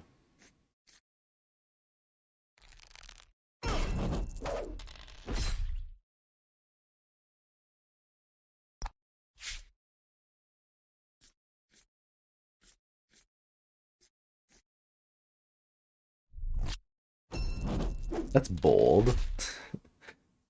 Just hoping Eddie doesn't have it. Because you like kind of lose the game if they do. And then like hit like 7 out of 8. Like it's not the worst risk to take, Lamau. And that's Citadel Archers for you.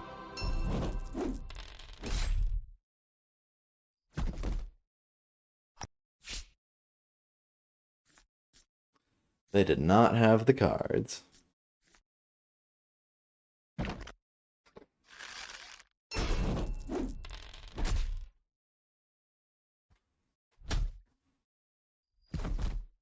Wait, don't you want to attack with the advisor? Why would you ping that? That's just straight worse. Oh, I see. I'm literally wrong.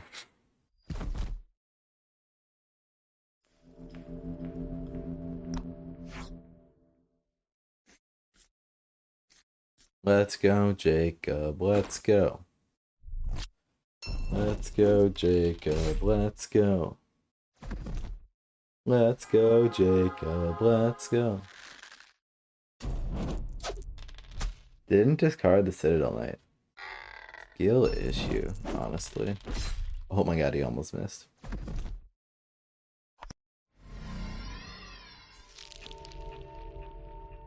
Is it time for Jacob to die? Is this the end? What? Okay.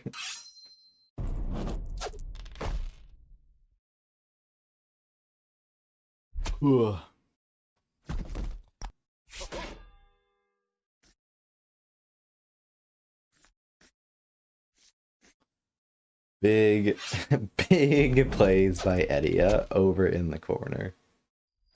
Popping off, etc.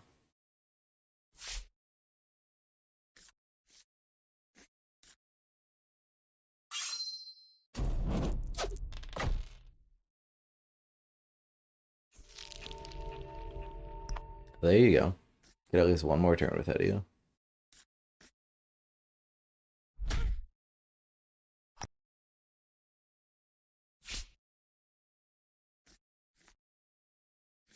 Is Edia gonna go for the gate? Hell yeah. It's not like Vanguard's be holding Renewed Hope or anything. Oh, but you can push your summoner to safety? Nah, I love it. Good play. Yeah! Ba-ba-da-ba! Hell yeah.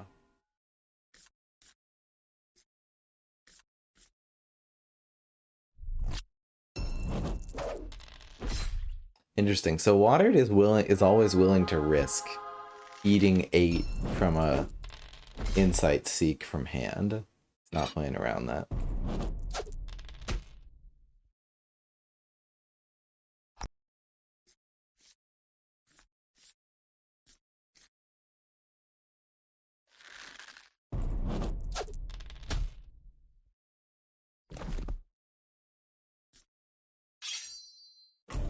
So Jacob has just been a 3-5 so far. Based, watered, etc. No, 100%.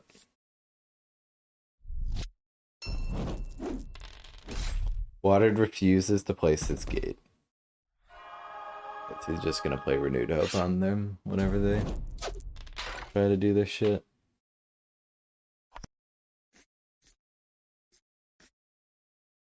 Lamau.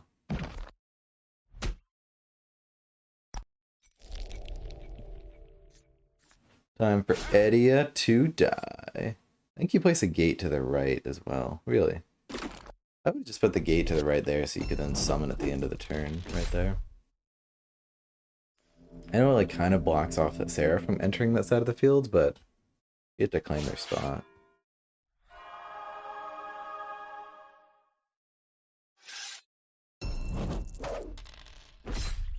And now all they need to do is like push this out of the way and then you take a bajillion.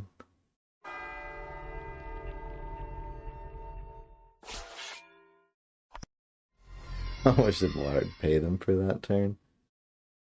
Gotta ask him.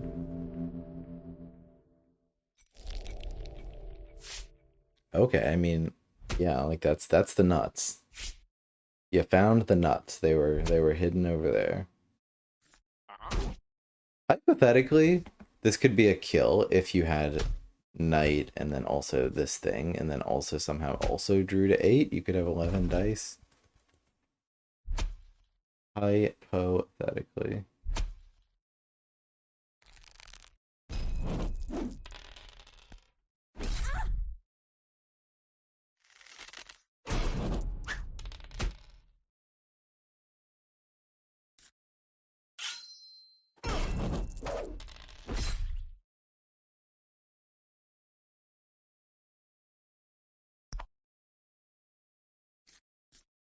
I was like, did it crash? Did the world end? What's going on?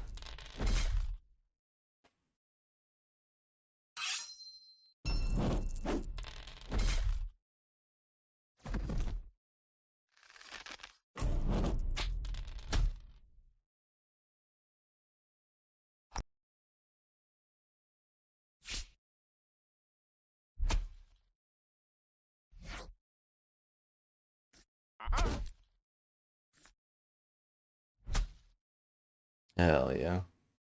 Get Edia in there. I don't see how this possibly results in anything but Edia dying. Is there another advisor? There is. Okay. I have seen how this results in something other than Edia dying.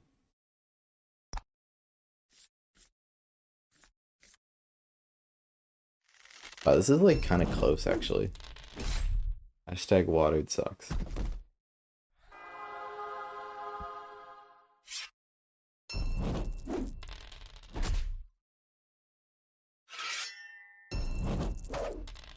Drew mass heal. Holy.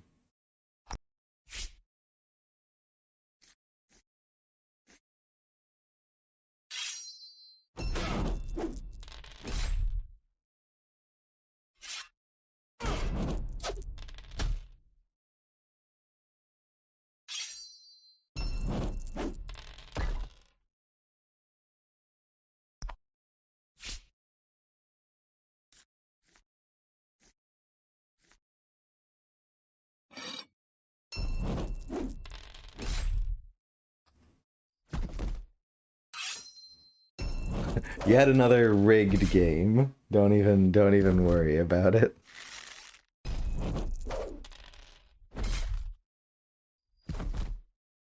Competitive Summoner Wars play is all about paying your opponents off these days, honestly.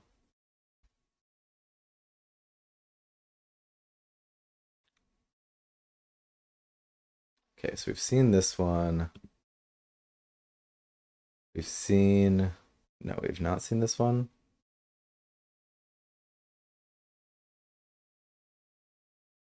We have seen this one. We started with this one? I don't remember this. No, we must have seen it.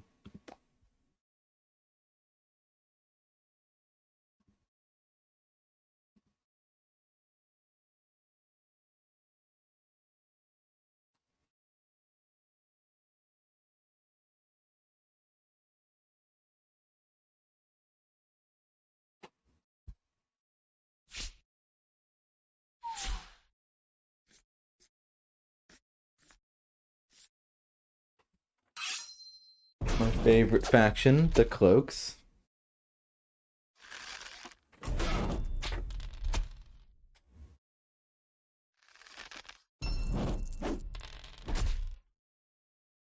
Oh my goodness, 1 second. One.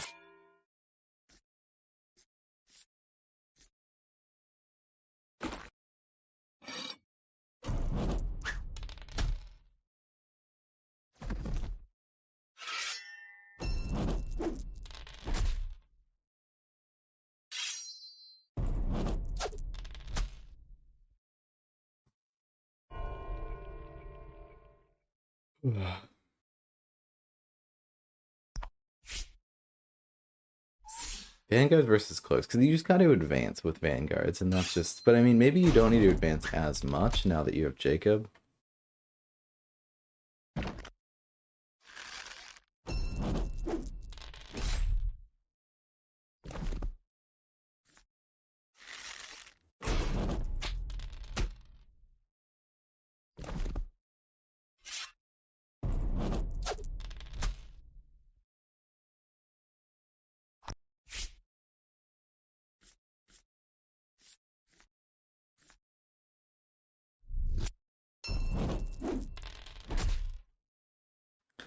I don't know, it's just a boring Cloaks game, honestly. Sit all night. Is Sarah just sitting back there? I mean, I guess she's not going to take that many dice.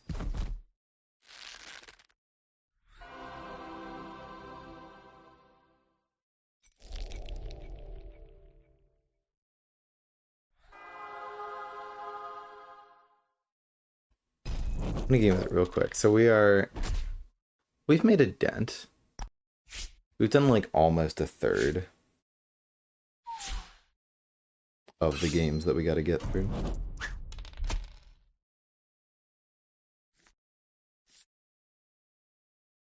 That's not nothing.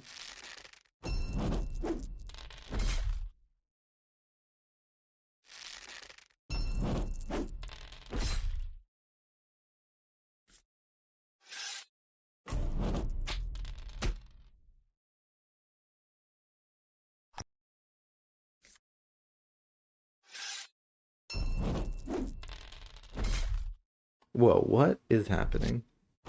That's a weird board state. I'm staring at my phone. This next turn I gotta take.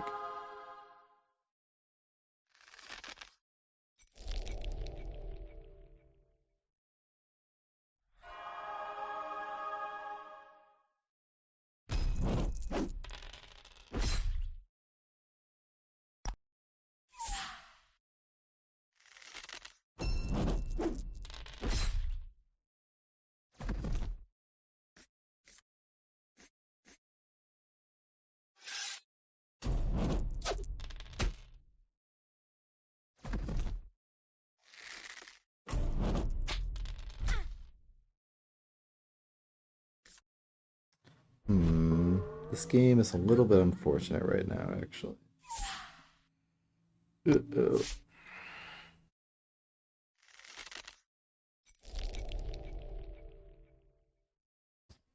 So, but Snog is managing to like play a decent game just by staying back, which is interesting. Very interesting. Oh my god, this cat.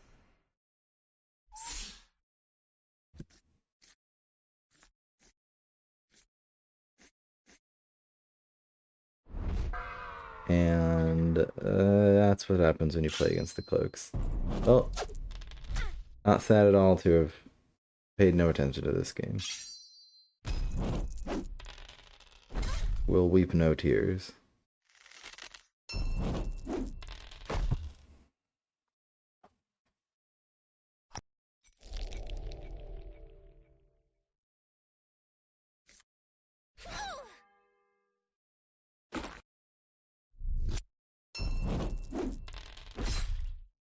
Oh crap, so I went for a risky play in this game, and now I need to get a 4 out of 3. I know, it's so much fun me describing a game I played on my phone. Wow, I did the roll with Maldaria that needed to get a 4 out of 3 in order to be really good, and then the app immediately crashed.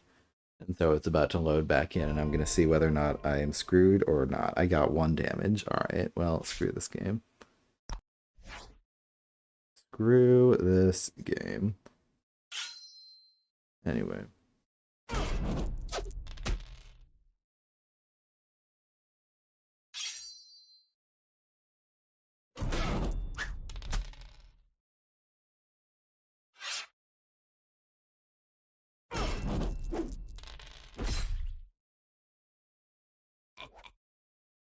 Oh, I just realized I didn't need to do this, because you can...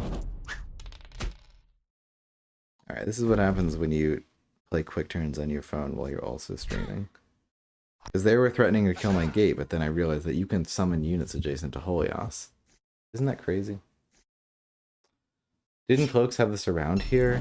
Man, that's crazy. Like, as someone who was totally watching this game, because I am so interested in Cloaks games, I can confirm. Imagine reading cards, bro. I literally do not ever read cards.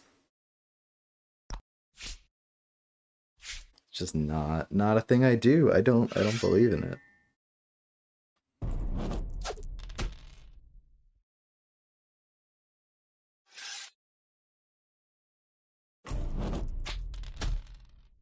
So we just gotta keep streaming for another like 8-9 hours, easy. Card deniers rise up. So true. For real.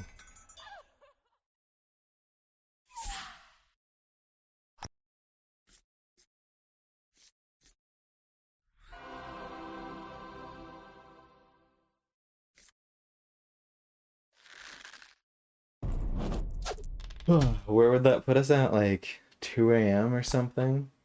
And then we've watched all the round one and well no, so we can just finish the round one. I'm not saying I'm gonna do this. Like or maybe we like do it in two parts so we stop soon. Or we finish the round one games, which is probably I don't know. If I had to guess, a third of those games come from round two, because round two is so far half as long. So we need to play for roughly keep going for roughly double the time we've been so far. So probably stop streaming around like midnight my time. That'd be a lot of time. But these VG games sure aren't gonna watch themselves. Oh boy. Man, this can turn me into a VG hater. That can't be allowed.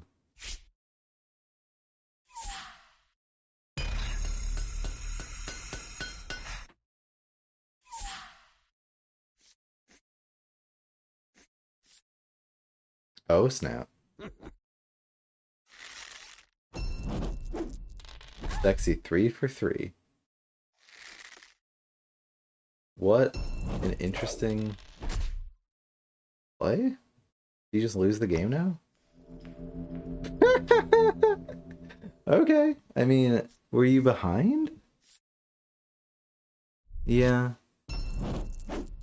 Okay, I understand. I understand. Seems reasonable. Seems reasonable to go for a 3 for 3 when the odds are against you.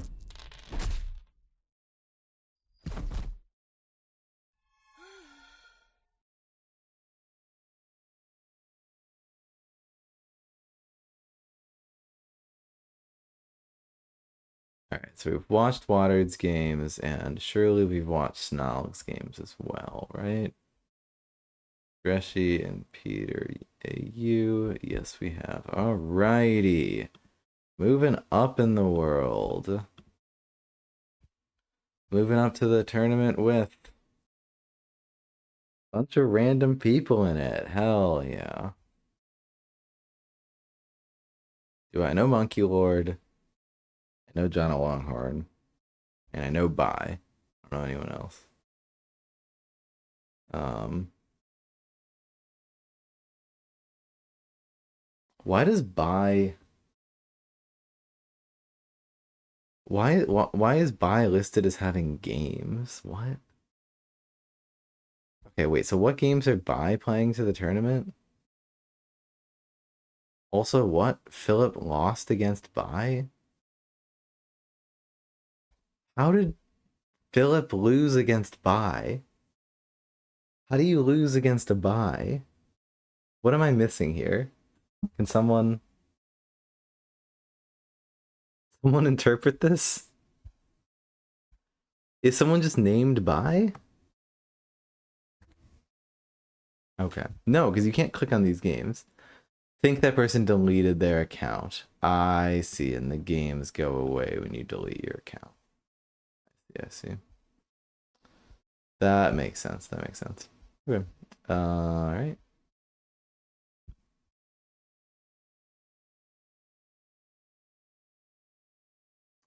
Let's go.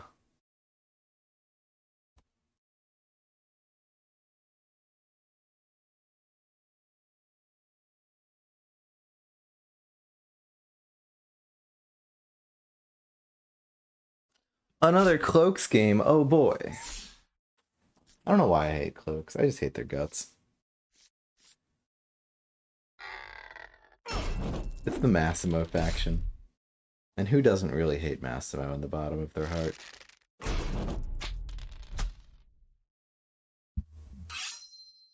At the end of the day.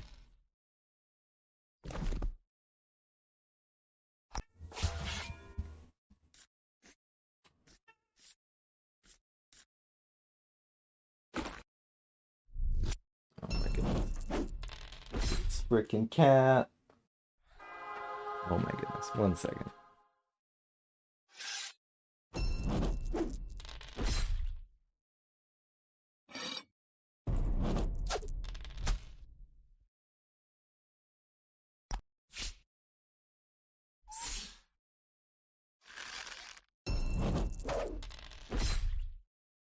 Cloaks is about the same as Fallen Kingdom. One insert OP event here and it's over. Yeah, I mean, but Fallen Kingdom at least have a downside. That is like their lack of range. And dog shit champions. Cloaks do not. Cloaks play a very mean ranged game, and they also play a very mean assassination game. They do everything. It's OP as fuck.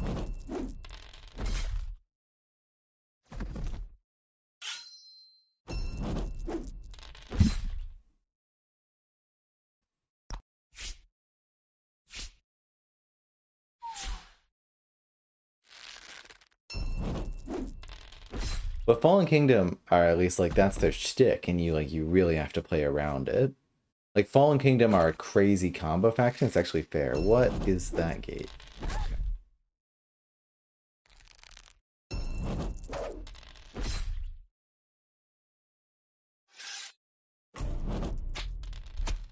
I apologize to anyone watching that's like, why is Ben being so mean about my plays? I'm sorry.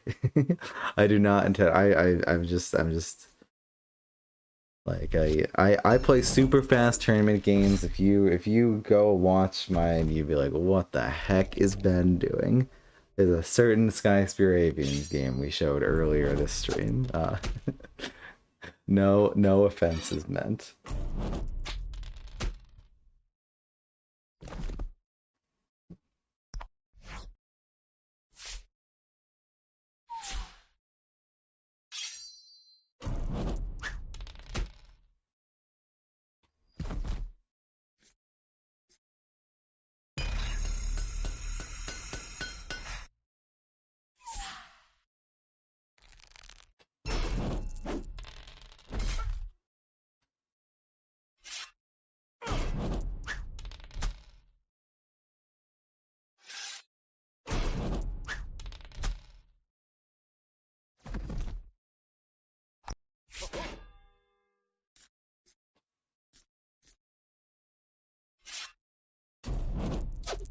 I'm happy this Cloaks player is being ethical with hand cannon. It's so unoptimal. Meh.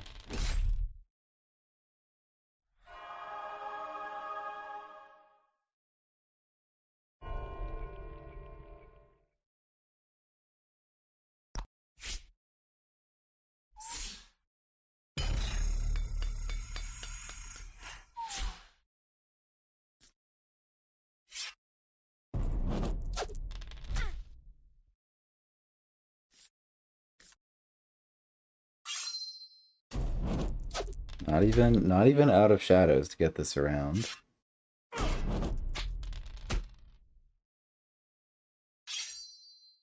Could have easily done it.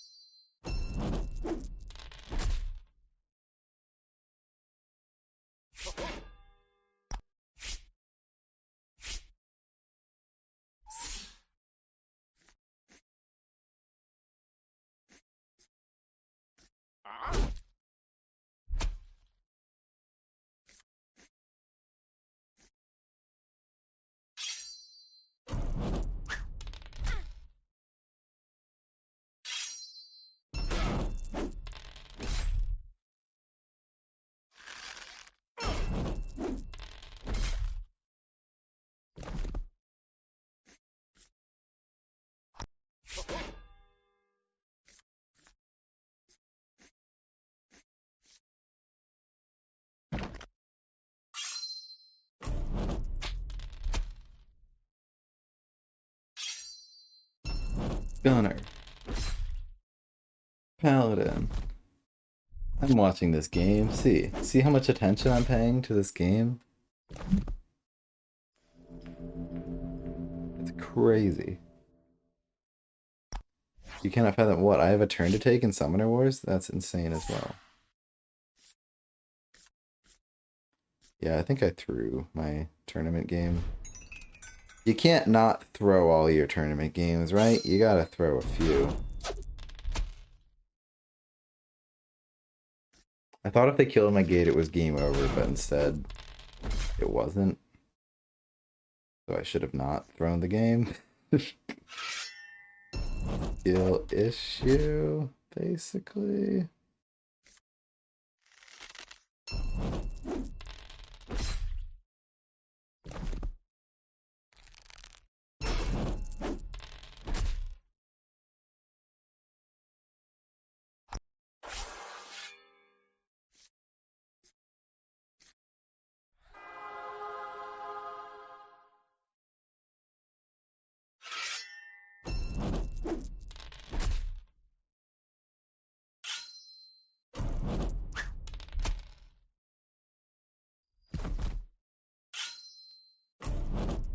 And I just missed a 4-on-2.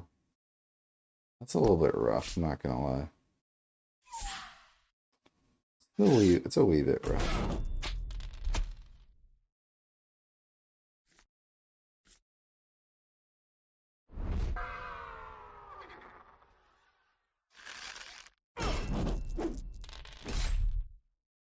Things got crowded.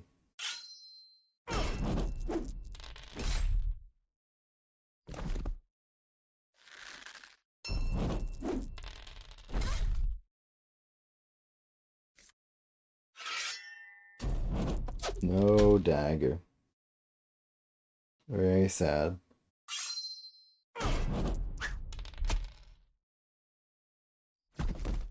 Those kill blocks next turn.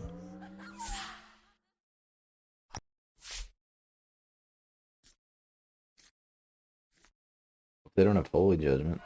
Lemao.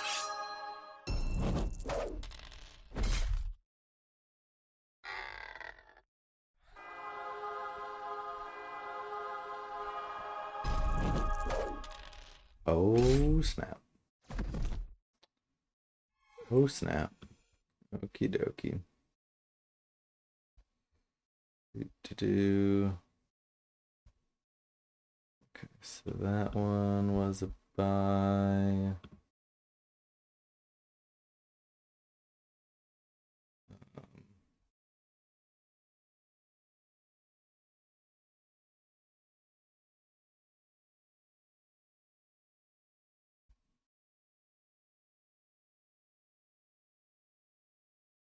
I see. So there's the Cloaks game and then also the Mountain Vargath game. Cool. Only had 2 games to watch in this pool. Hell yeah.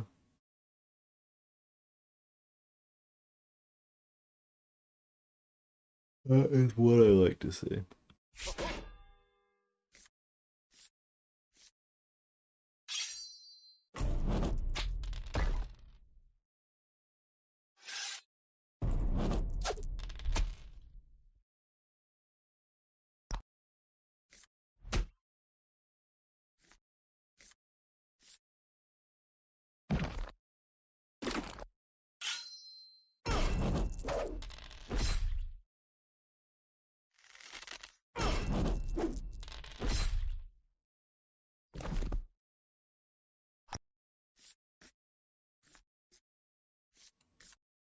Mountain Vargath just chilling in the bathroom. What did I just say? How did bathroom come out? What?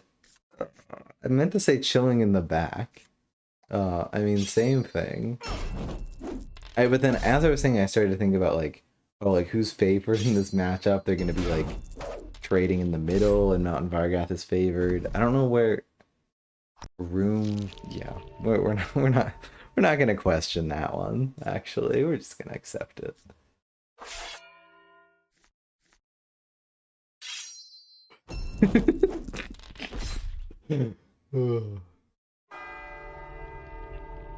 Guarding spirits, hell yeah. Bunch of units getting in there. Love it. Honestly, with Jacob and Citadel archers, if Mountain Vargas is trying to stay back, you could just try to turtle and just build a shit ton of magic as vanguards and stay in the way back. Do fucking nothing all game.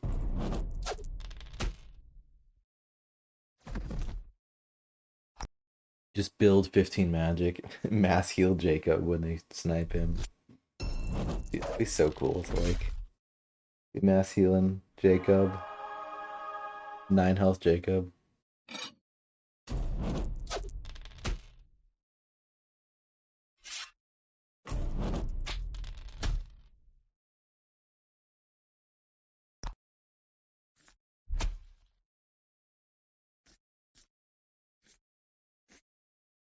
Yeah, this is just such a Mountain Vargas game. I don't see how. I'm sorry, I really don't see how Vanguards is taking this right now. Let's skip through, see if it looks like there's any interesting turns.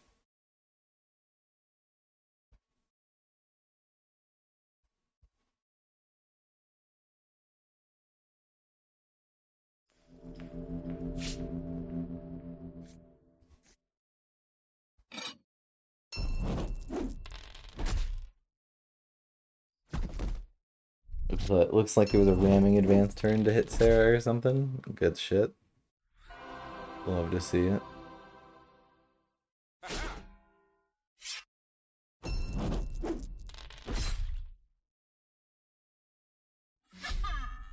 Easy game.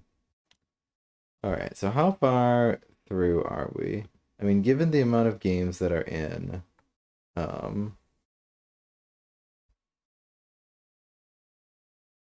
the first pool. Surely we don't have that many more. Okay, this is another pool of just 2. So I can really feel like I've done a lot if I just watch these games. And maybe after this we'll take a break. I might just stop the stream, but we'll see. Just so I don't necessarily have to be back here in 40 minutes. Might be.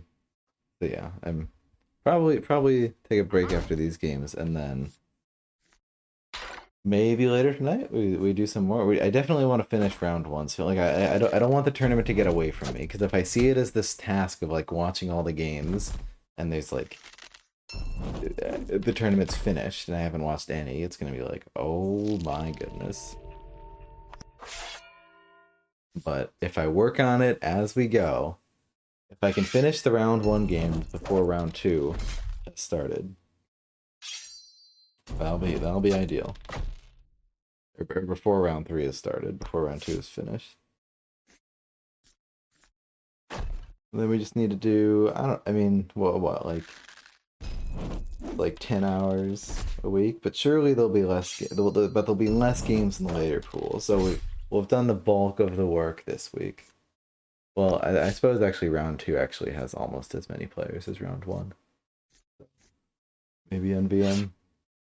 And we haven't even watched the Division B games, but we don't have time for everything. If anyone knows any really good Division B games, though, if anyone's been watching, I'd be very happy to watch. I'm just not going to go through them all myself.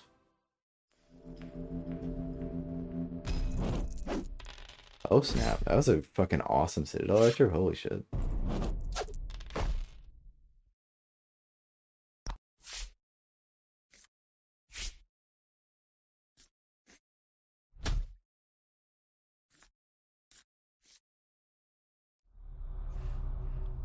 In the darkness.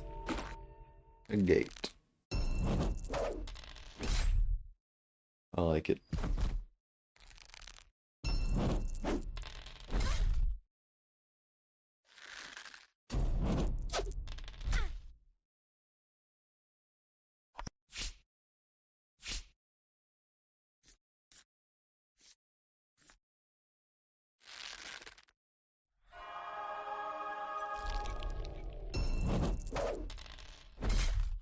Easy failure.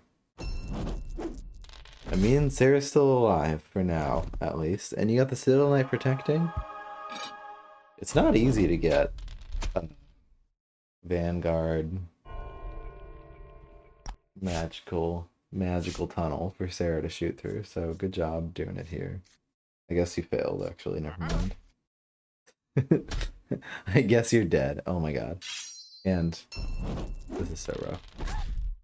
And the double pulse. Well, that was a quick game. My goodness. I was just complimenting them for playing around shit. Shadow elves are kind of insane. Ain't that the truth?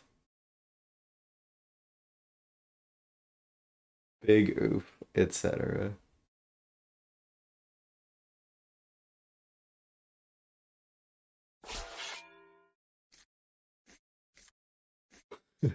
I feel bad for them. They got two like S tier factions to have to play against.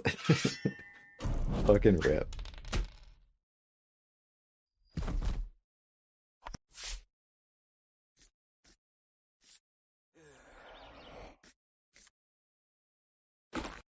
I like him. It's a shame you didn't draw a gate.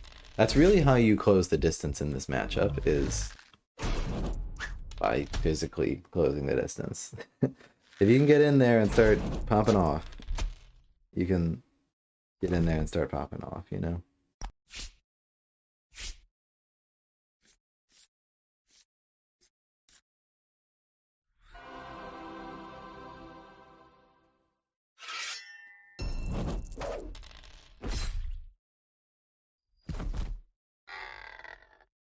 Draw a gate. Draw a gate. Draw a gate. And Savannah elves, I mean, one of their big weaknesses is if you occupy this forward gate, they're not going to get out of it. So, I mean, you can watch my game, but I mean, I just had a match of this in the tournament, and my first day, as soon as I could, grab this gate, and as soon as I could, place my own gate there, and then just they're literally never gonna get this spot back. It is your spot for as long as you can reinforce this area. That's kind of one of the big Savannah elves' weaknesses.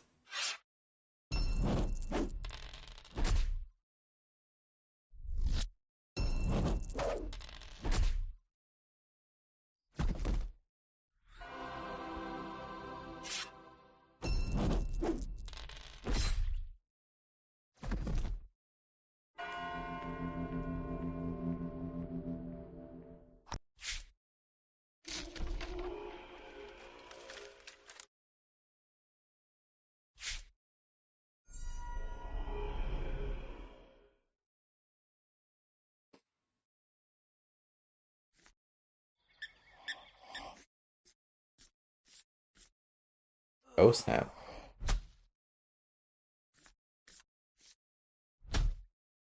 Really doing a whole like 4 damage to Sarah.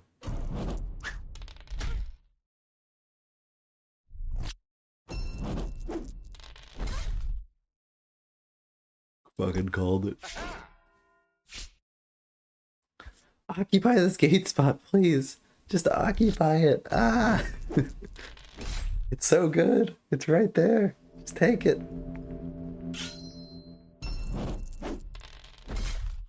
It kind of sucks to miss on that. Not gonna lie. At least it's out of Chant of Power range. Oh, it's literally not. Wow.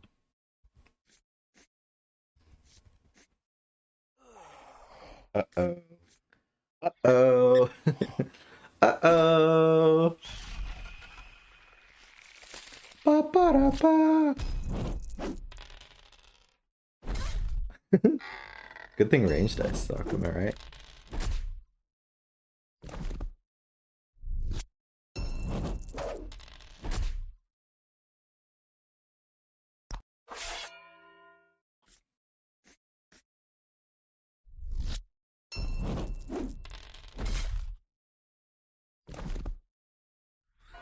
That's a game-losing Chant of Power. No, it absolutely is.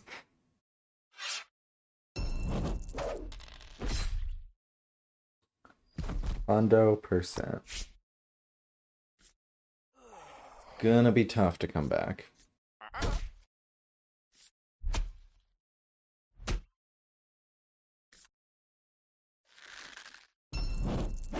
Oh, Boo at 4, really? Oh my god. Nope, he still always hits, because he's fucking insane. Boo at 4, it feels right. I'm getting really used to seeing that number 4 in front of a Bua. Yeah, I think it's time. I think a Bua Arana and Hand Cannon Arana. I think it's time. I think it's time.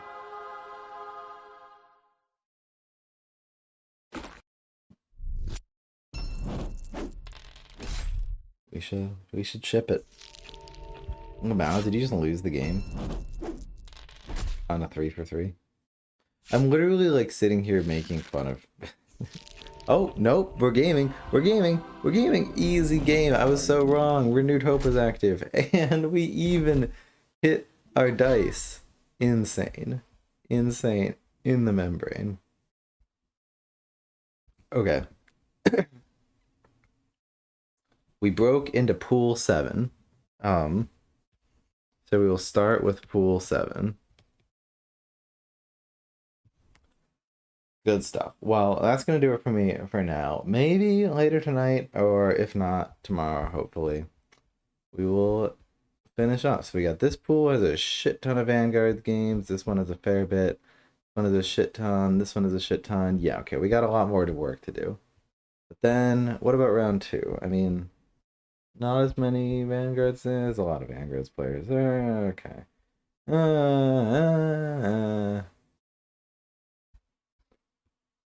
Good games. Yeah, well, thanks for tuning in. Thanks for watching with me.